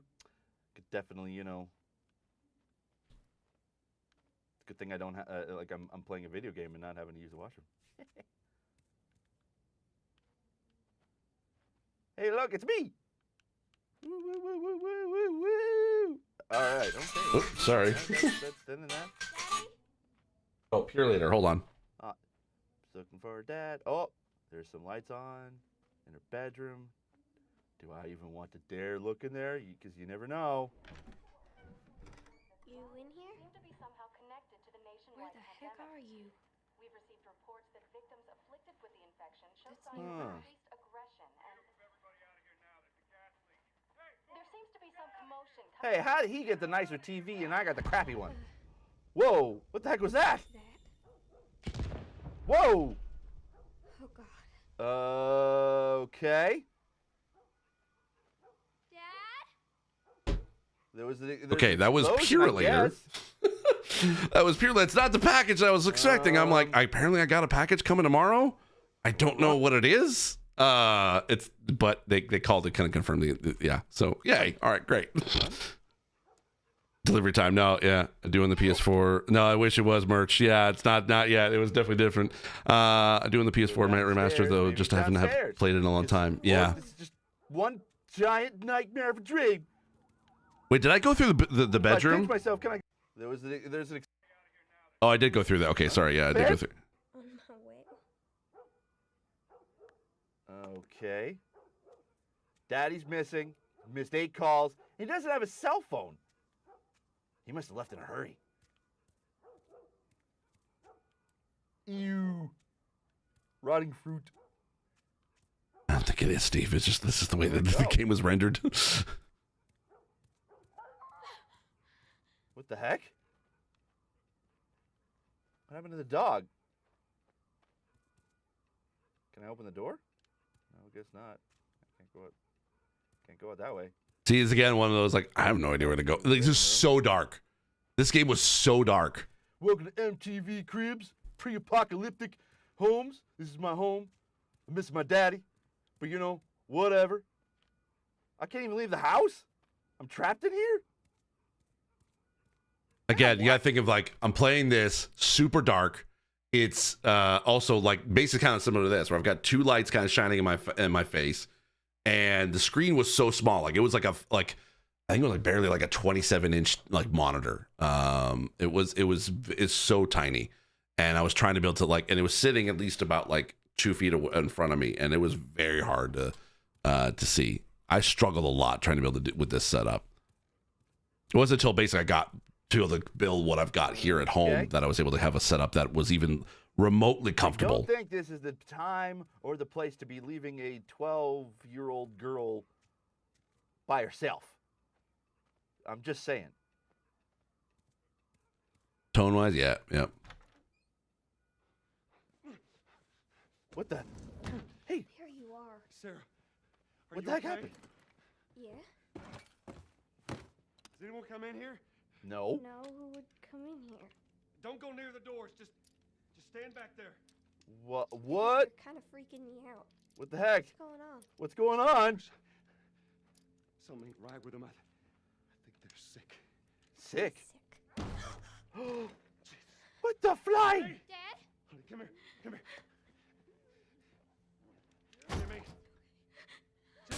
Wait.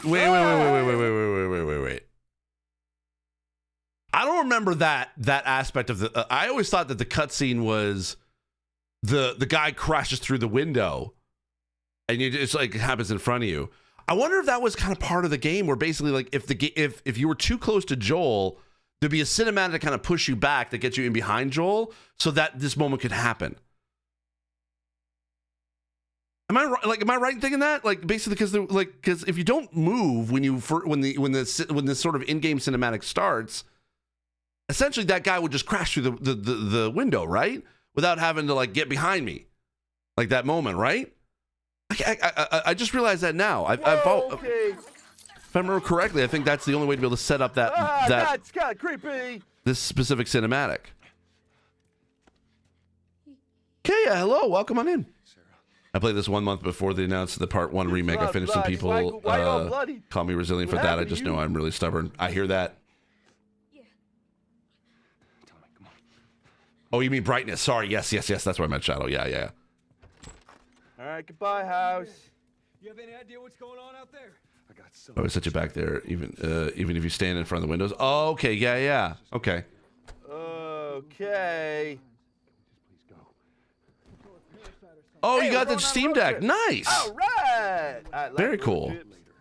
I need to get a new one because mine doesn't work Can we go get some snacks? anymore. Well, it does sort of, but it's Get some great Slurpees. if it gets hot, it basically like lowers the frame rate like immensely. Or they got some great pizza. Yeah, let's go to 7-Eleven. It is scripted. Okay, that's what I thought. Thing right about now. Newsman wouldn't shut up. He said, where to go? He said, Army's put up roadblocks on the highway. No getting into Travis County. We need to get the hell out. Take 71. Whoa.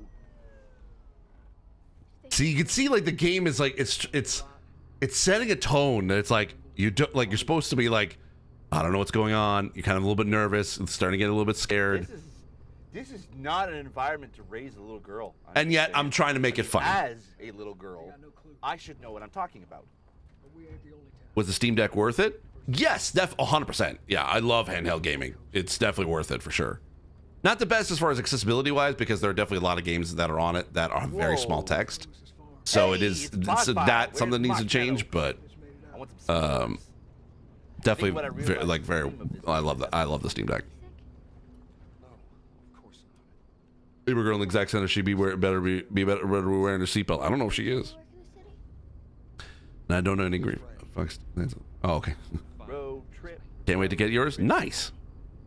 I definitely need an OLED. I think that's my next purchases. 99 bottles of beer. Take one down, pass it around. Now there's a hitchhiker that you just passed. See what I see. Someone else will come along. Like, Steve, you didn't have to make this funny, dude. 98 bottles of beer on the wall. 98 bottles of beer. Take one down, pass it to the cop. 97 bottles of beer on the wall. Everyone and their mother had the same damn idea. That's heavy traffic.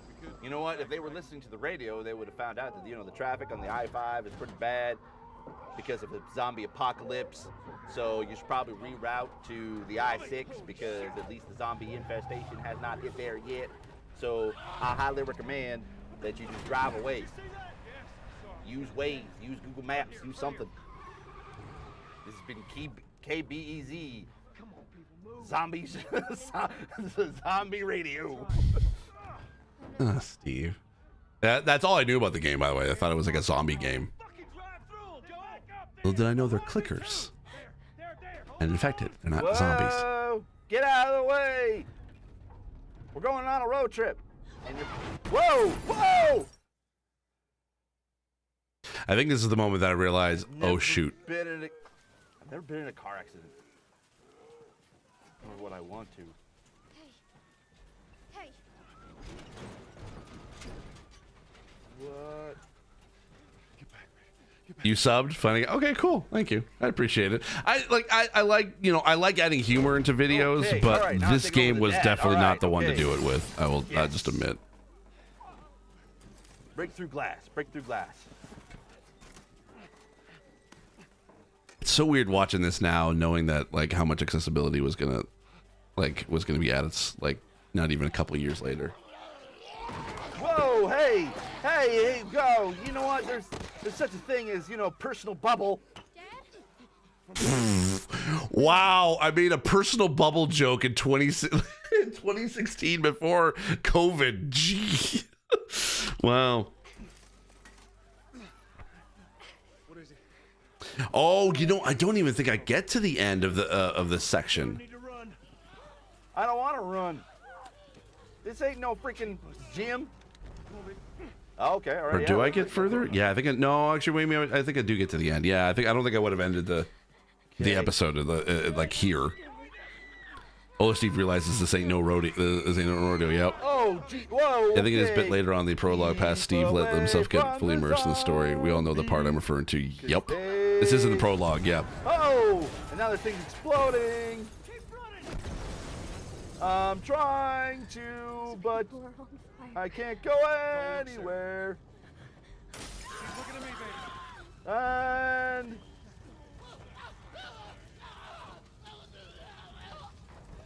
oh boy. Oh boy. This is not the vacation that I was promised. Everything was nice and looking through the window, nice and serene. Hey, let's go see a movie. What movies are playing? Well, looks like it's a Michael Bay film. I mean, funny joke, but like. How do I get? Oh, okay. Thank you. Whoa. Okay. No. Ouch. I don't even know if I even. I don't even know. There's not much time left. Right. That's good to know. There's like 2 minutes before the end of the episode. I don't even know. Find a way out. Do I get to that section of the prologue? Oh, I get bitten. Oh, geez. Okay. All right. First death of the game. I think that's probably where I'm going to leave it. So next time. Wow. The fact that I ended it there. Hopefully I can survive the attempt to save my own daughter. Wow. I forgot that happened. I just end the episode there?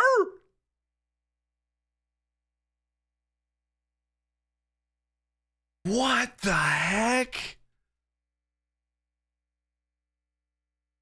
Do I even have like the second video in here?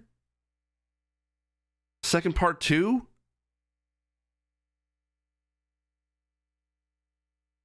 Oh my gosh. No, this is the playlist from that. From the series. Okay. All right. Well, you know what? Okay. I'm not going to, just in case, if there's anyone lurking, I don't want to spoil Last of Us. I'm not going to, I will say that, I'm surprised that I edited it there. It was like, oh my God. Pro Steve gets to wait until another day to find out how a little girl survives. So I did continue, I played a whole bunch of these in a row afterwards. So I do remember, but it was weird that I sort of ended. Isn't that I dislike it? I just haven't gone to playing it yet. Oh, okay, fair enough. Death Sequel 1, yeah. Wow. Dang. Did not even think that I ended it there. I ended it there.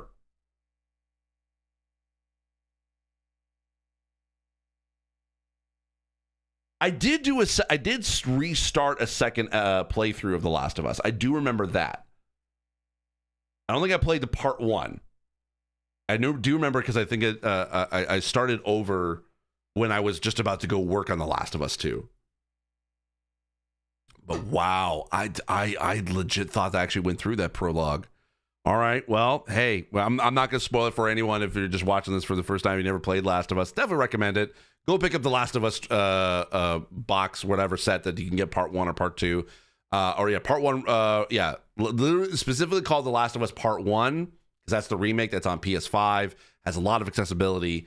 Or check out Last of Us Part 2 remastered, because it has even more accessibility added on, and there's a lot more stuff in there. So, Mr. Smash Talk, thank you so much for the follow. I appreciate it. See, I found your channel with the Don't Play Copyright Music post. Can you please give me some examples for my channel? Don't Play Copyright Music. Oh, Don't Play Copyright Music. I don't remember what I even said for that. Basically anything like for copyrighted music, essentially anything that has any royalty, like that's any royalties to it. Because yeah, like it's there is still a lot of like streamer safe or royalty free music. That's what you're looking for when it comes to copyright music.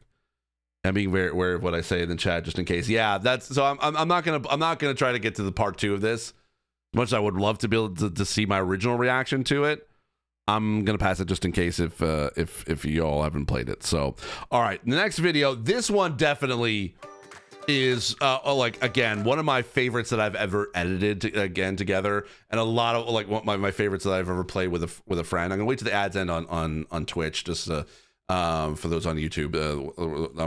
That's why I'm still talking and I'm like pausing it right here. But this was actually, there was a guy that I used to work with. His name was Derek Welsman. He is also blind. He is also an audio producer. He was an audio producer for the radio station I worked at. And he and I got along really well. Like he was also like super funny, super hilarious. Like he can edit audio. Like, and I'm not talking about just like, the editing stuff for podcasts. Like he knows how to be able to create soundscapes. Like there was one event that we did it for Halloween where he created this whole like we had this Halloween night that was on the radio station that was hosted by Igor, and he played Igor, and he created this whole all these like amazing like sketches, like audio skits of him as Igor, and like and pretending he's like broadcasting from Frankenstein's castle, that kind of thing. And he's so good at his job and so hilarious. And I thought it'd be funny if the two of us could sit and play Keep Talking and Nobody Explodes. It's like one of those first sort of like ultimate co-op games. If you've never played the game Keep Talking and Nobody Explodes, it's supposed to be played in a way that one person's playing the game, the other person has a bomb dismantling manual, and they're supposed to help the person playing the game to dismantle the bomb.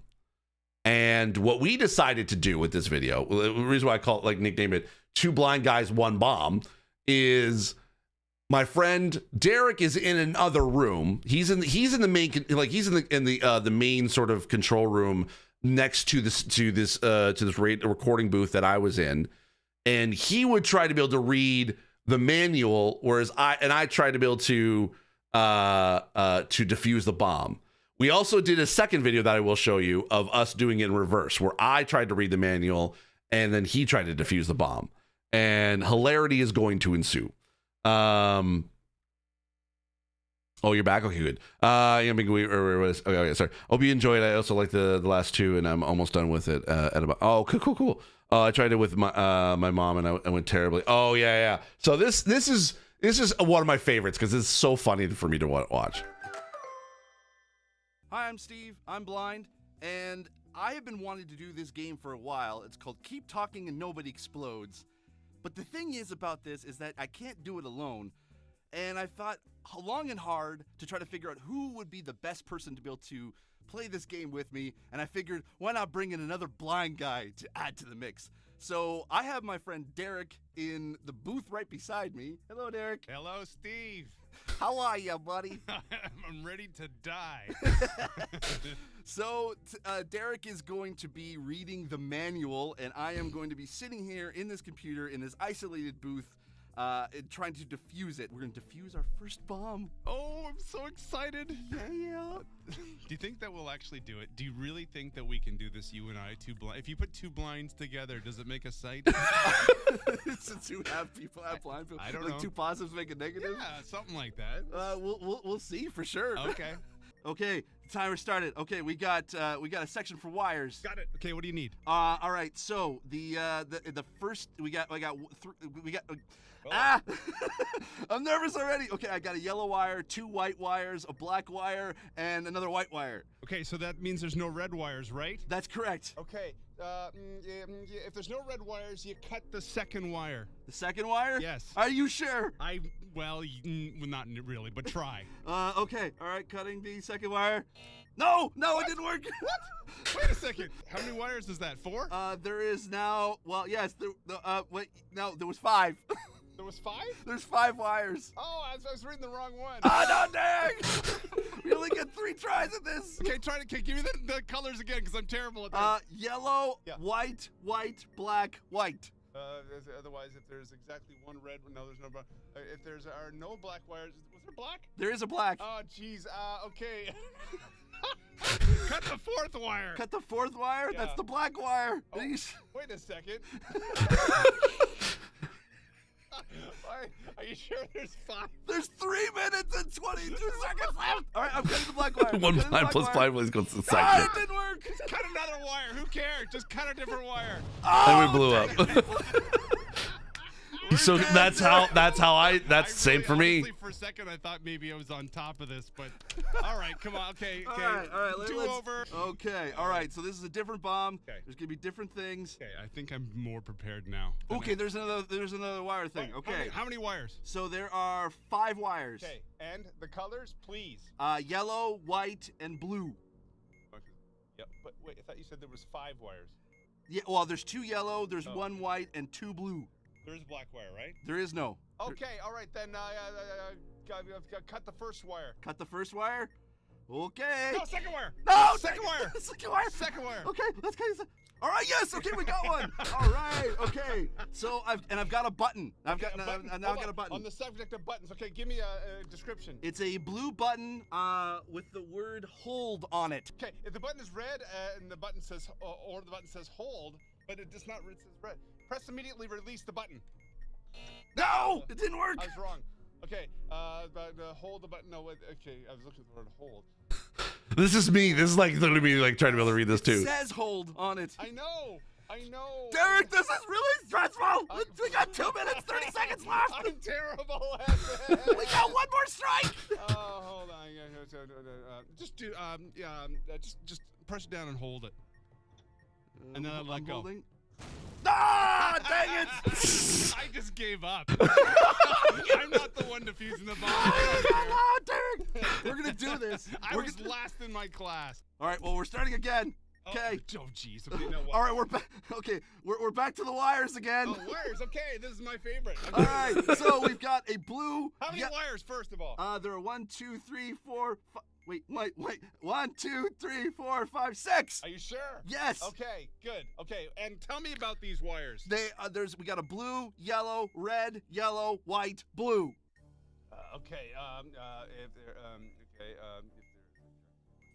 Was there 1 yellow?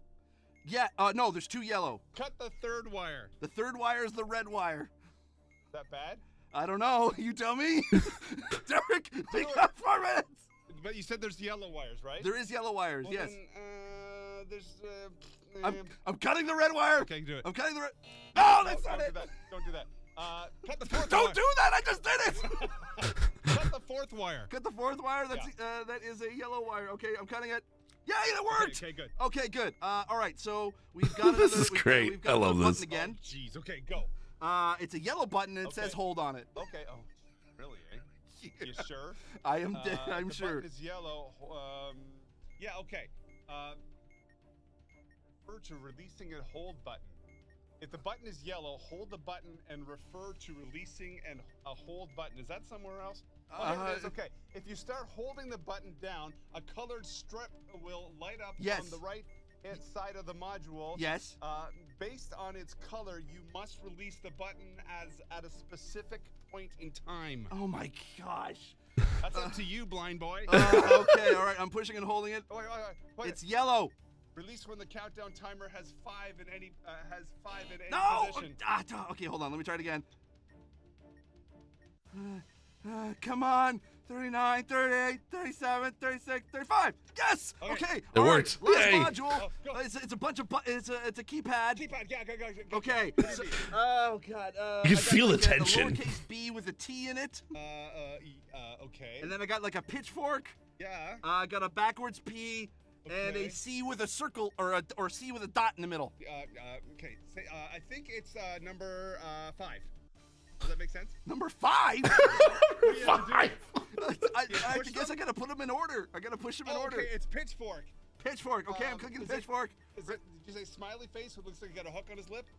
Like 2 little dots and then a little smiley face? Is that what you got? So that's not the editing in, by the way. Like I'm literally like, so I'm using magnifier zoom to be able to zoom into that. I'm like, I don't know what he's talking about. Maybe. Okay. Describe it one more time real quickly. I can do this. Okay, we got 36 seconds. I got a B with a T in it. Yeah. I got like a pitchfork. Yeah. I got a backwards P and a C with a dot. 23 seconds. Yeah. 20. I'm out. I'm out. Oh, pitchfork. Was it? Oh, hold on. It's It's. We did it! You did it? We did it! How did we do it?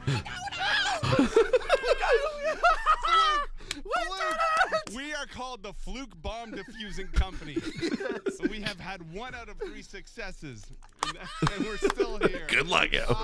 Yeah. 3rd time's the charm. That was a fluke. It would be nice to play, Martin. Yeah, for sure. If it did have audio cues.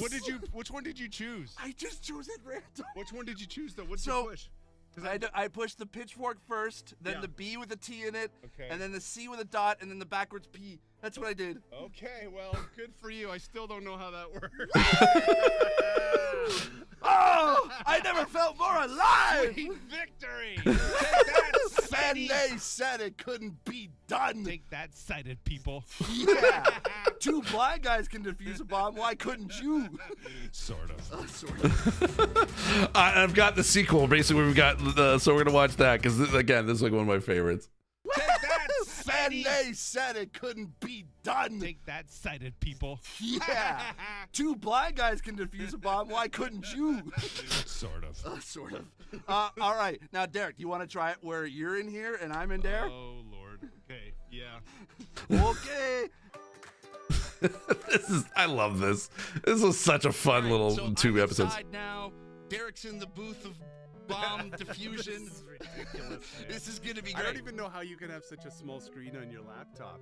It's all the zoom, man. Well, you zoomed it in for me, and Yeah. we'll see if that's good enough. All right. Apparently, I've learned one thing: you see better than I do. All right. So whenever you're ready, hit the retry button. Here we go. All right. So you see Here the we bomb? go. Yes. Yes. Okay. Yes. Okay. Wow. We only got 5 minutes. Well, isn't this interesting? Okay, so let's go to for the wires first. Okay, all right, Okay, cool. so we have 1, 2, 3, 4 wires. 4 wires, okay. Believe we do, yeah. So this was also at a time when I realized I could probably like feel more like I would have been more comfortable playing this game if I was able to, like, if I felt more like if it was okay to use Zoom. I always felt that I need to show everything. I didn't want to show that I could have to use Zoom in order to be able to play this game. So I like that's why I like it. I set it up for Derek because I was like, yeah, I know he needs it, but I didn't even think, oh man, I could probably use it too and make it a little bit easier for me to actually be able to play games. So that's essentially like. That's essentially it's like why like it just looks like it's so super zoomed in for Derek because yeah that's how we're recording it that way. It's screen captioned this way. Yellow, anyway. red, blue. Black, yellow, red, blue. Okay, if there's more than 1 red wire, okay, there's not. There's one red. Yes. And last digit of the serial number is odd. Cut the what? Otherwise, the last one is the last wire yellow. No, it's blue. Ah, dang it. It's black, yellow, red, blue. Yellow, red, blue. Okay, otherwise, if there is exactly one... Is there exactly 1 blue wire? Yes. Cut the first wire. The first wire. There we go. did it! Oh, the green light. Yes. Oh, awesome. Okay. The All right. next one is a white button. It's a white button. Oh, okay. So we got a button. Okay. Button. Yeah. The button is more than one battery on the. What? The button is. If the button is white. The button is white. Is there a lit indicator with a label? Car? No. Cab? There is not. Thank you for asking. Can I just push it? Hold on. I want to do this right. Oh, all right. Fine. Okay. Okay. So the button is not blue. If there's more than one battery on the bomb. What? Oh, battery. There's 2 batteries on the. That's what those orange things are. Yeah, right? yeah, I think so. Yes, yes. Okay, if there's more than one battery in the bomb and the button says, does it say detonate? No, it just says press. Would it say something else? It just says press right on the button. Should I just press it? It's telling me to. Press and immediately release the button. Okay. Nope. Sorry. Okay. If the button is white and there is a lit indicator with label car, hold the button referred to releasing it. Anything other than just the button here. I love how the instructions are so vague. Yeah. And is there a strip, like a colored strip beside it? Let's see. There is not. It's black right now. If I hold it down, it is red. It is red. Any other color? Release when the countdown timer has a 1 in any position. Oh man, come on! I gotta wait for like 5, 4, 3, 2, 1. Okay, we're good. Oh, it didn't work. Okay, yes, awesome. All right. I'm surprised we got this far. No, I don't know what this is. Uh-oh. What? Describe it to me. It's like it's that thing. It's a thing with with a bunch of squares in it, and it's got a triangle, and it's got. Oh, okay. So it's a keypad. Okay. Yeah, keypad. Okay. Nope, that's not keypad, Steve. It's got a triangle. It's got a little white square, and then it's got 2 green circles. Does that make any sense? A triangle and a. I think that's what I'm looking at. I don't know what that is. So, yeah.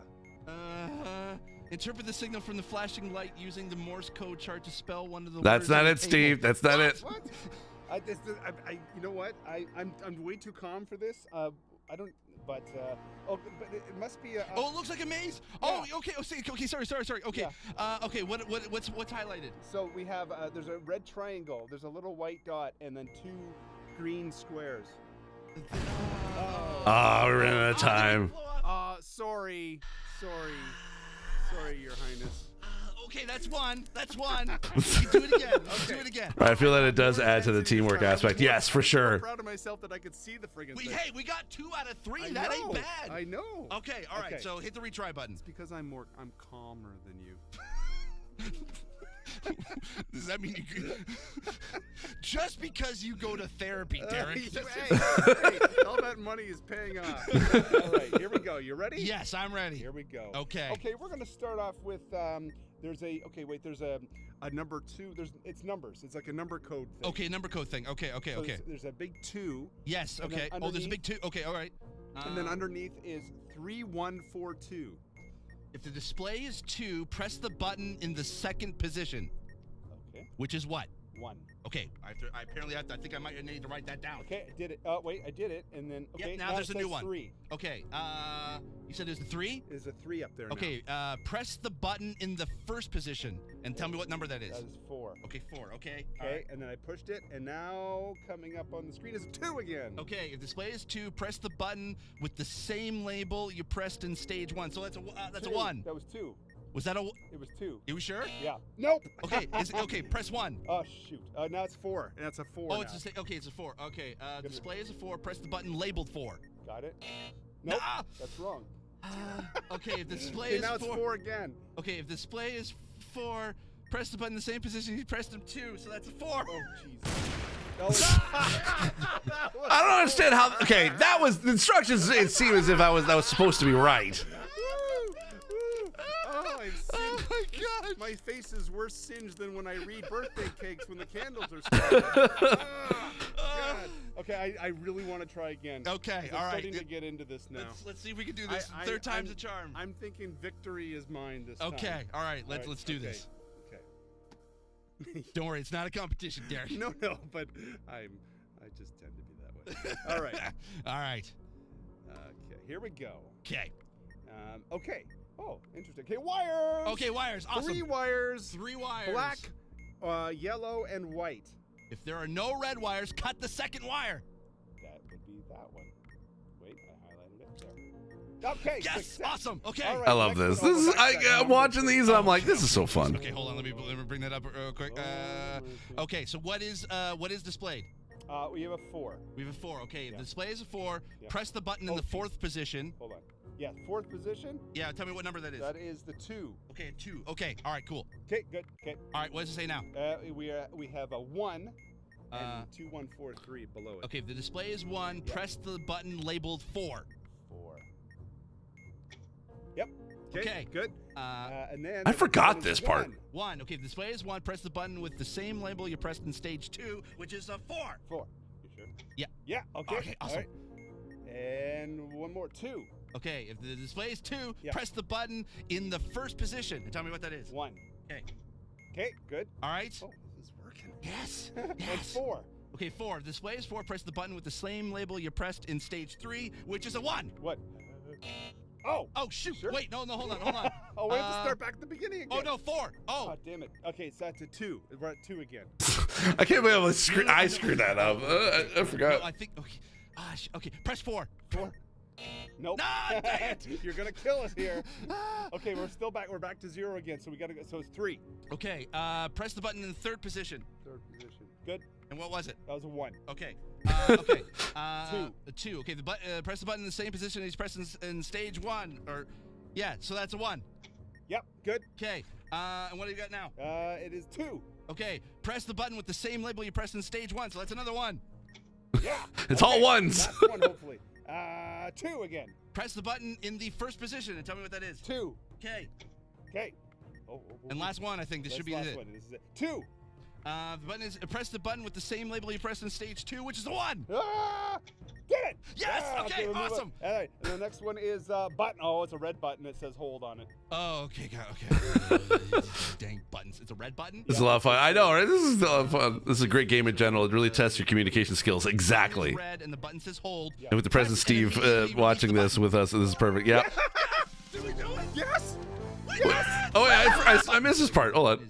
If the button is red and the button says hold, Yeah. press and immediately release the button. Yeah! Did we do it? Yes! We Yes! did it! And it was legit! It was legit! We actually used our brain! Suck it, science! Oh, I'm gonna change my resume now. Suck it, genetics! We win this time! Woo! I'd like to see the deafs do that. Oh my gosh! Do that. Yes! Oh, I miss Derek. That's teamwork, You man. know what? I feel good about Two myself negatives now. make a positive. 2 blinds make a sight. Woo! I've never felt more alive. I love that. That was one of my one of my favorites videos I've ever done. I'm not gonna lie. It makes me smile every time. I miss Derek. I miss hanging out with him when I used to work with him. We would always hang out together because we were the disabled one. So anytime there was like a fire drill that was in the building, we basically just the two of us always had to hang out because we're like, well, we're disabled, so we have to have someone to be able to come grab us. So we just sat. It was, oh man, I loved working with him because he was so creative just as much as I was, and it was like, and I loved like audio creativity, and the creativity that he has with audio is just unmatched. And it was just he was so good at it. Yeah, I miss working with him because he was awesome. Remember to eat lunch if you have, oh, right. Good point. I have not eaten lunch yet. That's definitely my favorite one so far. Yeah, that's been my favorite one so far too. Oh my goodness. Yeah. We've been streaming for now 4.5 hours. I don't know. Like I'm trying to basically hold off because I'm because I want to like, I want to like get my sweatshirt, but it's still out for delivery right now, and I don't know when I'm gonna get it. All right, you know what? We're gonna take a quick break, and I'm gonna go quickly grab a snack, and then we'll be right back, and then I'm gonna continue looking through some other videos. I have a playlist of like 87 videos, by the way, and the next one after this is. Oh, where we tried to play Pokemon Go right when it launched. This is like when there was like first time I was out in public. Canada Post, yeah, it's Canada Post. Hence the reminder. Thank you. I appreciate it. So yeah, we'll be right back. And then we will, yeah, and then we'll continue watching some more videos. I don't know when I'm going to end this stream. I'm just going to keep going as far as I can. And as long as y'all have me, as long as y'all are here, that's basically all I care about. So if you want to keep me going, I'll keep me going. I appreciate it. So, you know, go stretch, get some water, get some food, use the washroom if you need to. Yeah, I'll be right back. Actually, it'd be great. Actually, I'll run ads on both YouTube and Twitch. So that way, you know, ads won't interrupt later. Initiating decoupling sequence. Auto separation in 10 seconds.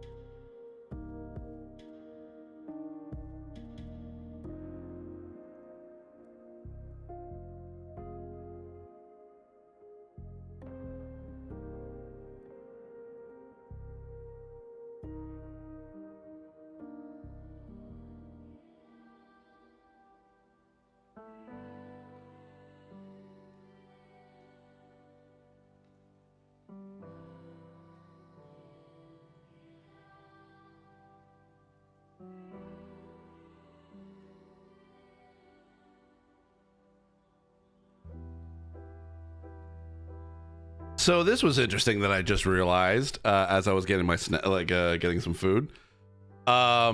This is actually also I missed my partner anniversary. I missed my partner anniversary at the beginning of this month. Did I stream on February 2nd? I don't think I did. I'm trying to find, where's my calendar? Oh shoot, that's just all notifications now. Here we go. No, it was a Sunday, which meant that when I came, like, I did not realize I missed my partner anniversary on Twitch. It would have been 4 years. It would 4 years. So not only am I celebrating 10 years of Blind Gamer, but this month I'm celebrating 4 years as a Twitch partner. And apparently I completely missed it. I 100% completely missed it. It was a Sunday, so unlikely. Yeah. I did not realize that. So hey, cool. Awesome. I've got So I'm celebrating my partner anniversary on Twitch. 4 years this month and 10 years of Blind Gamers. So there we go. I'll take it. I'll take it. It's been 4 years. I remember the announcement that happened. I remember the day it happened. It was so wild and crazy. Anyway, so let's jump back into some more Blind Gamer videos, shall we? So the next video, this is like when Pokemon Go first came out. I'm blind. This was one of those so I had a friend of mine, Aaron, who I met, I think at like a YouTube, what was it? A YouTube.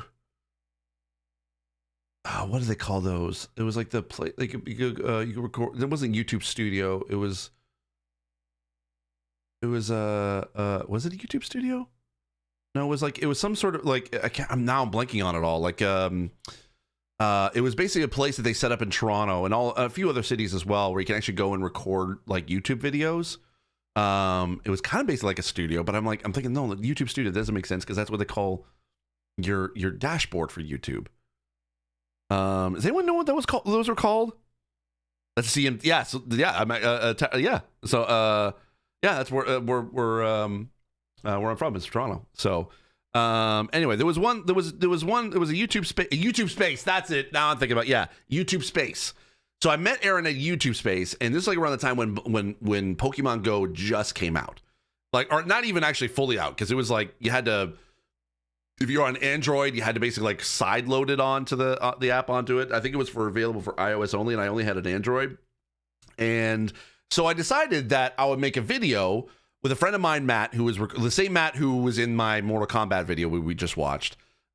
He helped me film this, and he kind of gave me some ideas of how to be able to actually to film and what to do. Kind of directed a little bit of the shoot, and we just wanted to go out and play some Pokemon.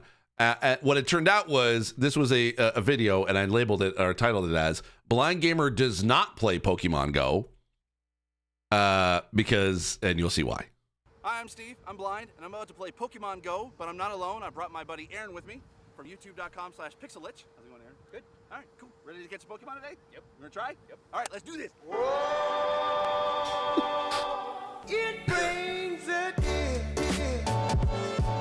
And yes, this was in the hype of like Casey Neistat sort of days. That's where I got the video from, the music from. Oh, apparently now I gotta sign in. Well, it's probably gonna tell me servers are apparently overloaded. Yep. Servers unavailable.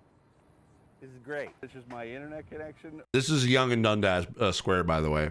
Little did I know that not even a few years later, I would have a billboard in that square. In that square. Again, love how full circle a lot of these are. Or it's just Pokemon servers has decided to not want to work. So apparently Young and Dundas is a dud right now. So you know what? I think I'm just gonna get some coffee.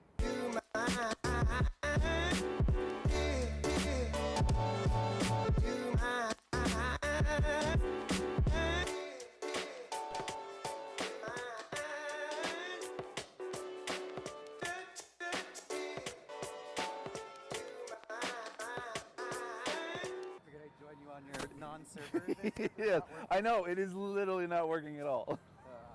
This was the first time that actually the servers were not working, so we had no idea this was happening. I don't know. I can't get it to work either. I left. It was working before I left, and I go to leave, and I'm like. I was trying it out this morning, and it was exactly the same. Yep, server issues. Well, I'm done with this. I had my extra battery ready to go. I have my extra battery too. I was like optimizing my battery life. I love this. This is again one of the fun videos really to make. Pretend as if like, oh, I'm not really playing, and I'm just gonna like, but I'm totally like doing it the whole time. But I'm like, I am literally not playing. This is upsetting. Okay, so this part, I had like this was suggested by my friend Matt, who was filming it. I'll just let you watch it. Have you seen any Pokemon around here? Okay, really? Is that your question, actually? Yes. Have you guys seen any Pokemon? I was so nervous to do that because she was a paid person at the visitor information booth, and she was like, because this is before anyone who ever played, like this is before anyone played Pokemon Go. This is before the craze of it all happened, so no one knew what the heck it was like when I was asking for. Pokemon around here? No. The reason why this guy knew is I'm actually now at Ryerson University, or at least what was Ryerson University. So a lot of people, like a lot of students, basically college students, were in this area. So they knew what Pokemon Go was. Have you seen any Pokemon around here? No? Ah, dang it. Excuse me, sorry, have you seen any Pokemon around here? No? No? All right, okay. I was so nervous to do that. I don't do like in the street kind of like videos. So I was so nervous just to be able to go up and talk to anybody and be like, I'm on camera right now. A friend dressed up as Pikachu was there. I could be in the background. I was there too. Had to grab an SD card because mine failed the day of Pokemon Go released. Like my coffee to be sweet enough to the point that the taste of the coffee itself is barely. Oh, fair enough. Yeah. I haven't spent any time on Pokemon yet. No, like so. This is the day that it went down.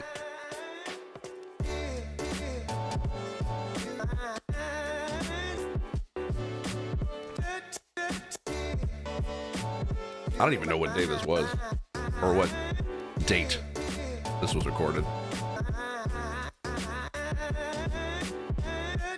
All I gotta say is, thank God I wore sunscreen today. I'd be cooking. This albino does not go out often. There we go. Still, server's down. Nothing. I'm sorry I dragged you out here to not play. I'm texting my grandma.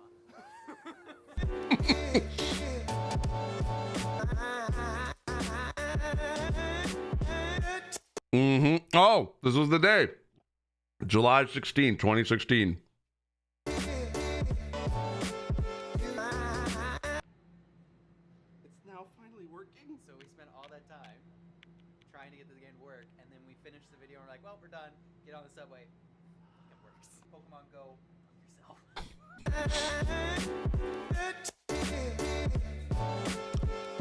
Yeah, as it happens. As soon as we're done filming the video, we're going home. Literally, it starts working. Of course, it always happens that way. Levi, I've never played Pokemon before. I've played Pokemon now a few times, like a little bit. I've never finished a Pokemon game, but I have started a few, and yeah. I do want to maybe play a Pokemon game on stream. Okay, so this next video, this one is one of my favorites. Again, it's like a lot of these are all my favorites, but this was around the time when No Man's Sky came out. I think this might have been like the same weekend or something like that. What day did this go up? August 15, 2016. So, I knew that the reviews weren't great at this point. However, I thought there was some cool angle to do a playthrough of this that I don't think anyone had ever done before or had done since. And even though people are still, like, I know people are still playing No Man's Sky, which is great. and I love that. But I haven't gone back since. But I love the fact that it's the redemption story of like, okay, it's actually doing really, really well. But I thought of this fun idea to sort of play with the Sky Captain in the World of Tomorrow type video with this. It was kind of a creative idea. I thought, you know what, I'll be like a wayward captain on a mission of exploration, and kind of play around with that idea. And that's what this video was. This one was one of those. It didn't get as many views as it deserved.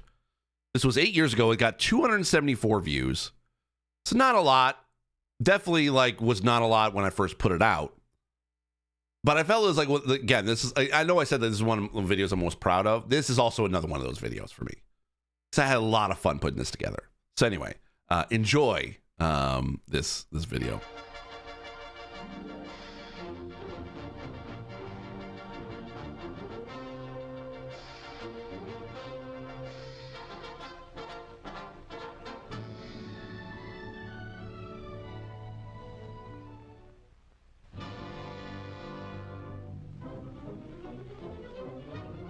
I don't know why I started with chapter 4. It felt like I was like, okay, I want to do like I was in the middle of basically a serial, like an old serial. So the beacon from Planet W.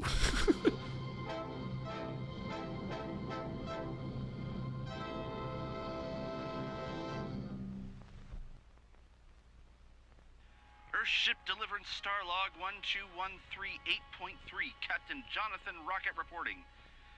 Oh, it's a close one. Oh, the Kylene are hospitable, but man, they are not the easiest species to get along with. Oh, and the smell. Whoo! Whoa, hello. Ouch! Watch it. Anywho, I broke an orbit past Snowball 1 and am on my way to a mysterious beacon on what the galactic star charts labels as Planet W. My hyperdrive is still malfunctioning, so hopefully whoever I meet down there can be able to help me fix it and get a new one. Otherwise, I am stuck here in the Snowball system, and there's not a snowball's chance in, hey, that's very funny, in hell that I am going to let this stop my mission to try to find the center of the galaxy. Captain Rocket out. Oh, that felt better. Oh, I've been holding that in for a while. I love the transition. That was one of my that was my favorite moment. Yeah, even the audio, right? Yeah. It may have a rough launch, but there really isn't anything like No Man's Sky, 100%. As a big fan of B-movie science fiction, I approve of this vibe. Thank you. Okay, let's turn on the engines and let's go.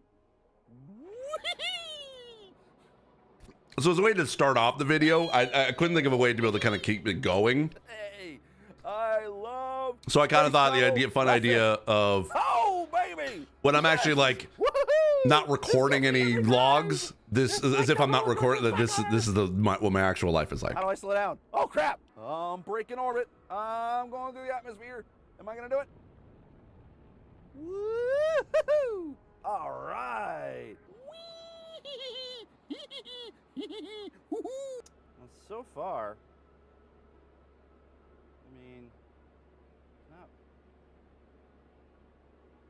it's very rocky, but at least it's not Rocky 5. I need to find like a nice tropical planet. Go explore the galaxy, they said. Go in a small, dinky ship and explore planets, they said. You know what I said? Oh, yeah.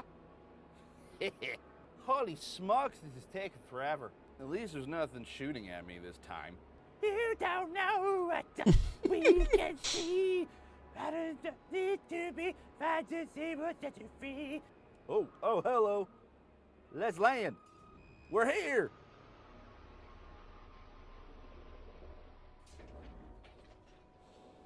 Smell that. Hello, planet. I'll just call you Planet W for now. Well, The air seems somewhat hospitable. At least this is always plentiful in any star system. Hello, Carbon. Nice to meet you. Let me destroy you. Decent beacon to be able to go from planet to planet. All right, well, it's...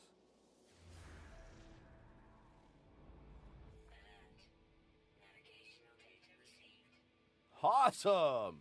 I should probably give my computer a name. Maybe something like Alice.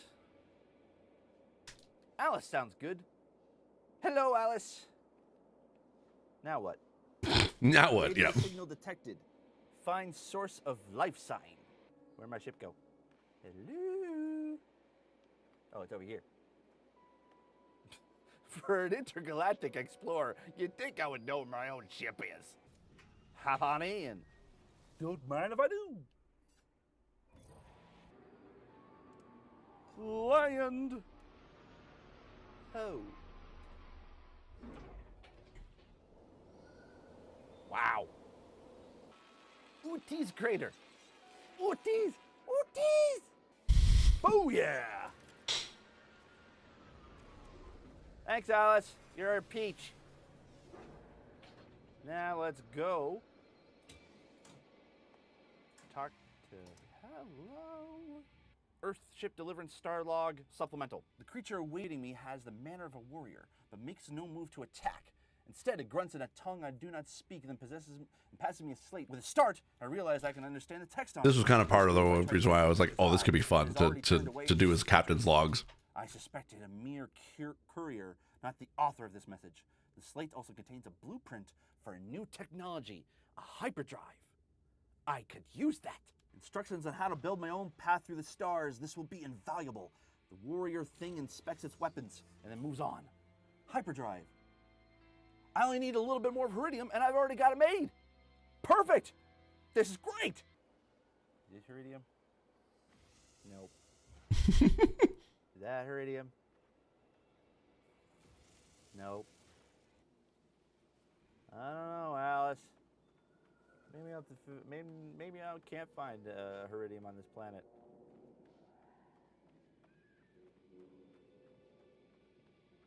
Unless that's another platinum. I don't need platinum, but I'll take it anyway. I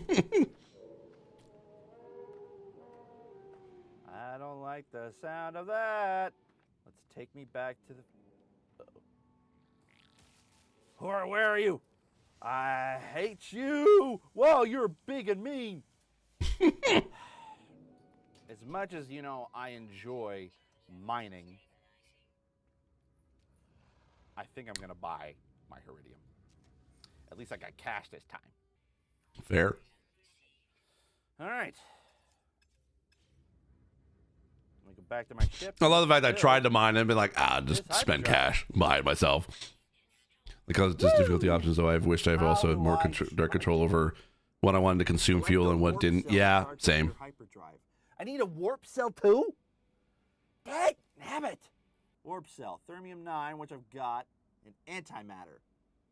How the heck do I get antimatter?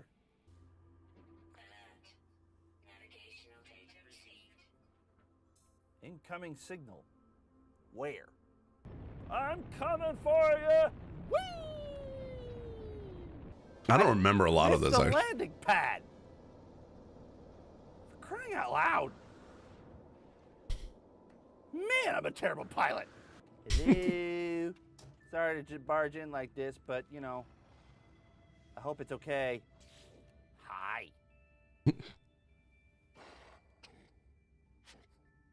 I don't need platinum, but I'll take it anyway. Exactly, right? That's what you do in that game. Being snarls at me when I enter, but I barely have a chance to cover before it looks embarrassed and puts up its hands apologetically.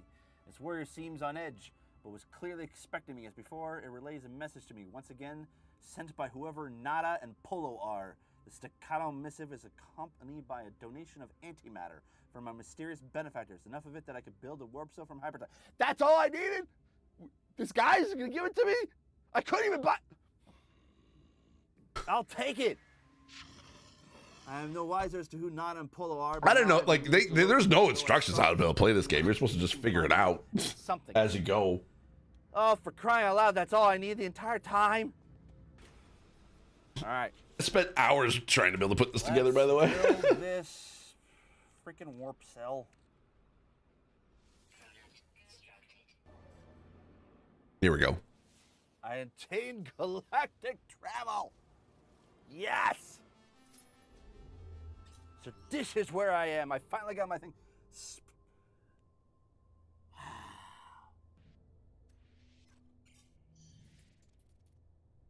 As that British bog guy liked to say, engage. Well, Alice, let's continue forward. Second star to the right, and straight on till morning. And that's just how I ended it.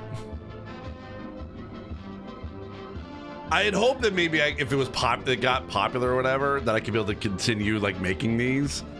But because it didn't get a lot of like love, I was just like, all right, I'm just not gonna do it.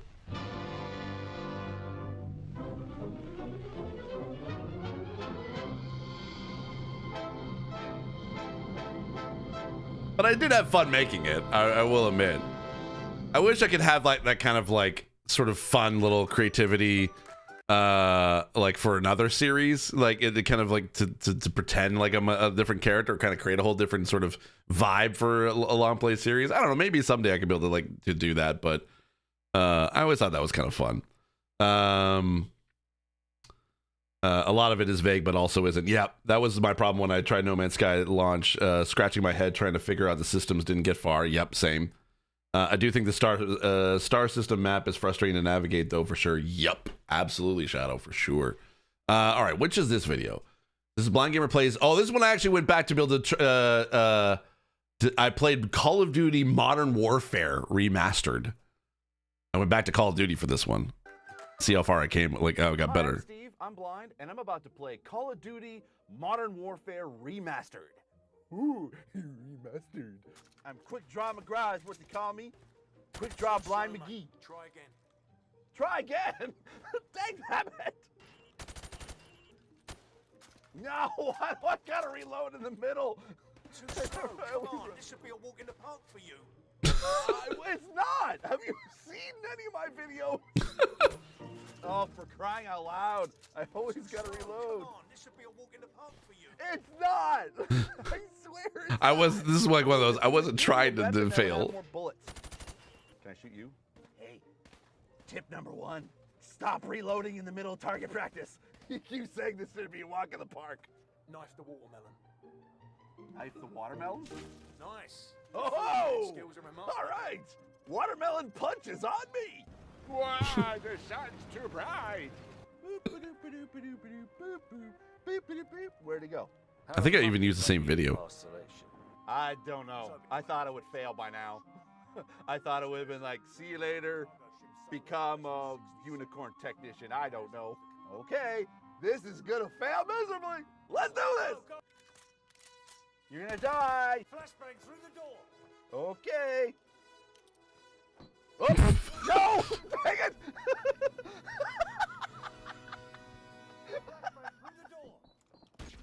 Oh no!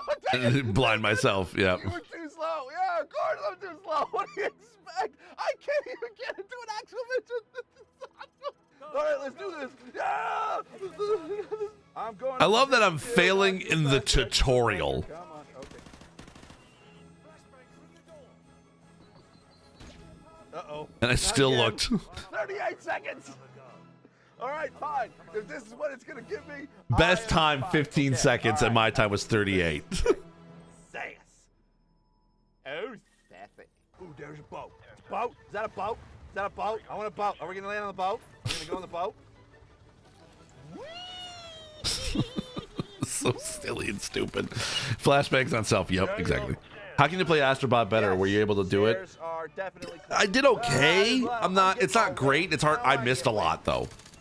Black Ops was my first COD and it remains one of my favorite one. Is pretty much the only one I do play versus any others. Oh, okay. Okay. That's cool. I still recommend trying out Black Ops 6. Well, that did me.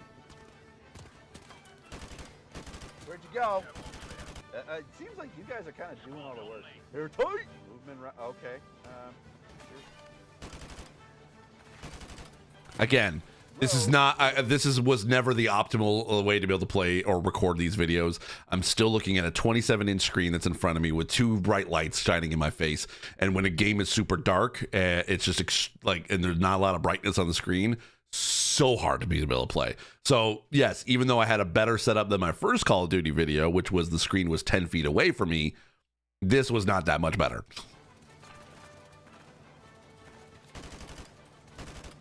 Where's the other guy? Oh. And apparently I can't. Yeah, I can't aim worth crap. That's also. I think I did it.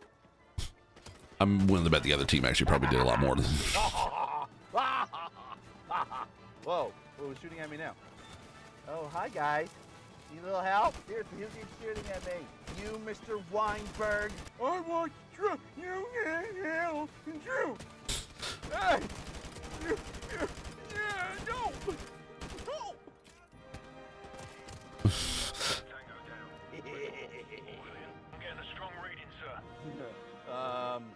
Strong reading in my pants. Okay, there's a way. Okay, hi. Whoa! Jeez! On crackers. It was my fault. I didn't do it. On your feet, soldier. We are leaving. Thanks, Price. This is on an angle. To the right. Again, I do miss doing these type of videos. I want to do more of them. I mean, I'm kind of sort of playing doing long forms on Twitch, but I do miss doing like the kind of the edited, shorter videos. Wow. I don't know, maybe I should start doing them again, but I don't know whether to do it on this channel or to do it on my second channel. All right, so I guess that is my first mission. An Infinity Ward, and now that's the beginning of the game. So it took me so long to be able to finish it to get to this point. Remastered. Thank you for watching. I've got more Blind Gamers on the way. Make sure you like, comment, and subscribe, and share this video and any of my videos to your friends, family, coworkers, others. Distant cousins, long lost relatives. The only other ones I have played on the original MW2 on PS3, Cold War Zombies, and a little bit of BO6 through Game Pass, but I wish I could also play it offline, considering that you could play all the other titles locally. Oh, that's fair. Yeah. Could you use the Twitch gameplay and edit it down? I could. Yeah, but I always feel like I'm not I'm not actively trying to be able to make content out of it. It's just more I'm making content out of those Twitch playthroughs, but I kind of feel like that I just I don't know whether the longer VODs are the way to go or maybe just try to edit these down, because not a lot of people sort of make these types of shorter videos. I don't know, maybe I'm wrong, maybe I'm watching the different type, a different kind of YouTube videos, but I don't see that many because this video is 15 minutes. No, not even. This is 5 minutes long. This is a 5-minute long video of the first. I'm just gonna. I don't know. I'm just gonna skip it because I have a weird face on my. But I don't see these kind of playthrough videos anymore. You definitely should see the longer versions though. Oh, and I do have Black Ops 3, but disconnect my PS5 from the internet before opening due to hackers. Oh, okay. I didn't realize that hackers could be able to can do that. Actually, shoot. I'm just checking again. See if my shirt is here. Nope. Still saying out for delivery. There's it. There we go. Refreshing it. Yep. Still says out for video. Out for delivery. Yeah. I don't know. I guess I could. I also don't have a lot of time to edit these. So maybe, I don't know. Maybe I could find a way to be able to take the VODs and maybe edit them down to the fun moments. And maybe do that on my main YouTube channel, but the full VOD on my second channel. I don't know. What do y'all think? What do y'all think? Is that would you do that? Would you watch that? If I did a shorter version of these on my main channel, but then also if you want the longer form, put it up on my second channel. Is that maybe the way to do it? Anyway, let me know. All right, let's. Ooh, this one was fun. So I got to actually I didn't have to do this. I wasn't asked necessarily to do this, but I was helping out because this is around the time on a radio station that we were rebranding the hip hop station of Toronto, or that we had. It was called Flow. It was originally Flow 935. Then it basically changed it to the Move 935, or 935 the Move. And they were starting up a new morning show with JJ King and Blake Carter. And this is Lindsay Van Stone. JJ now actually works he does a show on CBC radio. Blake actually is the voice, if not the kind of is part of the Garth Brooks radio channel network. She's on it was on the launch team, or she's the voice of that network or something like that. I think she lives in Nashville now. And then Lindsay, who's the producer of that morning show, she's actually funny enough, for those who live in Ontario, she is the communications director for Doug Ford. Yep. That's all I'll say about that. Like YouTube Shorts, maybe, I guess. I don't know. Probably stuck in traffic. I'm not too sure. I'm not sure what you mean. Anyway, so they were starting up this new morning show, and I was making videos with them, and I decided, oh, you know what? I felt like, let's promote the show, I guess. I don't know why I thought I could promote the show on my own YouTube channel, because I don't think anyone was watching my channel that would have listened to a hip hop radio station. Or it was kind of more throwbacks kind of music anyway. So I asked them, it's like, would you want to join me for a fun game of fibbage, which was basically kind of like Jack in the Box sort of deal. This one was it was fun to do, fun to play, but definitely was like, I don't know what I was thinking, thinking this was kind of a fun a good way to do this video. Anyway, I'll let you be the judge. We're good to go? Yeah, it's all right.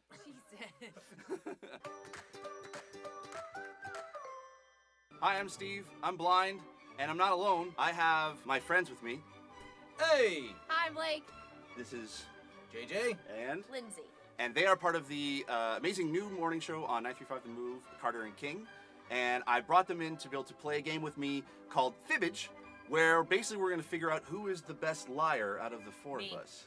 Yeah? Game over. So? Hi, Steve from the future here, wearing the exact same clothes. Unfortunately, we had a technical difficulty with the PlayStation, and it didn't record the first round of Fibbage. But I'm going to show maybe some clips of some funny moments between the first round that you may not understand the context of, but they were funny. This was fun to edit too.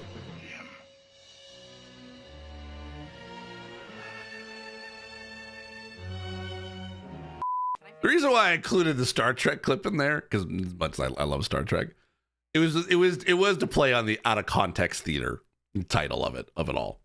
Because it's like when you show that clip, it looks like that they're about to kiss, right? But you don't understand the context of what the heck they were supposed to be doing. So, boo, Doug Ford. Yep, I know, Mike. Yep, let's just say I lost touch with Lindsay after she left to go work for them. Oh, the Canada Post truck. Oh, yeah, probably. I don't know. I can't remember how long it takes to be able to get packages from Canada Post ever since the strike. So I can never know anymore. Yeah. So anyway, so that's why I had the out of context theater. So anyway, enjoy. Really small feet. Who put that one? Kicking people in the ball. Oh, you are awful. Designed for atheists? ASL. Is that like 1992's Netflix and chill? Yes.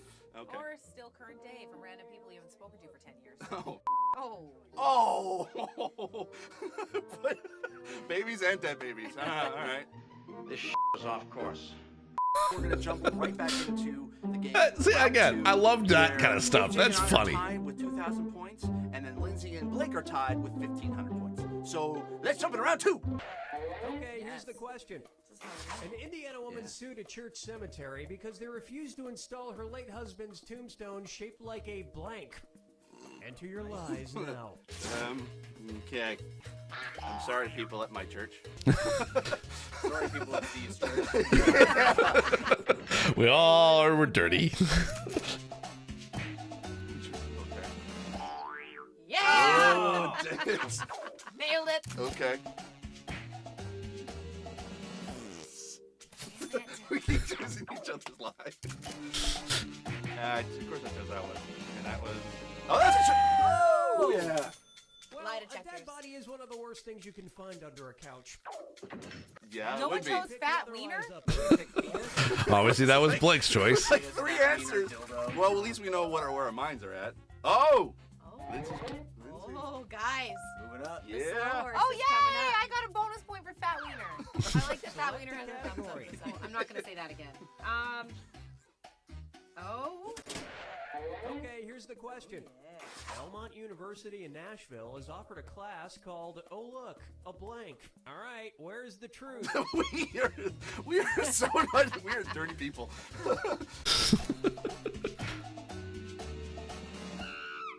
Oh. Looking like a man. Oh, God. So what you're telling me is it's... Yes! You chose... Dang it. Loves my answer. Yeah, we kept going back and forth. I kept choosing her. She kept choosing mine. I am the best! Oh, dang it. That was a good one. Dang it. Well, don't you feel foolish? Oh, look, a chicken? That was the... That does not... who teaches that? It's about embracing Well, Shark, thank you so much. Appreciate it. It's the beginning of the Papa J0, thank you so much for the follow. I appreciate it. I don't know why that's not coming up on screen. Who are we working with here? Just saying. We Oh, I are got a all- bonus point. we We are got all- bonus points for wiener and vagina. Yeah. Ooh, okay. Oh, wait, maybe. Yeah! I wanted lick! Sorry, I was way too excited. Yeah, you got... Okay. London went on a mission to lick every blank. Oh, now I remember one. That's okay. See, the alerts basically on Twitch didn't pop up. Damn it. I forgot about that. I'm so sorry.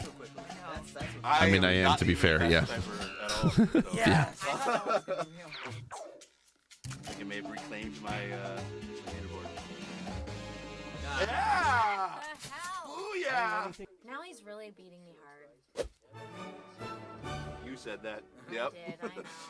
I don't know. Someone feels All right. Okay, I got that was this one is I played back this like the moment a few times when I was editing it because I was trying to find the right timing of it, the comedy timing. Now he's really beating me hard. You said that. Yep. I did, I know.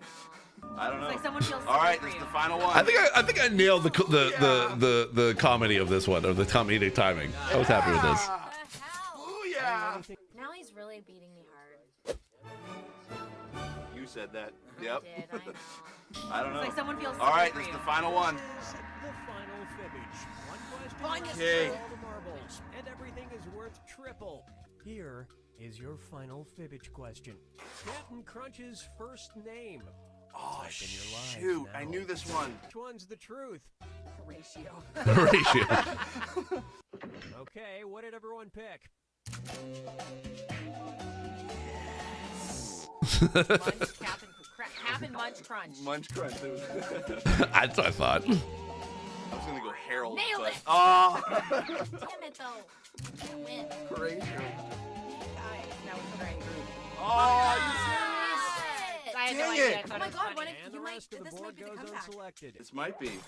Ah, Glenn with 2 and 3,000. All right, final score. Final scores. Oh! Yeah! Saylor brings it home in the end.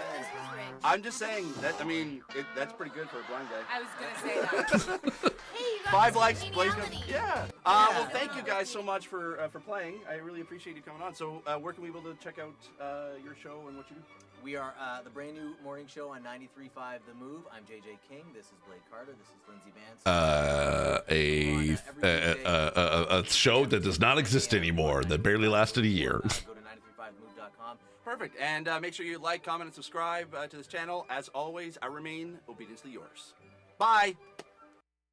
Hi, I'm Steve. I'm blind, Playing Battlefield 1. That's the next video. Oh my goodness. All right. Okay. Yeah. Let's watch this one. This one actually was funny. This one was funny. I remember this one. I am so excited. Yes. Steve, don't get too excited about Battlefield. I am really excited to be able to play Battlefield 1. I'm since it came out. I've been wanting to get it, but I got it over the holidays. I was so excited. My brother and I both asked for the same thing, and we both got it. So maybe I don't I'll remember that. Play some games with my brother on Battlefield 1. This is the game. When did this video come out? Long time. Loved it, long Oh, time. this is now 2017.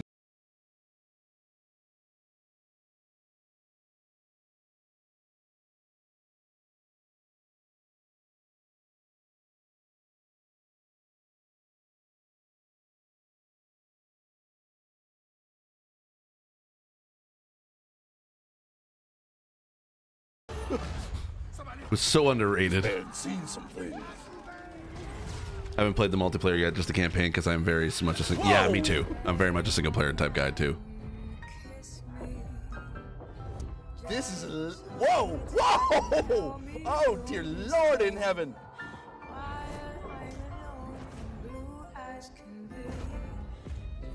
Ah, right in the head.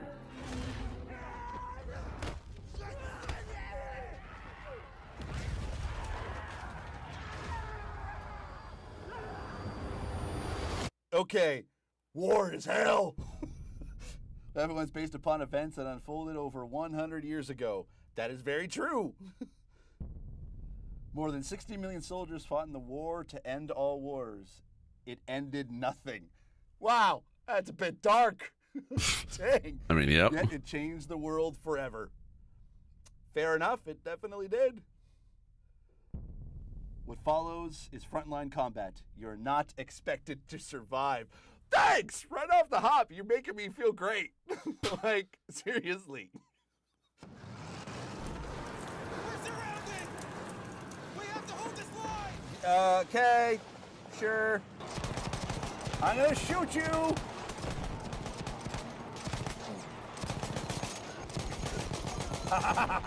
One of my favorite mechanics of this whole beginning of it is this part right here. Did I just die? Oh, I totally did! Oh, dear Lord!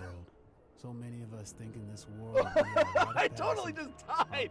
Wow! Let me tell you. Okay, all right. That's my favorite part. Like, regardless of what you think of the Battlefield campaign or the Battlefield games themselves, that to me, like, I didn't sort of clock in the moment. I only clocked, I think, during editing, or maybe I did during the gameplay. But it really sunk home for me was the idea of I love this intro again with the text at the beginning, like you're not expected to survive, and if you do die, you basically you are just one of those, in essence, sort of a nameless soldier, even though they do give you a name and a birth date and an end, it just.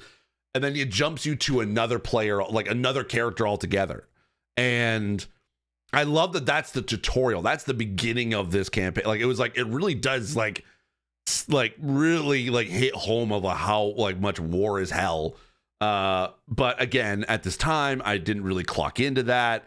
I was just thought it was funny that I was dying a lot. And basically I was kind of making fun of, oh my gosh, I'm literally killing all these characters. But so it did, like, it was retrospect. I thought about it after. I was like, man, that was a really cool way to start the game. So okay, I'm just gonna say it. I'm gonna kill more. The names of date of birth actually change every time you. Yep, exactly. Yep, that's what I love. Stop shooting at me! Whoa! Uh-oh, fire! Fire, I'm on fire! I'm on fire! Get away from me! I am on fire! I just died because I was on fire. Oh, well, see, I'm just killing people left and right. Like the tank, changed the shape of the war. Oh, dear Lord, this is dark. Luckily, they were mostly on our side.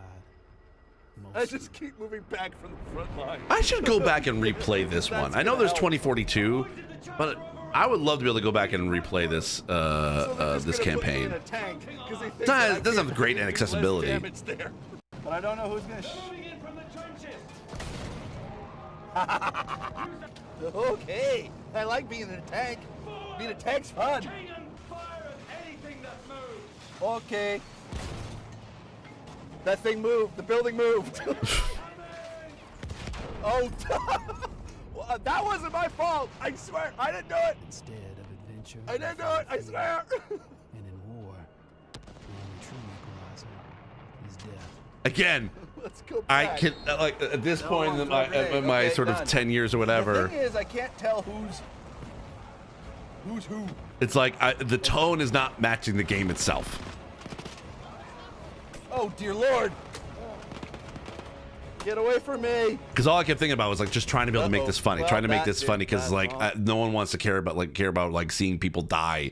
So they want people to see, like want to see people to like do extremely well in these games. So I thought my niche was I'd laugh at myself, so I got to be funny whenever I die, like because I'm going to constantly die over and over again, without really sort of understanding the what the game was trying to do with this. And with a name like Leland Donggate, hey, you deserve it. You deserve to die. See, yeah, the tone just How do I get did not around? clock in.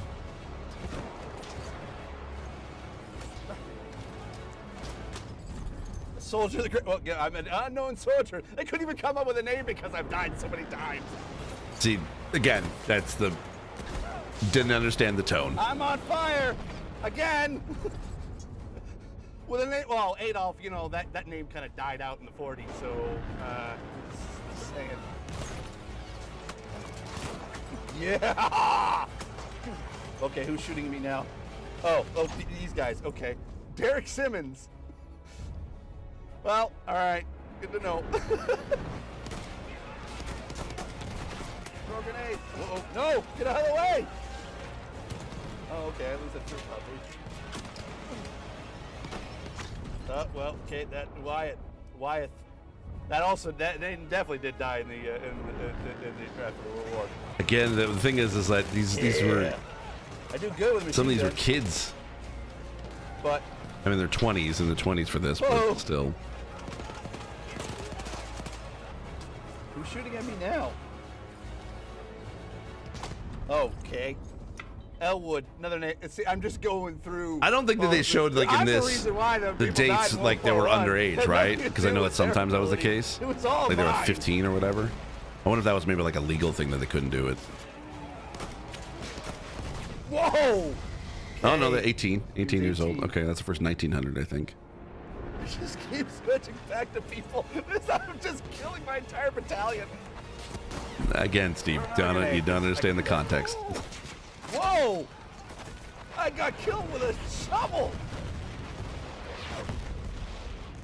No, you didn't. Wow. Dang.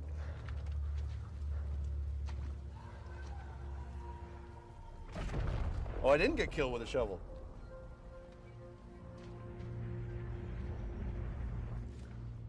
They push. We push. Every once in a while, we push hard enough that the light breaks through the clouds. Oh. I think this is when it started to hit. The war glimmers. Oh. Just out of reach.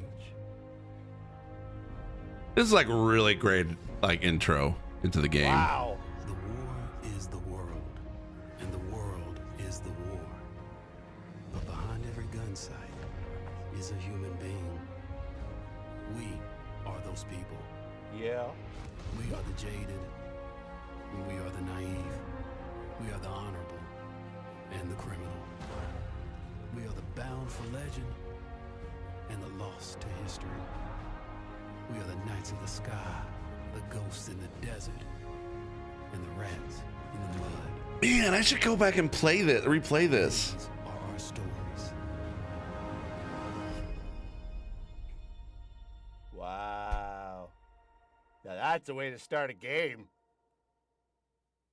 Holy crap. So that's it for me. I hope you Yeah, again, it's like, I hope you enjoyed that. Oh, past Steve, yep. What's the game again? Battlefield 1. So this is in the Battlefield series, but this was like set during the time of World War One. Yeah, I imagine the U.S. and Canada education didn't really touch in World War One, but in Britain it covered it as almost a wiped out generation. Yeah, they did cover it a little bit in I do remember covering history. For sure. So I knew because there was a lot of Canadians that also were part of World War One as well. But Yeah, again, it was that. I think that was kind of the thing that I learned the most is like, I think that's why I felt like I've matured a lot. And if you think about like what the thing has changed the most, me personally, I think I just matured a lot. And I realized that gaming is like, I don't have to try to be funny in order to be able to make a video entertaining. Like people are coming to see me and I don't have to try to be funny. Like I feel like at times that, yes, I was entertained. Like I was like entertaining. It wasn't to say I like it that none of my jokes landed, but it was something that I feel like, okay, there's a time and a place. I think that's really what it comes down to. Definitely a time and a place. Toasty, hello. Thank you so much. Happy 10 years. Yes. It's even more poignant in New Zealand. There were even entire families wiped out on account of Gallipoli. I can't pronounce that. I've never been able to pronounce it correctly. World War I is a very different overseas. Peter Jackson created a documentary called "They Shall Not Grow Old," which was digitally restored World War I footage. It was amazing. Oh, I should probably check that out, dude. We all learn, and we all learn by taking chances. Yep, exactly. At this time, I thought that, in order to be able to be a Let's Player, I need to be funny. Like, because that's how I saw a lot of Let's Players. Like, people like Markiplier or like Jacksepticeye or just even, like, at that time, I was like, they were funny. And I was like, I wanted to be funny. I wanted to be seen as, like, a funny Let's Player. But not realizing that the thing that people would be interested in was my disability and my blindness. Like, again, it took me up until 2017 that's when accessibility started to really kick in for me. That's when I started to learn more about accessibility. I started being asked about, like, from developers and to be at speaking. Like, again, when there was one time, like, in this same year that I'm making these, like, that I'm now in. So basically the videos that I'm coming up on are 2017. The thing that I started to realize was, like, because it was one conference that, like, this is when when I came with the realization, the epiphany of, it wasn't that I sucked at games, that games sucked for me. It was literally on stage at a conference, an accessibility, like a game developers conference called UX Summit. And it was in Toronto. And I was on a panel with people from Naughty Dog, from Microsoft, from EA. And I thought I was there from the gamer's perspective. I did not think that it was essentially accessibility was kind of wild. Yes, I knew that was part of the name of the panel, but I didn't really clue into that. I just thought, like, you know what? I'm the gamer in the room. I'm the YouTuber of the room. Like, that's how I saw myself. It wasn't until after that I realized, oh no, like, accessibility is a lot more than that. And that's what sort of led me down that path.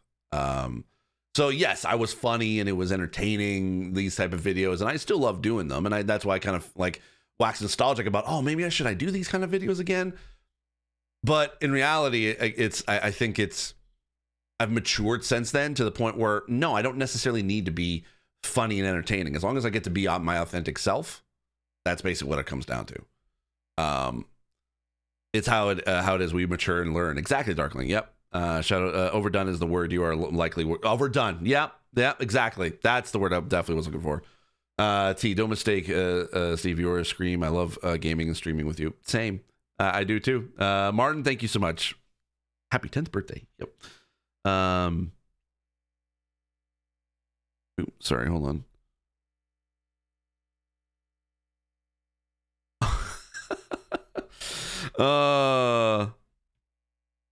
Hold on, I gotta reply. I gotta send an email to my dad.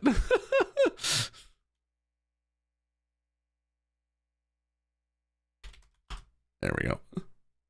He sent me an email being like, "Where do I buy your shirt?"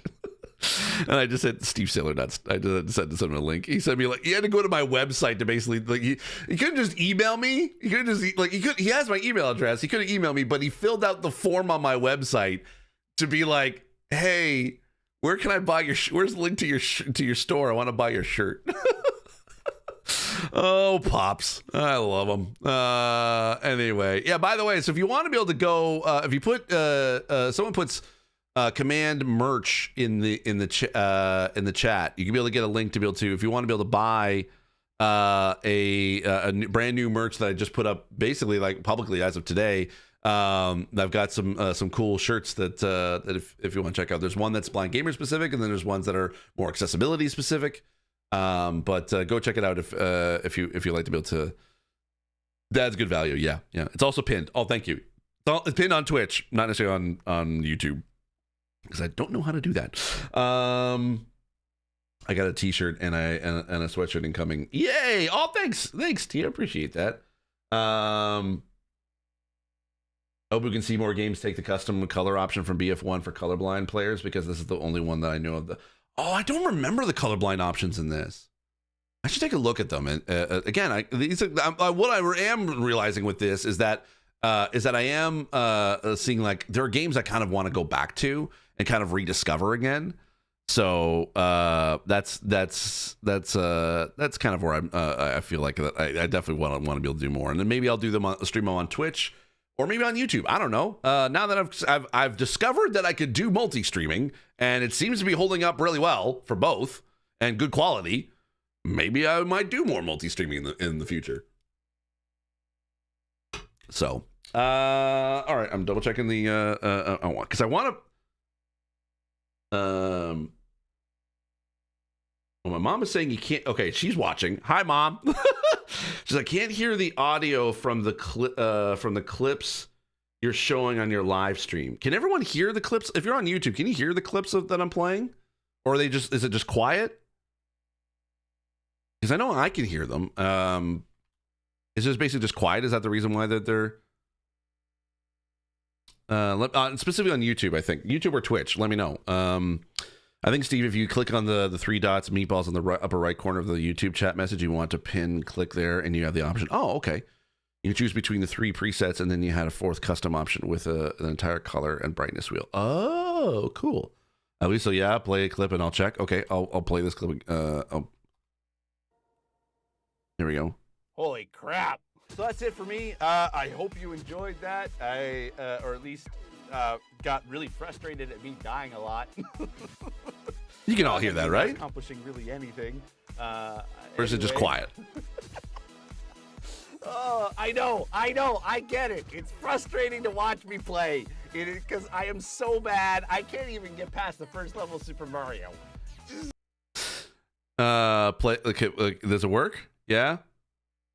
It's working? Okay, so you can hear it. Okay, it's probably just quiet. Okay. This is what you come to expect. All right. Okay? Anyway. This one. Oh, when I played Minecraft. I'm blind. This is actually the first time playing Minecraft. It sounds good on Twitch. Okay. Nah, sounds fine to me. Maybe Mom's volume. Okay, or it could be the clip volume was low, whatever clip it was. Sorry, Mom. Hi, Chris. Well, how are you? Welcome on in. I can hear the clips. Okay, good. Thank you.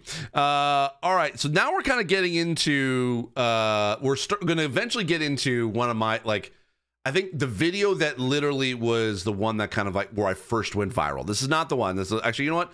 I think I'm going to skip this one. I'm going to go straight to that. I'm going to guess the next video is, I'm blind. This was, the YouTube Space Toronto. Hold on. So this was a huge deal for me. This is where I got to try VR for the very first time. This was not only a huge deal for me in general, for like just like for views wise, because this video currently is sitting at 47,000 views. Now this is not a lot in grand scheme of things, but this is like one of my like most viewed videos on my YouTube channel. It went viral very quick, like relatively quickly after I posted it. It did okay at the beginning. But then it started getting posted on Reddit, and then it got posted on a bunch of different Reddit boards across the entire site. They got picked up by a few news outlets. Like this was like I was getting like 2,000 views an hour. Like it was not actually not even. It was probably less than like every like. Yeah, I don't know. Like I'm guesstimating like 2,000 views an hour. Like that was a huge thing for me at the time.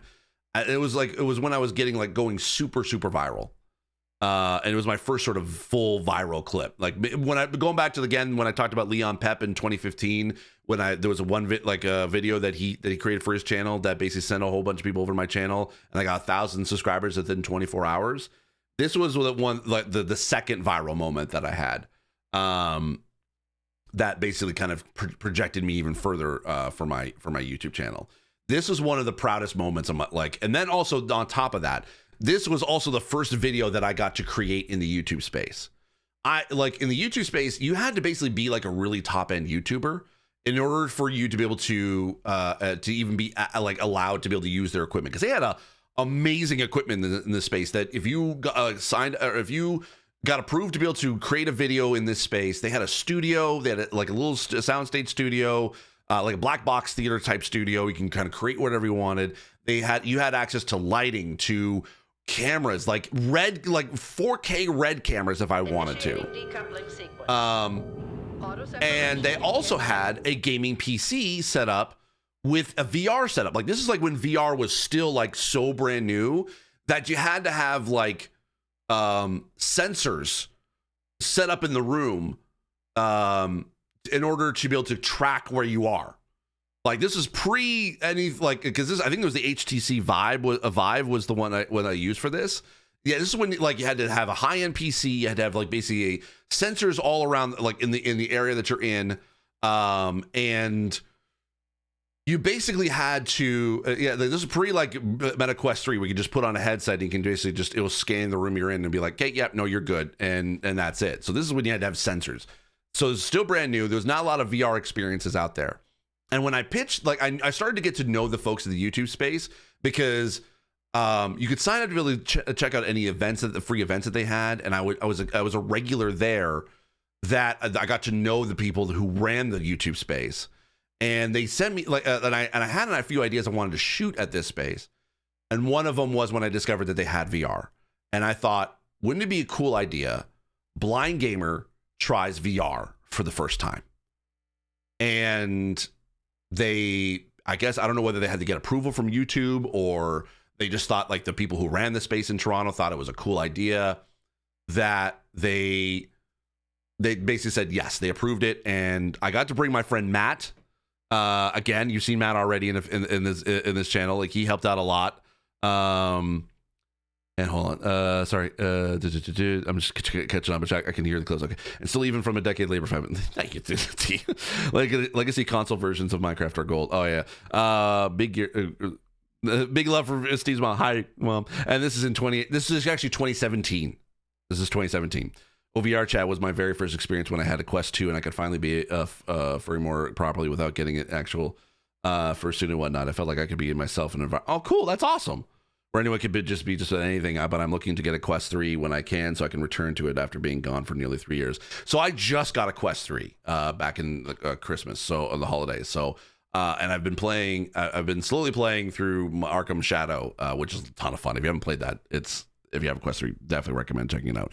But so this video, I will admit, this is where I started to kind of mature a little bit as a YouTuber. I still had the same fun and hilarious, like entertaining aspect when I get into the gameplay. But this is when I started to kind of like craft the story of trying things for the first time. This was like, you'll see there's some videos that I did in this channel where I tried certain things in real life for the first time that I would normally play in video games. Like I used to call them Blind Gamer IRL. This was kind of that sort of first foray into that. Because of how much access I got to this YouTube space, I really put a lot of effort into this video.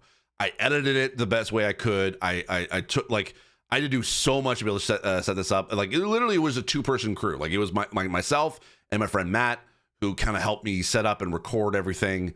So that way I could just sort of focus in on the gameplay itself while he filmed and sort of ran everything else.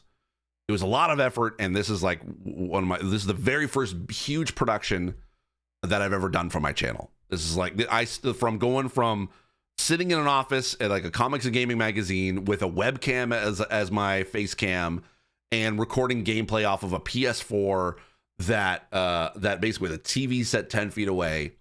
This is the first time that I ever got to have like a big production into when I'm making YouTube videos. So enjoy this. Hi, I'm Steve, I'm blind, and thanks to the YouTube Space Toronto, I'm about to try VR for the very first time. Yes!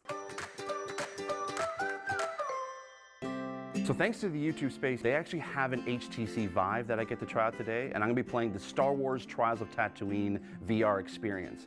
Now, the thing is about VR, I was always reluctant to try it because I can't see that well. I have to be very close in order to be able to see anything. And I've been told the best way to experience it is without my glasses on. I've never been able to play a video game ever without my glasses. So I'm really, really excited to give this a shot. All right. Here we go. And a long time ago in a galaxy far, far away. Ah, this is so neat. Star Wars. This is so cool. Trials on Tatooine. One hopeful Padawan. Boy, VR has come a long way since then. The ways of the just in the span of like on a distant desert 8 years. World, an important delivery from Han Solo. So I can't really see. I don't even know where I'm pointing to. I can't really see the text that well. So far I can see, but it's just a little bit out of focus. But I'm excited. This is really cool. Oh, there's a planet. So I'm glad I explained it. Yeah, I could sort of see the text, but not really. It was very blurry. Whoa! Oh, the Millennium Falcon. That was so cool. Holy. Oh, what the? Are you on Tatooine? I am. Oh my God. That's the Millennium. I forgot, actually, I had Matt basically put on a mic too so he can talk to me. Holy crap. Whoa, whoa, whoa. Don't land on me. Don't land on me. Don't land on me. What are you doing? No, get away from me. Get away. This is so... I'm standing underneath the Millennium Falcon. You reading me, kid? Don't Yes. get your hopes up. I'm not here to bring you home. Your teacher wanted me to drop something off, so it looks like you'll be sticking around this sandbox for a while. That's R2! Oh my gosh. So this video allowed me to since it went when it went viral, I got to talk to the ILM X Lab folks who made this. This is for like they were a little team within ILM to create these VR type experiences, or these like experiences, these Star Wars type experiences, or basically experiences like using their properties. And this was the first one that they made. I got to actually talk to the developers after that. So the team at ILM got to see this video, and I got to meet them. I didn't get there wasn't like official like sort of opportunity. I would love to have been able to go to ILM. That never really came to happen. But because the only way I knew about it was because it was at a conference that I met the some of the developers who worked at ILM, and they told me that they all seen this video. Whoa, whoa! Ah, freaking TIE fighters! Help me, R2. Oh, shit! Ah! What the heck? Ah! There's a thing up there! It exploded! Oh! Hey down there! Hi! What do you see? What's the damage like out there? It looks fine. Motor lifter fell out. What do you mean it fell out? Hey kid, lower that inverter so R2 can take a look. Oh, okay. Oh.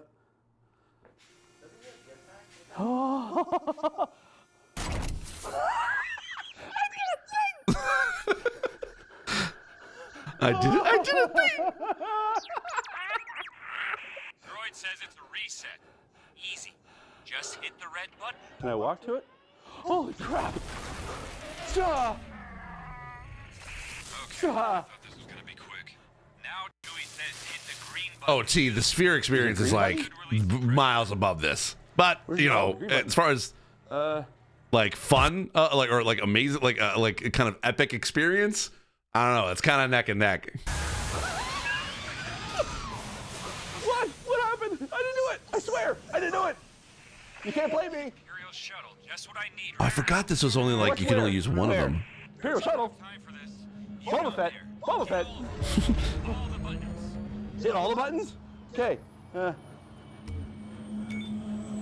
Yes, I did it. The droid's got your gift from Luke. Looks Gift like from you're Luke. gonna need it. What? Oh, it's a freaking lightsaber. No, no. You've got company. Cover that droid. Yes! Come and get me! buttholes! Come and get me.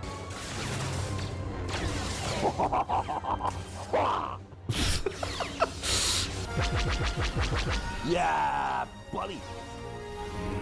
I gotta find out where Who's the blind gamer now? Good luck with whatever Luke has you doing down here.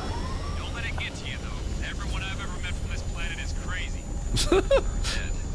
What?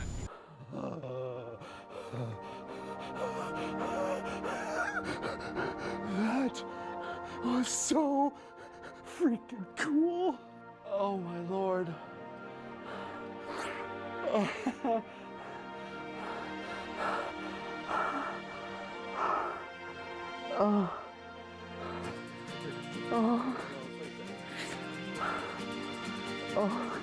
I did not plan to, like, this was not planned. This was my honest reaction out of this.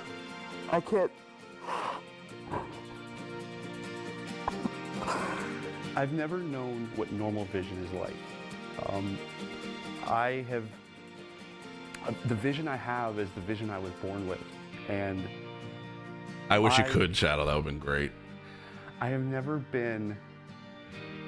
never felt like I was in a game until today. Being on the planet, being on literally Tatooine is not only a boyhood dream of mine to be in Star Wars, but I was literally in Star Wars. Oh, why?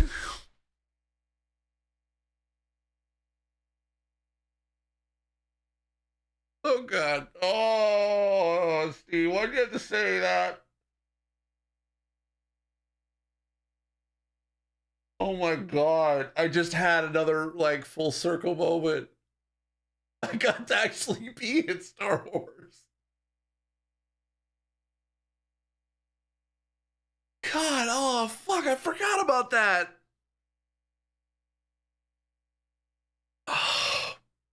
For those who don't know, I didn't even, oh my God, I didn't even realize I said that. Yeah, for those who don't know, I'm in Star Wars Outlaws. Sort of. So, last year, Ubisoft was creating a bunch of audio descriptions for the game, for Star Wars Outlaws. And they needed to, in order to do proper audio descriptions, you need to be able to have, there's certain aliens that talk in Star Wars that basically the only way you know what they're saying is via subtitles. So I was asked to play probably one of the most famous characters in Star Wars that you could only know what they're saying via subtitles. And that's Jabba the Hutt. So if you watch or if you play the game with audio descriptions on, you hear me being Jabba the Hutt reading the lines. I'm the English voice of Jabba the Hutt. And I just realized, like, that again, it's like what I'm realizing today is that there's so many things that have come full circle since starting this series that I just, like, the boyhood dream of mine, just like to say in this video back like 8 years ago, little would I, like, this 8-year-old, like this 8-year younger version of me got to not only experience this amazing Star Wars, like, VR experience, to go 8 years later to actually be like, like, mine to literally Tatooine is not only a boyhood dream of mine to be in Star Wars, but I was literally in Star Wars. Like, oh my God, man. That is so cool.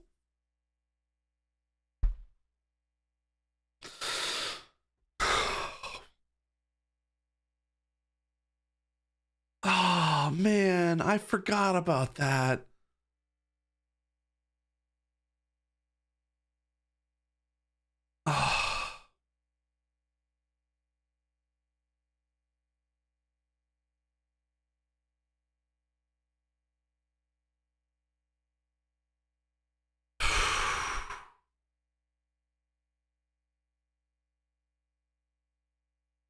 I forgot about all that. Oh, man.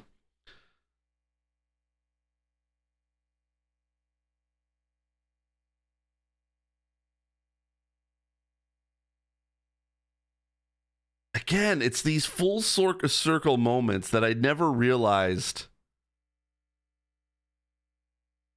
Hi, Kipako. Welcome on in. Now I have been in Star Wars more than one way. Yeah, Keen, you're absolutely right. I forgot about that. I forgot I even said that. Because I knew I was going to include this video. I knew I knew this video I was going to include because it was, again, one of my sort of... Of course, why does everything keep calling me right about now? I'm going to send a voicemail just in case, but... Like... Oh,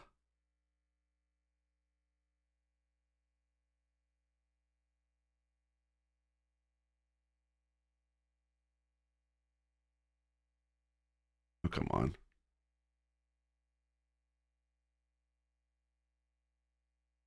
Okay, yeah, it is definitely a spam message. But yeah, like to again, I had so many full circle moments from watching these videos. Like I knew I was going to include this video because it was, again, one of my a touchstone for my YouTube channel. And again, this was also, again, you gotta think about it. This was 2 years after starting Blind Gamer. This is before I started working on accessibility.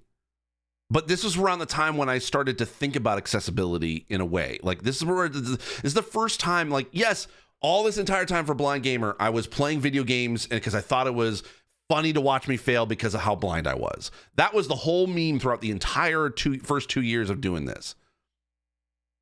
I never once sort of thought about sort of sharing my experience as a disabled player in this sort of way. Yes, this is meant to, like, this little part right here, this video does tug at the heartstrings. I understand that. But this is my genuine reaction to playing this game. Also, I should probably mention this. I think this came out in February of 2017. I recorded this. I think it was the day before. It wasn't my birthday. But it was the same day that I had my birthday party. I was supposed to go to my birthday party that night after recording this. I remember that because I recognized that jacket. I just bought that jacket like the day before. This is like sort of my like kind of like, oh, I'm gonna be creating this big production video. I should probably look great, and then. Also, I thought, okay, well, you know, I'll also like this will be like what I'll wear to my birthday party. I recorded this like around my birthday, and it was not only such a cool birthday experience. It took me 2 months to be able to edit this, but it was just this was like again, and then to see this now like full circle, like playing VR, like a Star Wars experience in VR, to actually get to be in Star Wars. And also getting to go to Star Wars Galaxy's Edge in real life at Disneyland, getting to be on the Millennium Falcon and getting to go on the Rise of Resistance, building my own lightsaber 3 times now. Again, it's just I love that today has been me reminiscing on this, but seeing so many full circle moments that I never thought possible. I never felt more alive playing a video game than I have ever. I played video games since I was a kid, but I always had to sit within 2 feet in front of the screen, and even then I still couldn't really see properly.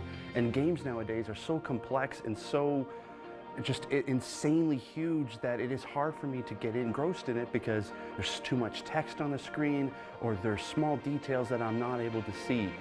And playing this experience in VR is the closest I've ever felt like I'm included too. I'm a gamer too. I am 100% in on VR. I love this. I love this. Okay. I'm done. Where are my glasses?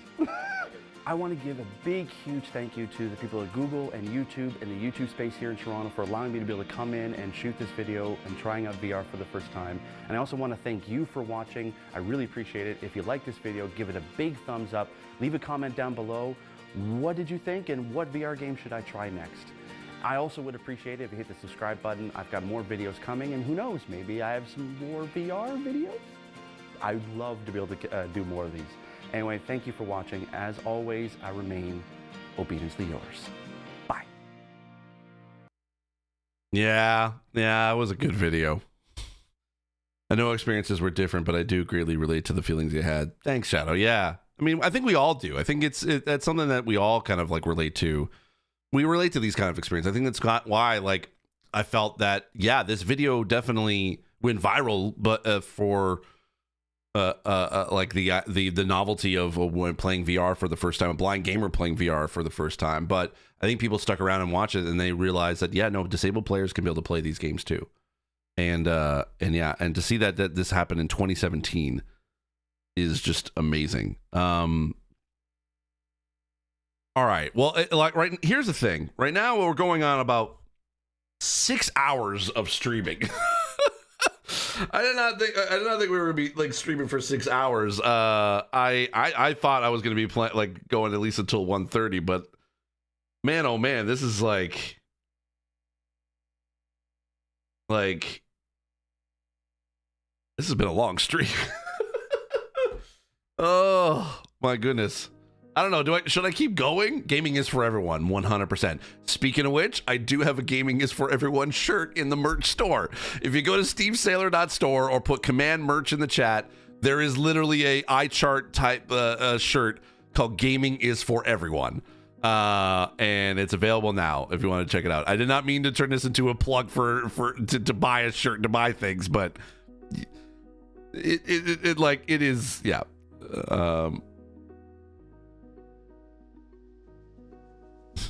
Go eat. I should probably go eat.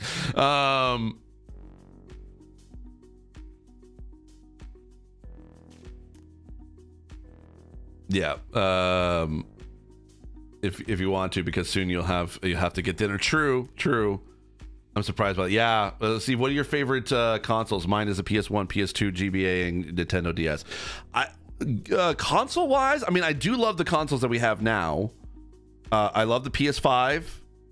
I love the Xbox Series X. As far as like retro consoles, I think probably I've always had a soft spot for Super Nintendo, and then also the PS2, and probably my favorite all time that I'm so sad I did not I don't have this to this day is my Game Boy Advance SP. It was a cobalt blue Game Boy Advance SP, and I still don't have it. I have the Analog Pocket in that color now, so I do have a Game Boy in that same color. But I do miss my Game Boy Advance SP. That was had always been my favorite.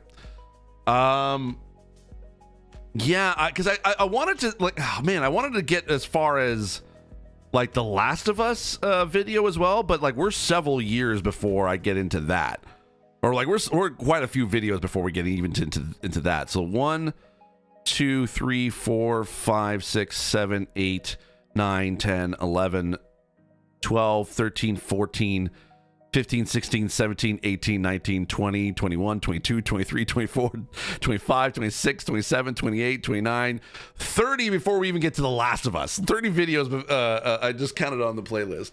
And I don't want to skip them all to get to The Last of Us, because that's a big jump to go from 2017 all the way to 2020. So I don't know, maybe like, y'all, what do you think of maybe like, do I do this week of basically just of reminiscing and going back and watching all videos? Are you okay with me stretching this out as like the whole week of streams is going to be that, or would you like me to kind of like go back to like just keep this as a one-off like special stream for today, and then that's it? I'm kind of leaning towards the latter. I thought you were. I hadn't thought about it. I thought I was going to go through like not all of them today, but I thought I was going to at least get up to The Last of Us, which was going to be like the kind of the big moment that kind of projected even further. That was another one of those viral moments, but I didn't think we would only be like, how many videos are we into this?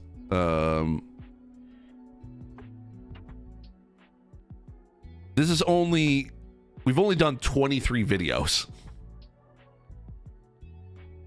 No. Celebrate the week, man. You have a lot of accomplishments to share. I mean, sure, but I don't know. Is that interesting? I've always kind of promoted it as today only. I don't know. We'll decide it because I still want to get back to on my Twitch channel. If you haven't followed, if you're on YouTube, you haven't followed my Twitch channel. I've been playing Silent Hill 2 remake on there, and that's been a lot of fun to do. And I want to continue to keep playing that. I always feel like if I try to be able to continue with this, though, like there won't be as many people sort of enjoying, like, jumping in and watching it. I don't know. I would love to see more of it. You would? Okay. I'm perfectly fine with either one, but I also loved seeing your VR reaction. Thank you. Like, yeah, so it's, I think that's, okay. I'm going to jump ahead to one VR video because I feel like that. No, actually, no, this is a good way to end it. I think this is a good way to end it. Tries VR for the first time. That is now covering the first 2 years of Blind Gamer.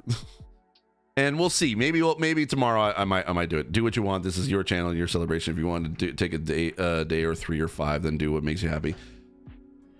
Yeah, we'll see. I'll decide tomorrow. But for those who don't know, on YouTube, who are not used to my Twitch streams, I stream every Monday to Thursday, 10:30 a.m. Eastern to roughly about 1:30 p.m. Eastern.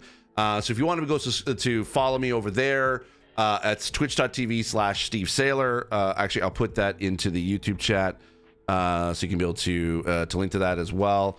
I may do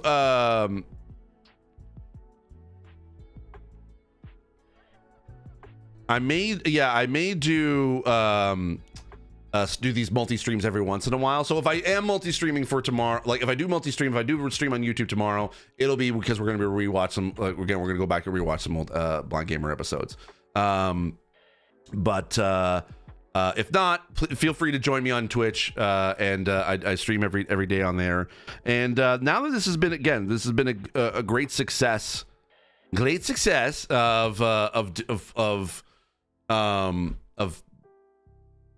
of streaming both, doing a multi-stream of Twitch and YouTube. I definitely feel like I'm going to do more of these now that I've got a setup that basically that works for that. Yep. Hey, Yumi, hey, there you go. You're on YouTube. Yeah, it pops up. So yeah, because I got multi-chat on there. I've got multi-stream. Yeah, this'll work, I think. So yeah, I'm again. Follow me if you want to subscribe to my YouTube channel. I really appreciate it. If you're not subscribed to my YouTube channel, if you're on Twitch, I will put that into the chat as well. There we go. And yeah, go subscribe to me over there because I definitely could use the subscriptions. Anyway, so I think that, this is where I'm going to end it because it's been a long day. Been streaming for now going on 6 hours and 15 minutes. I thought I could be able to like stream and wait until my shirt comes. So I'm gonna try one more time or refresh it one more time, see if it's here.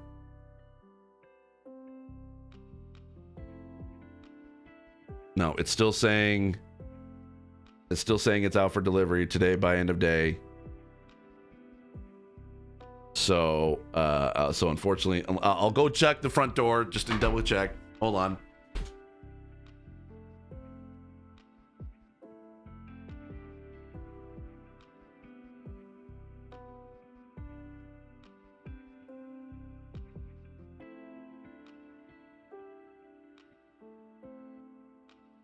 Nope, nothing there. All right.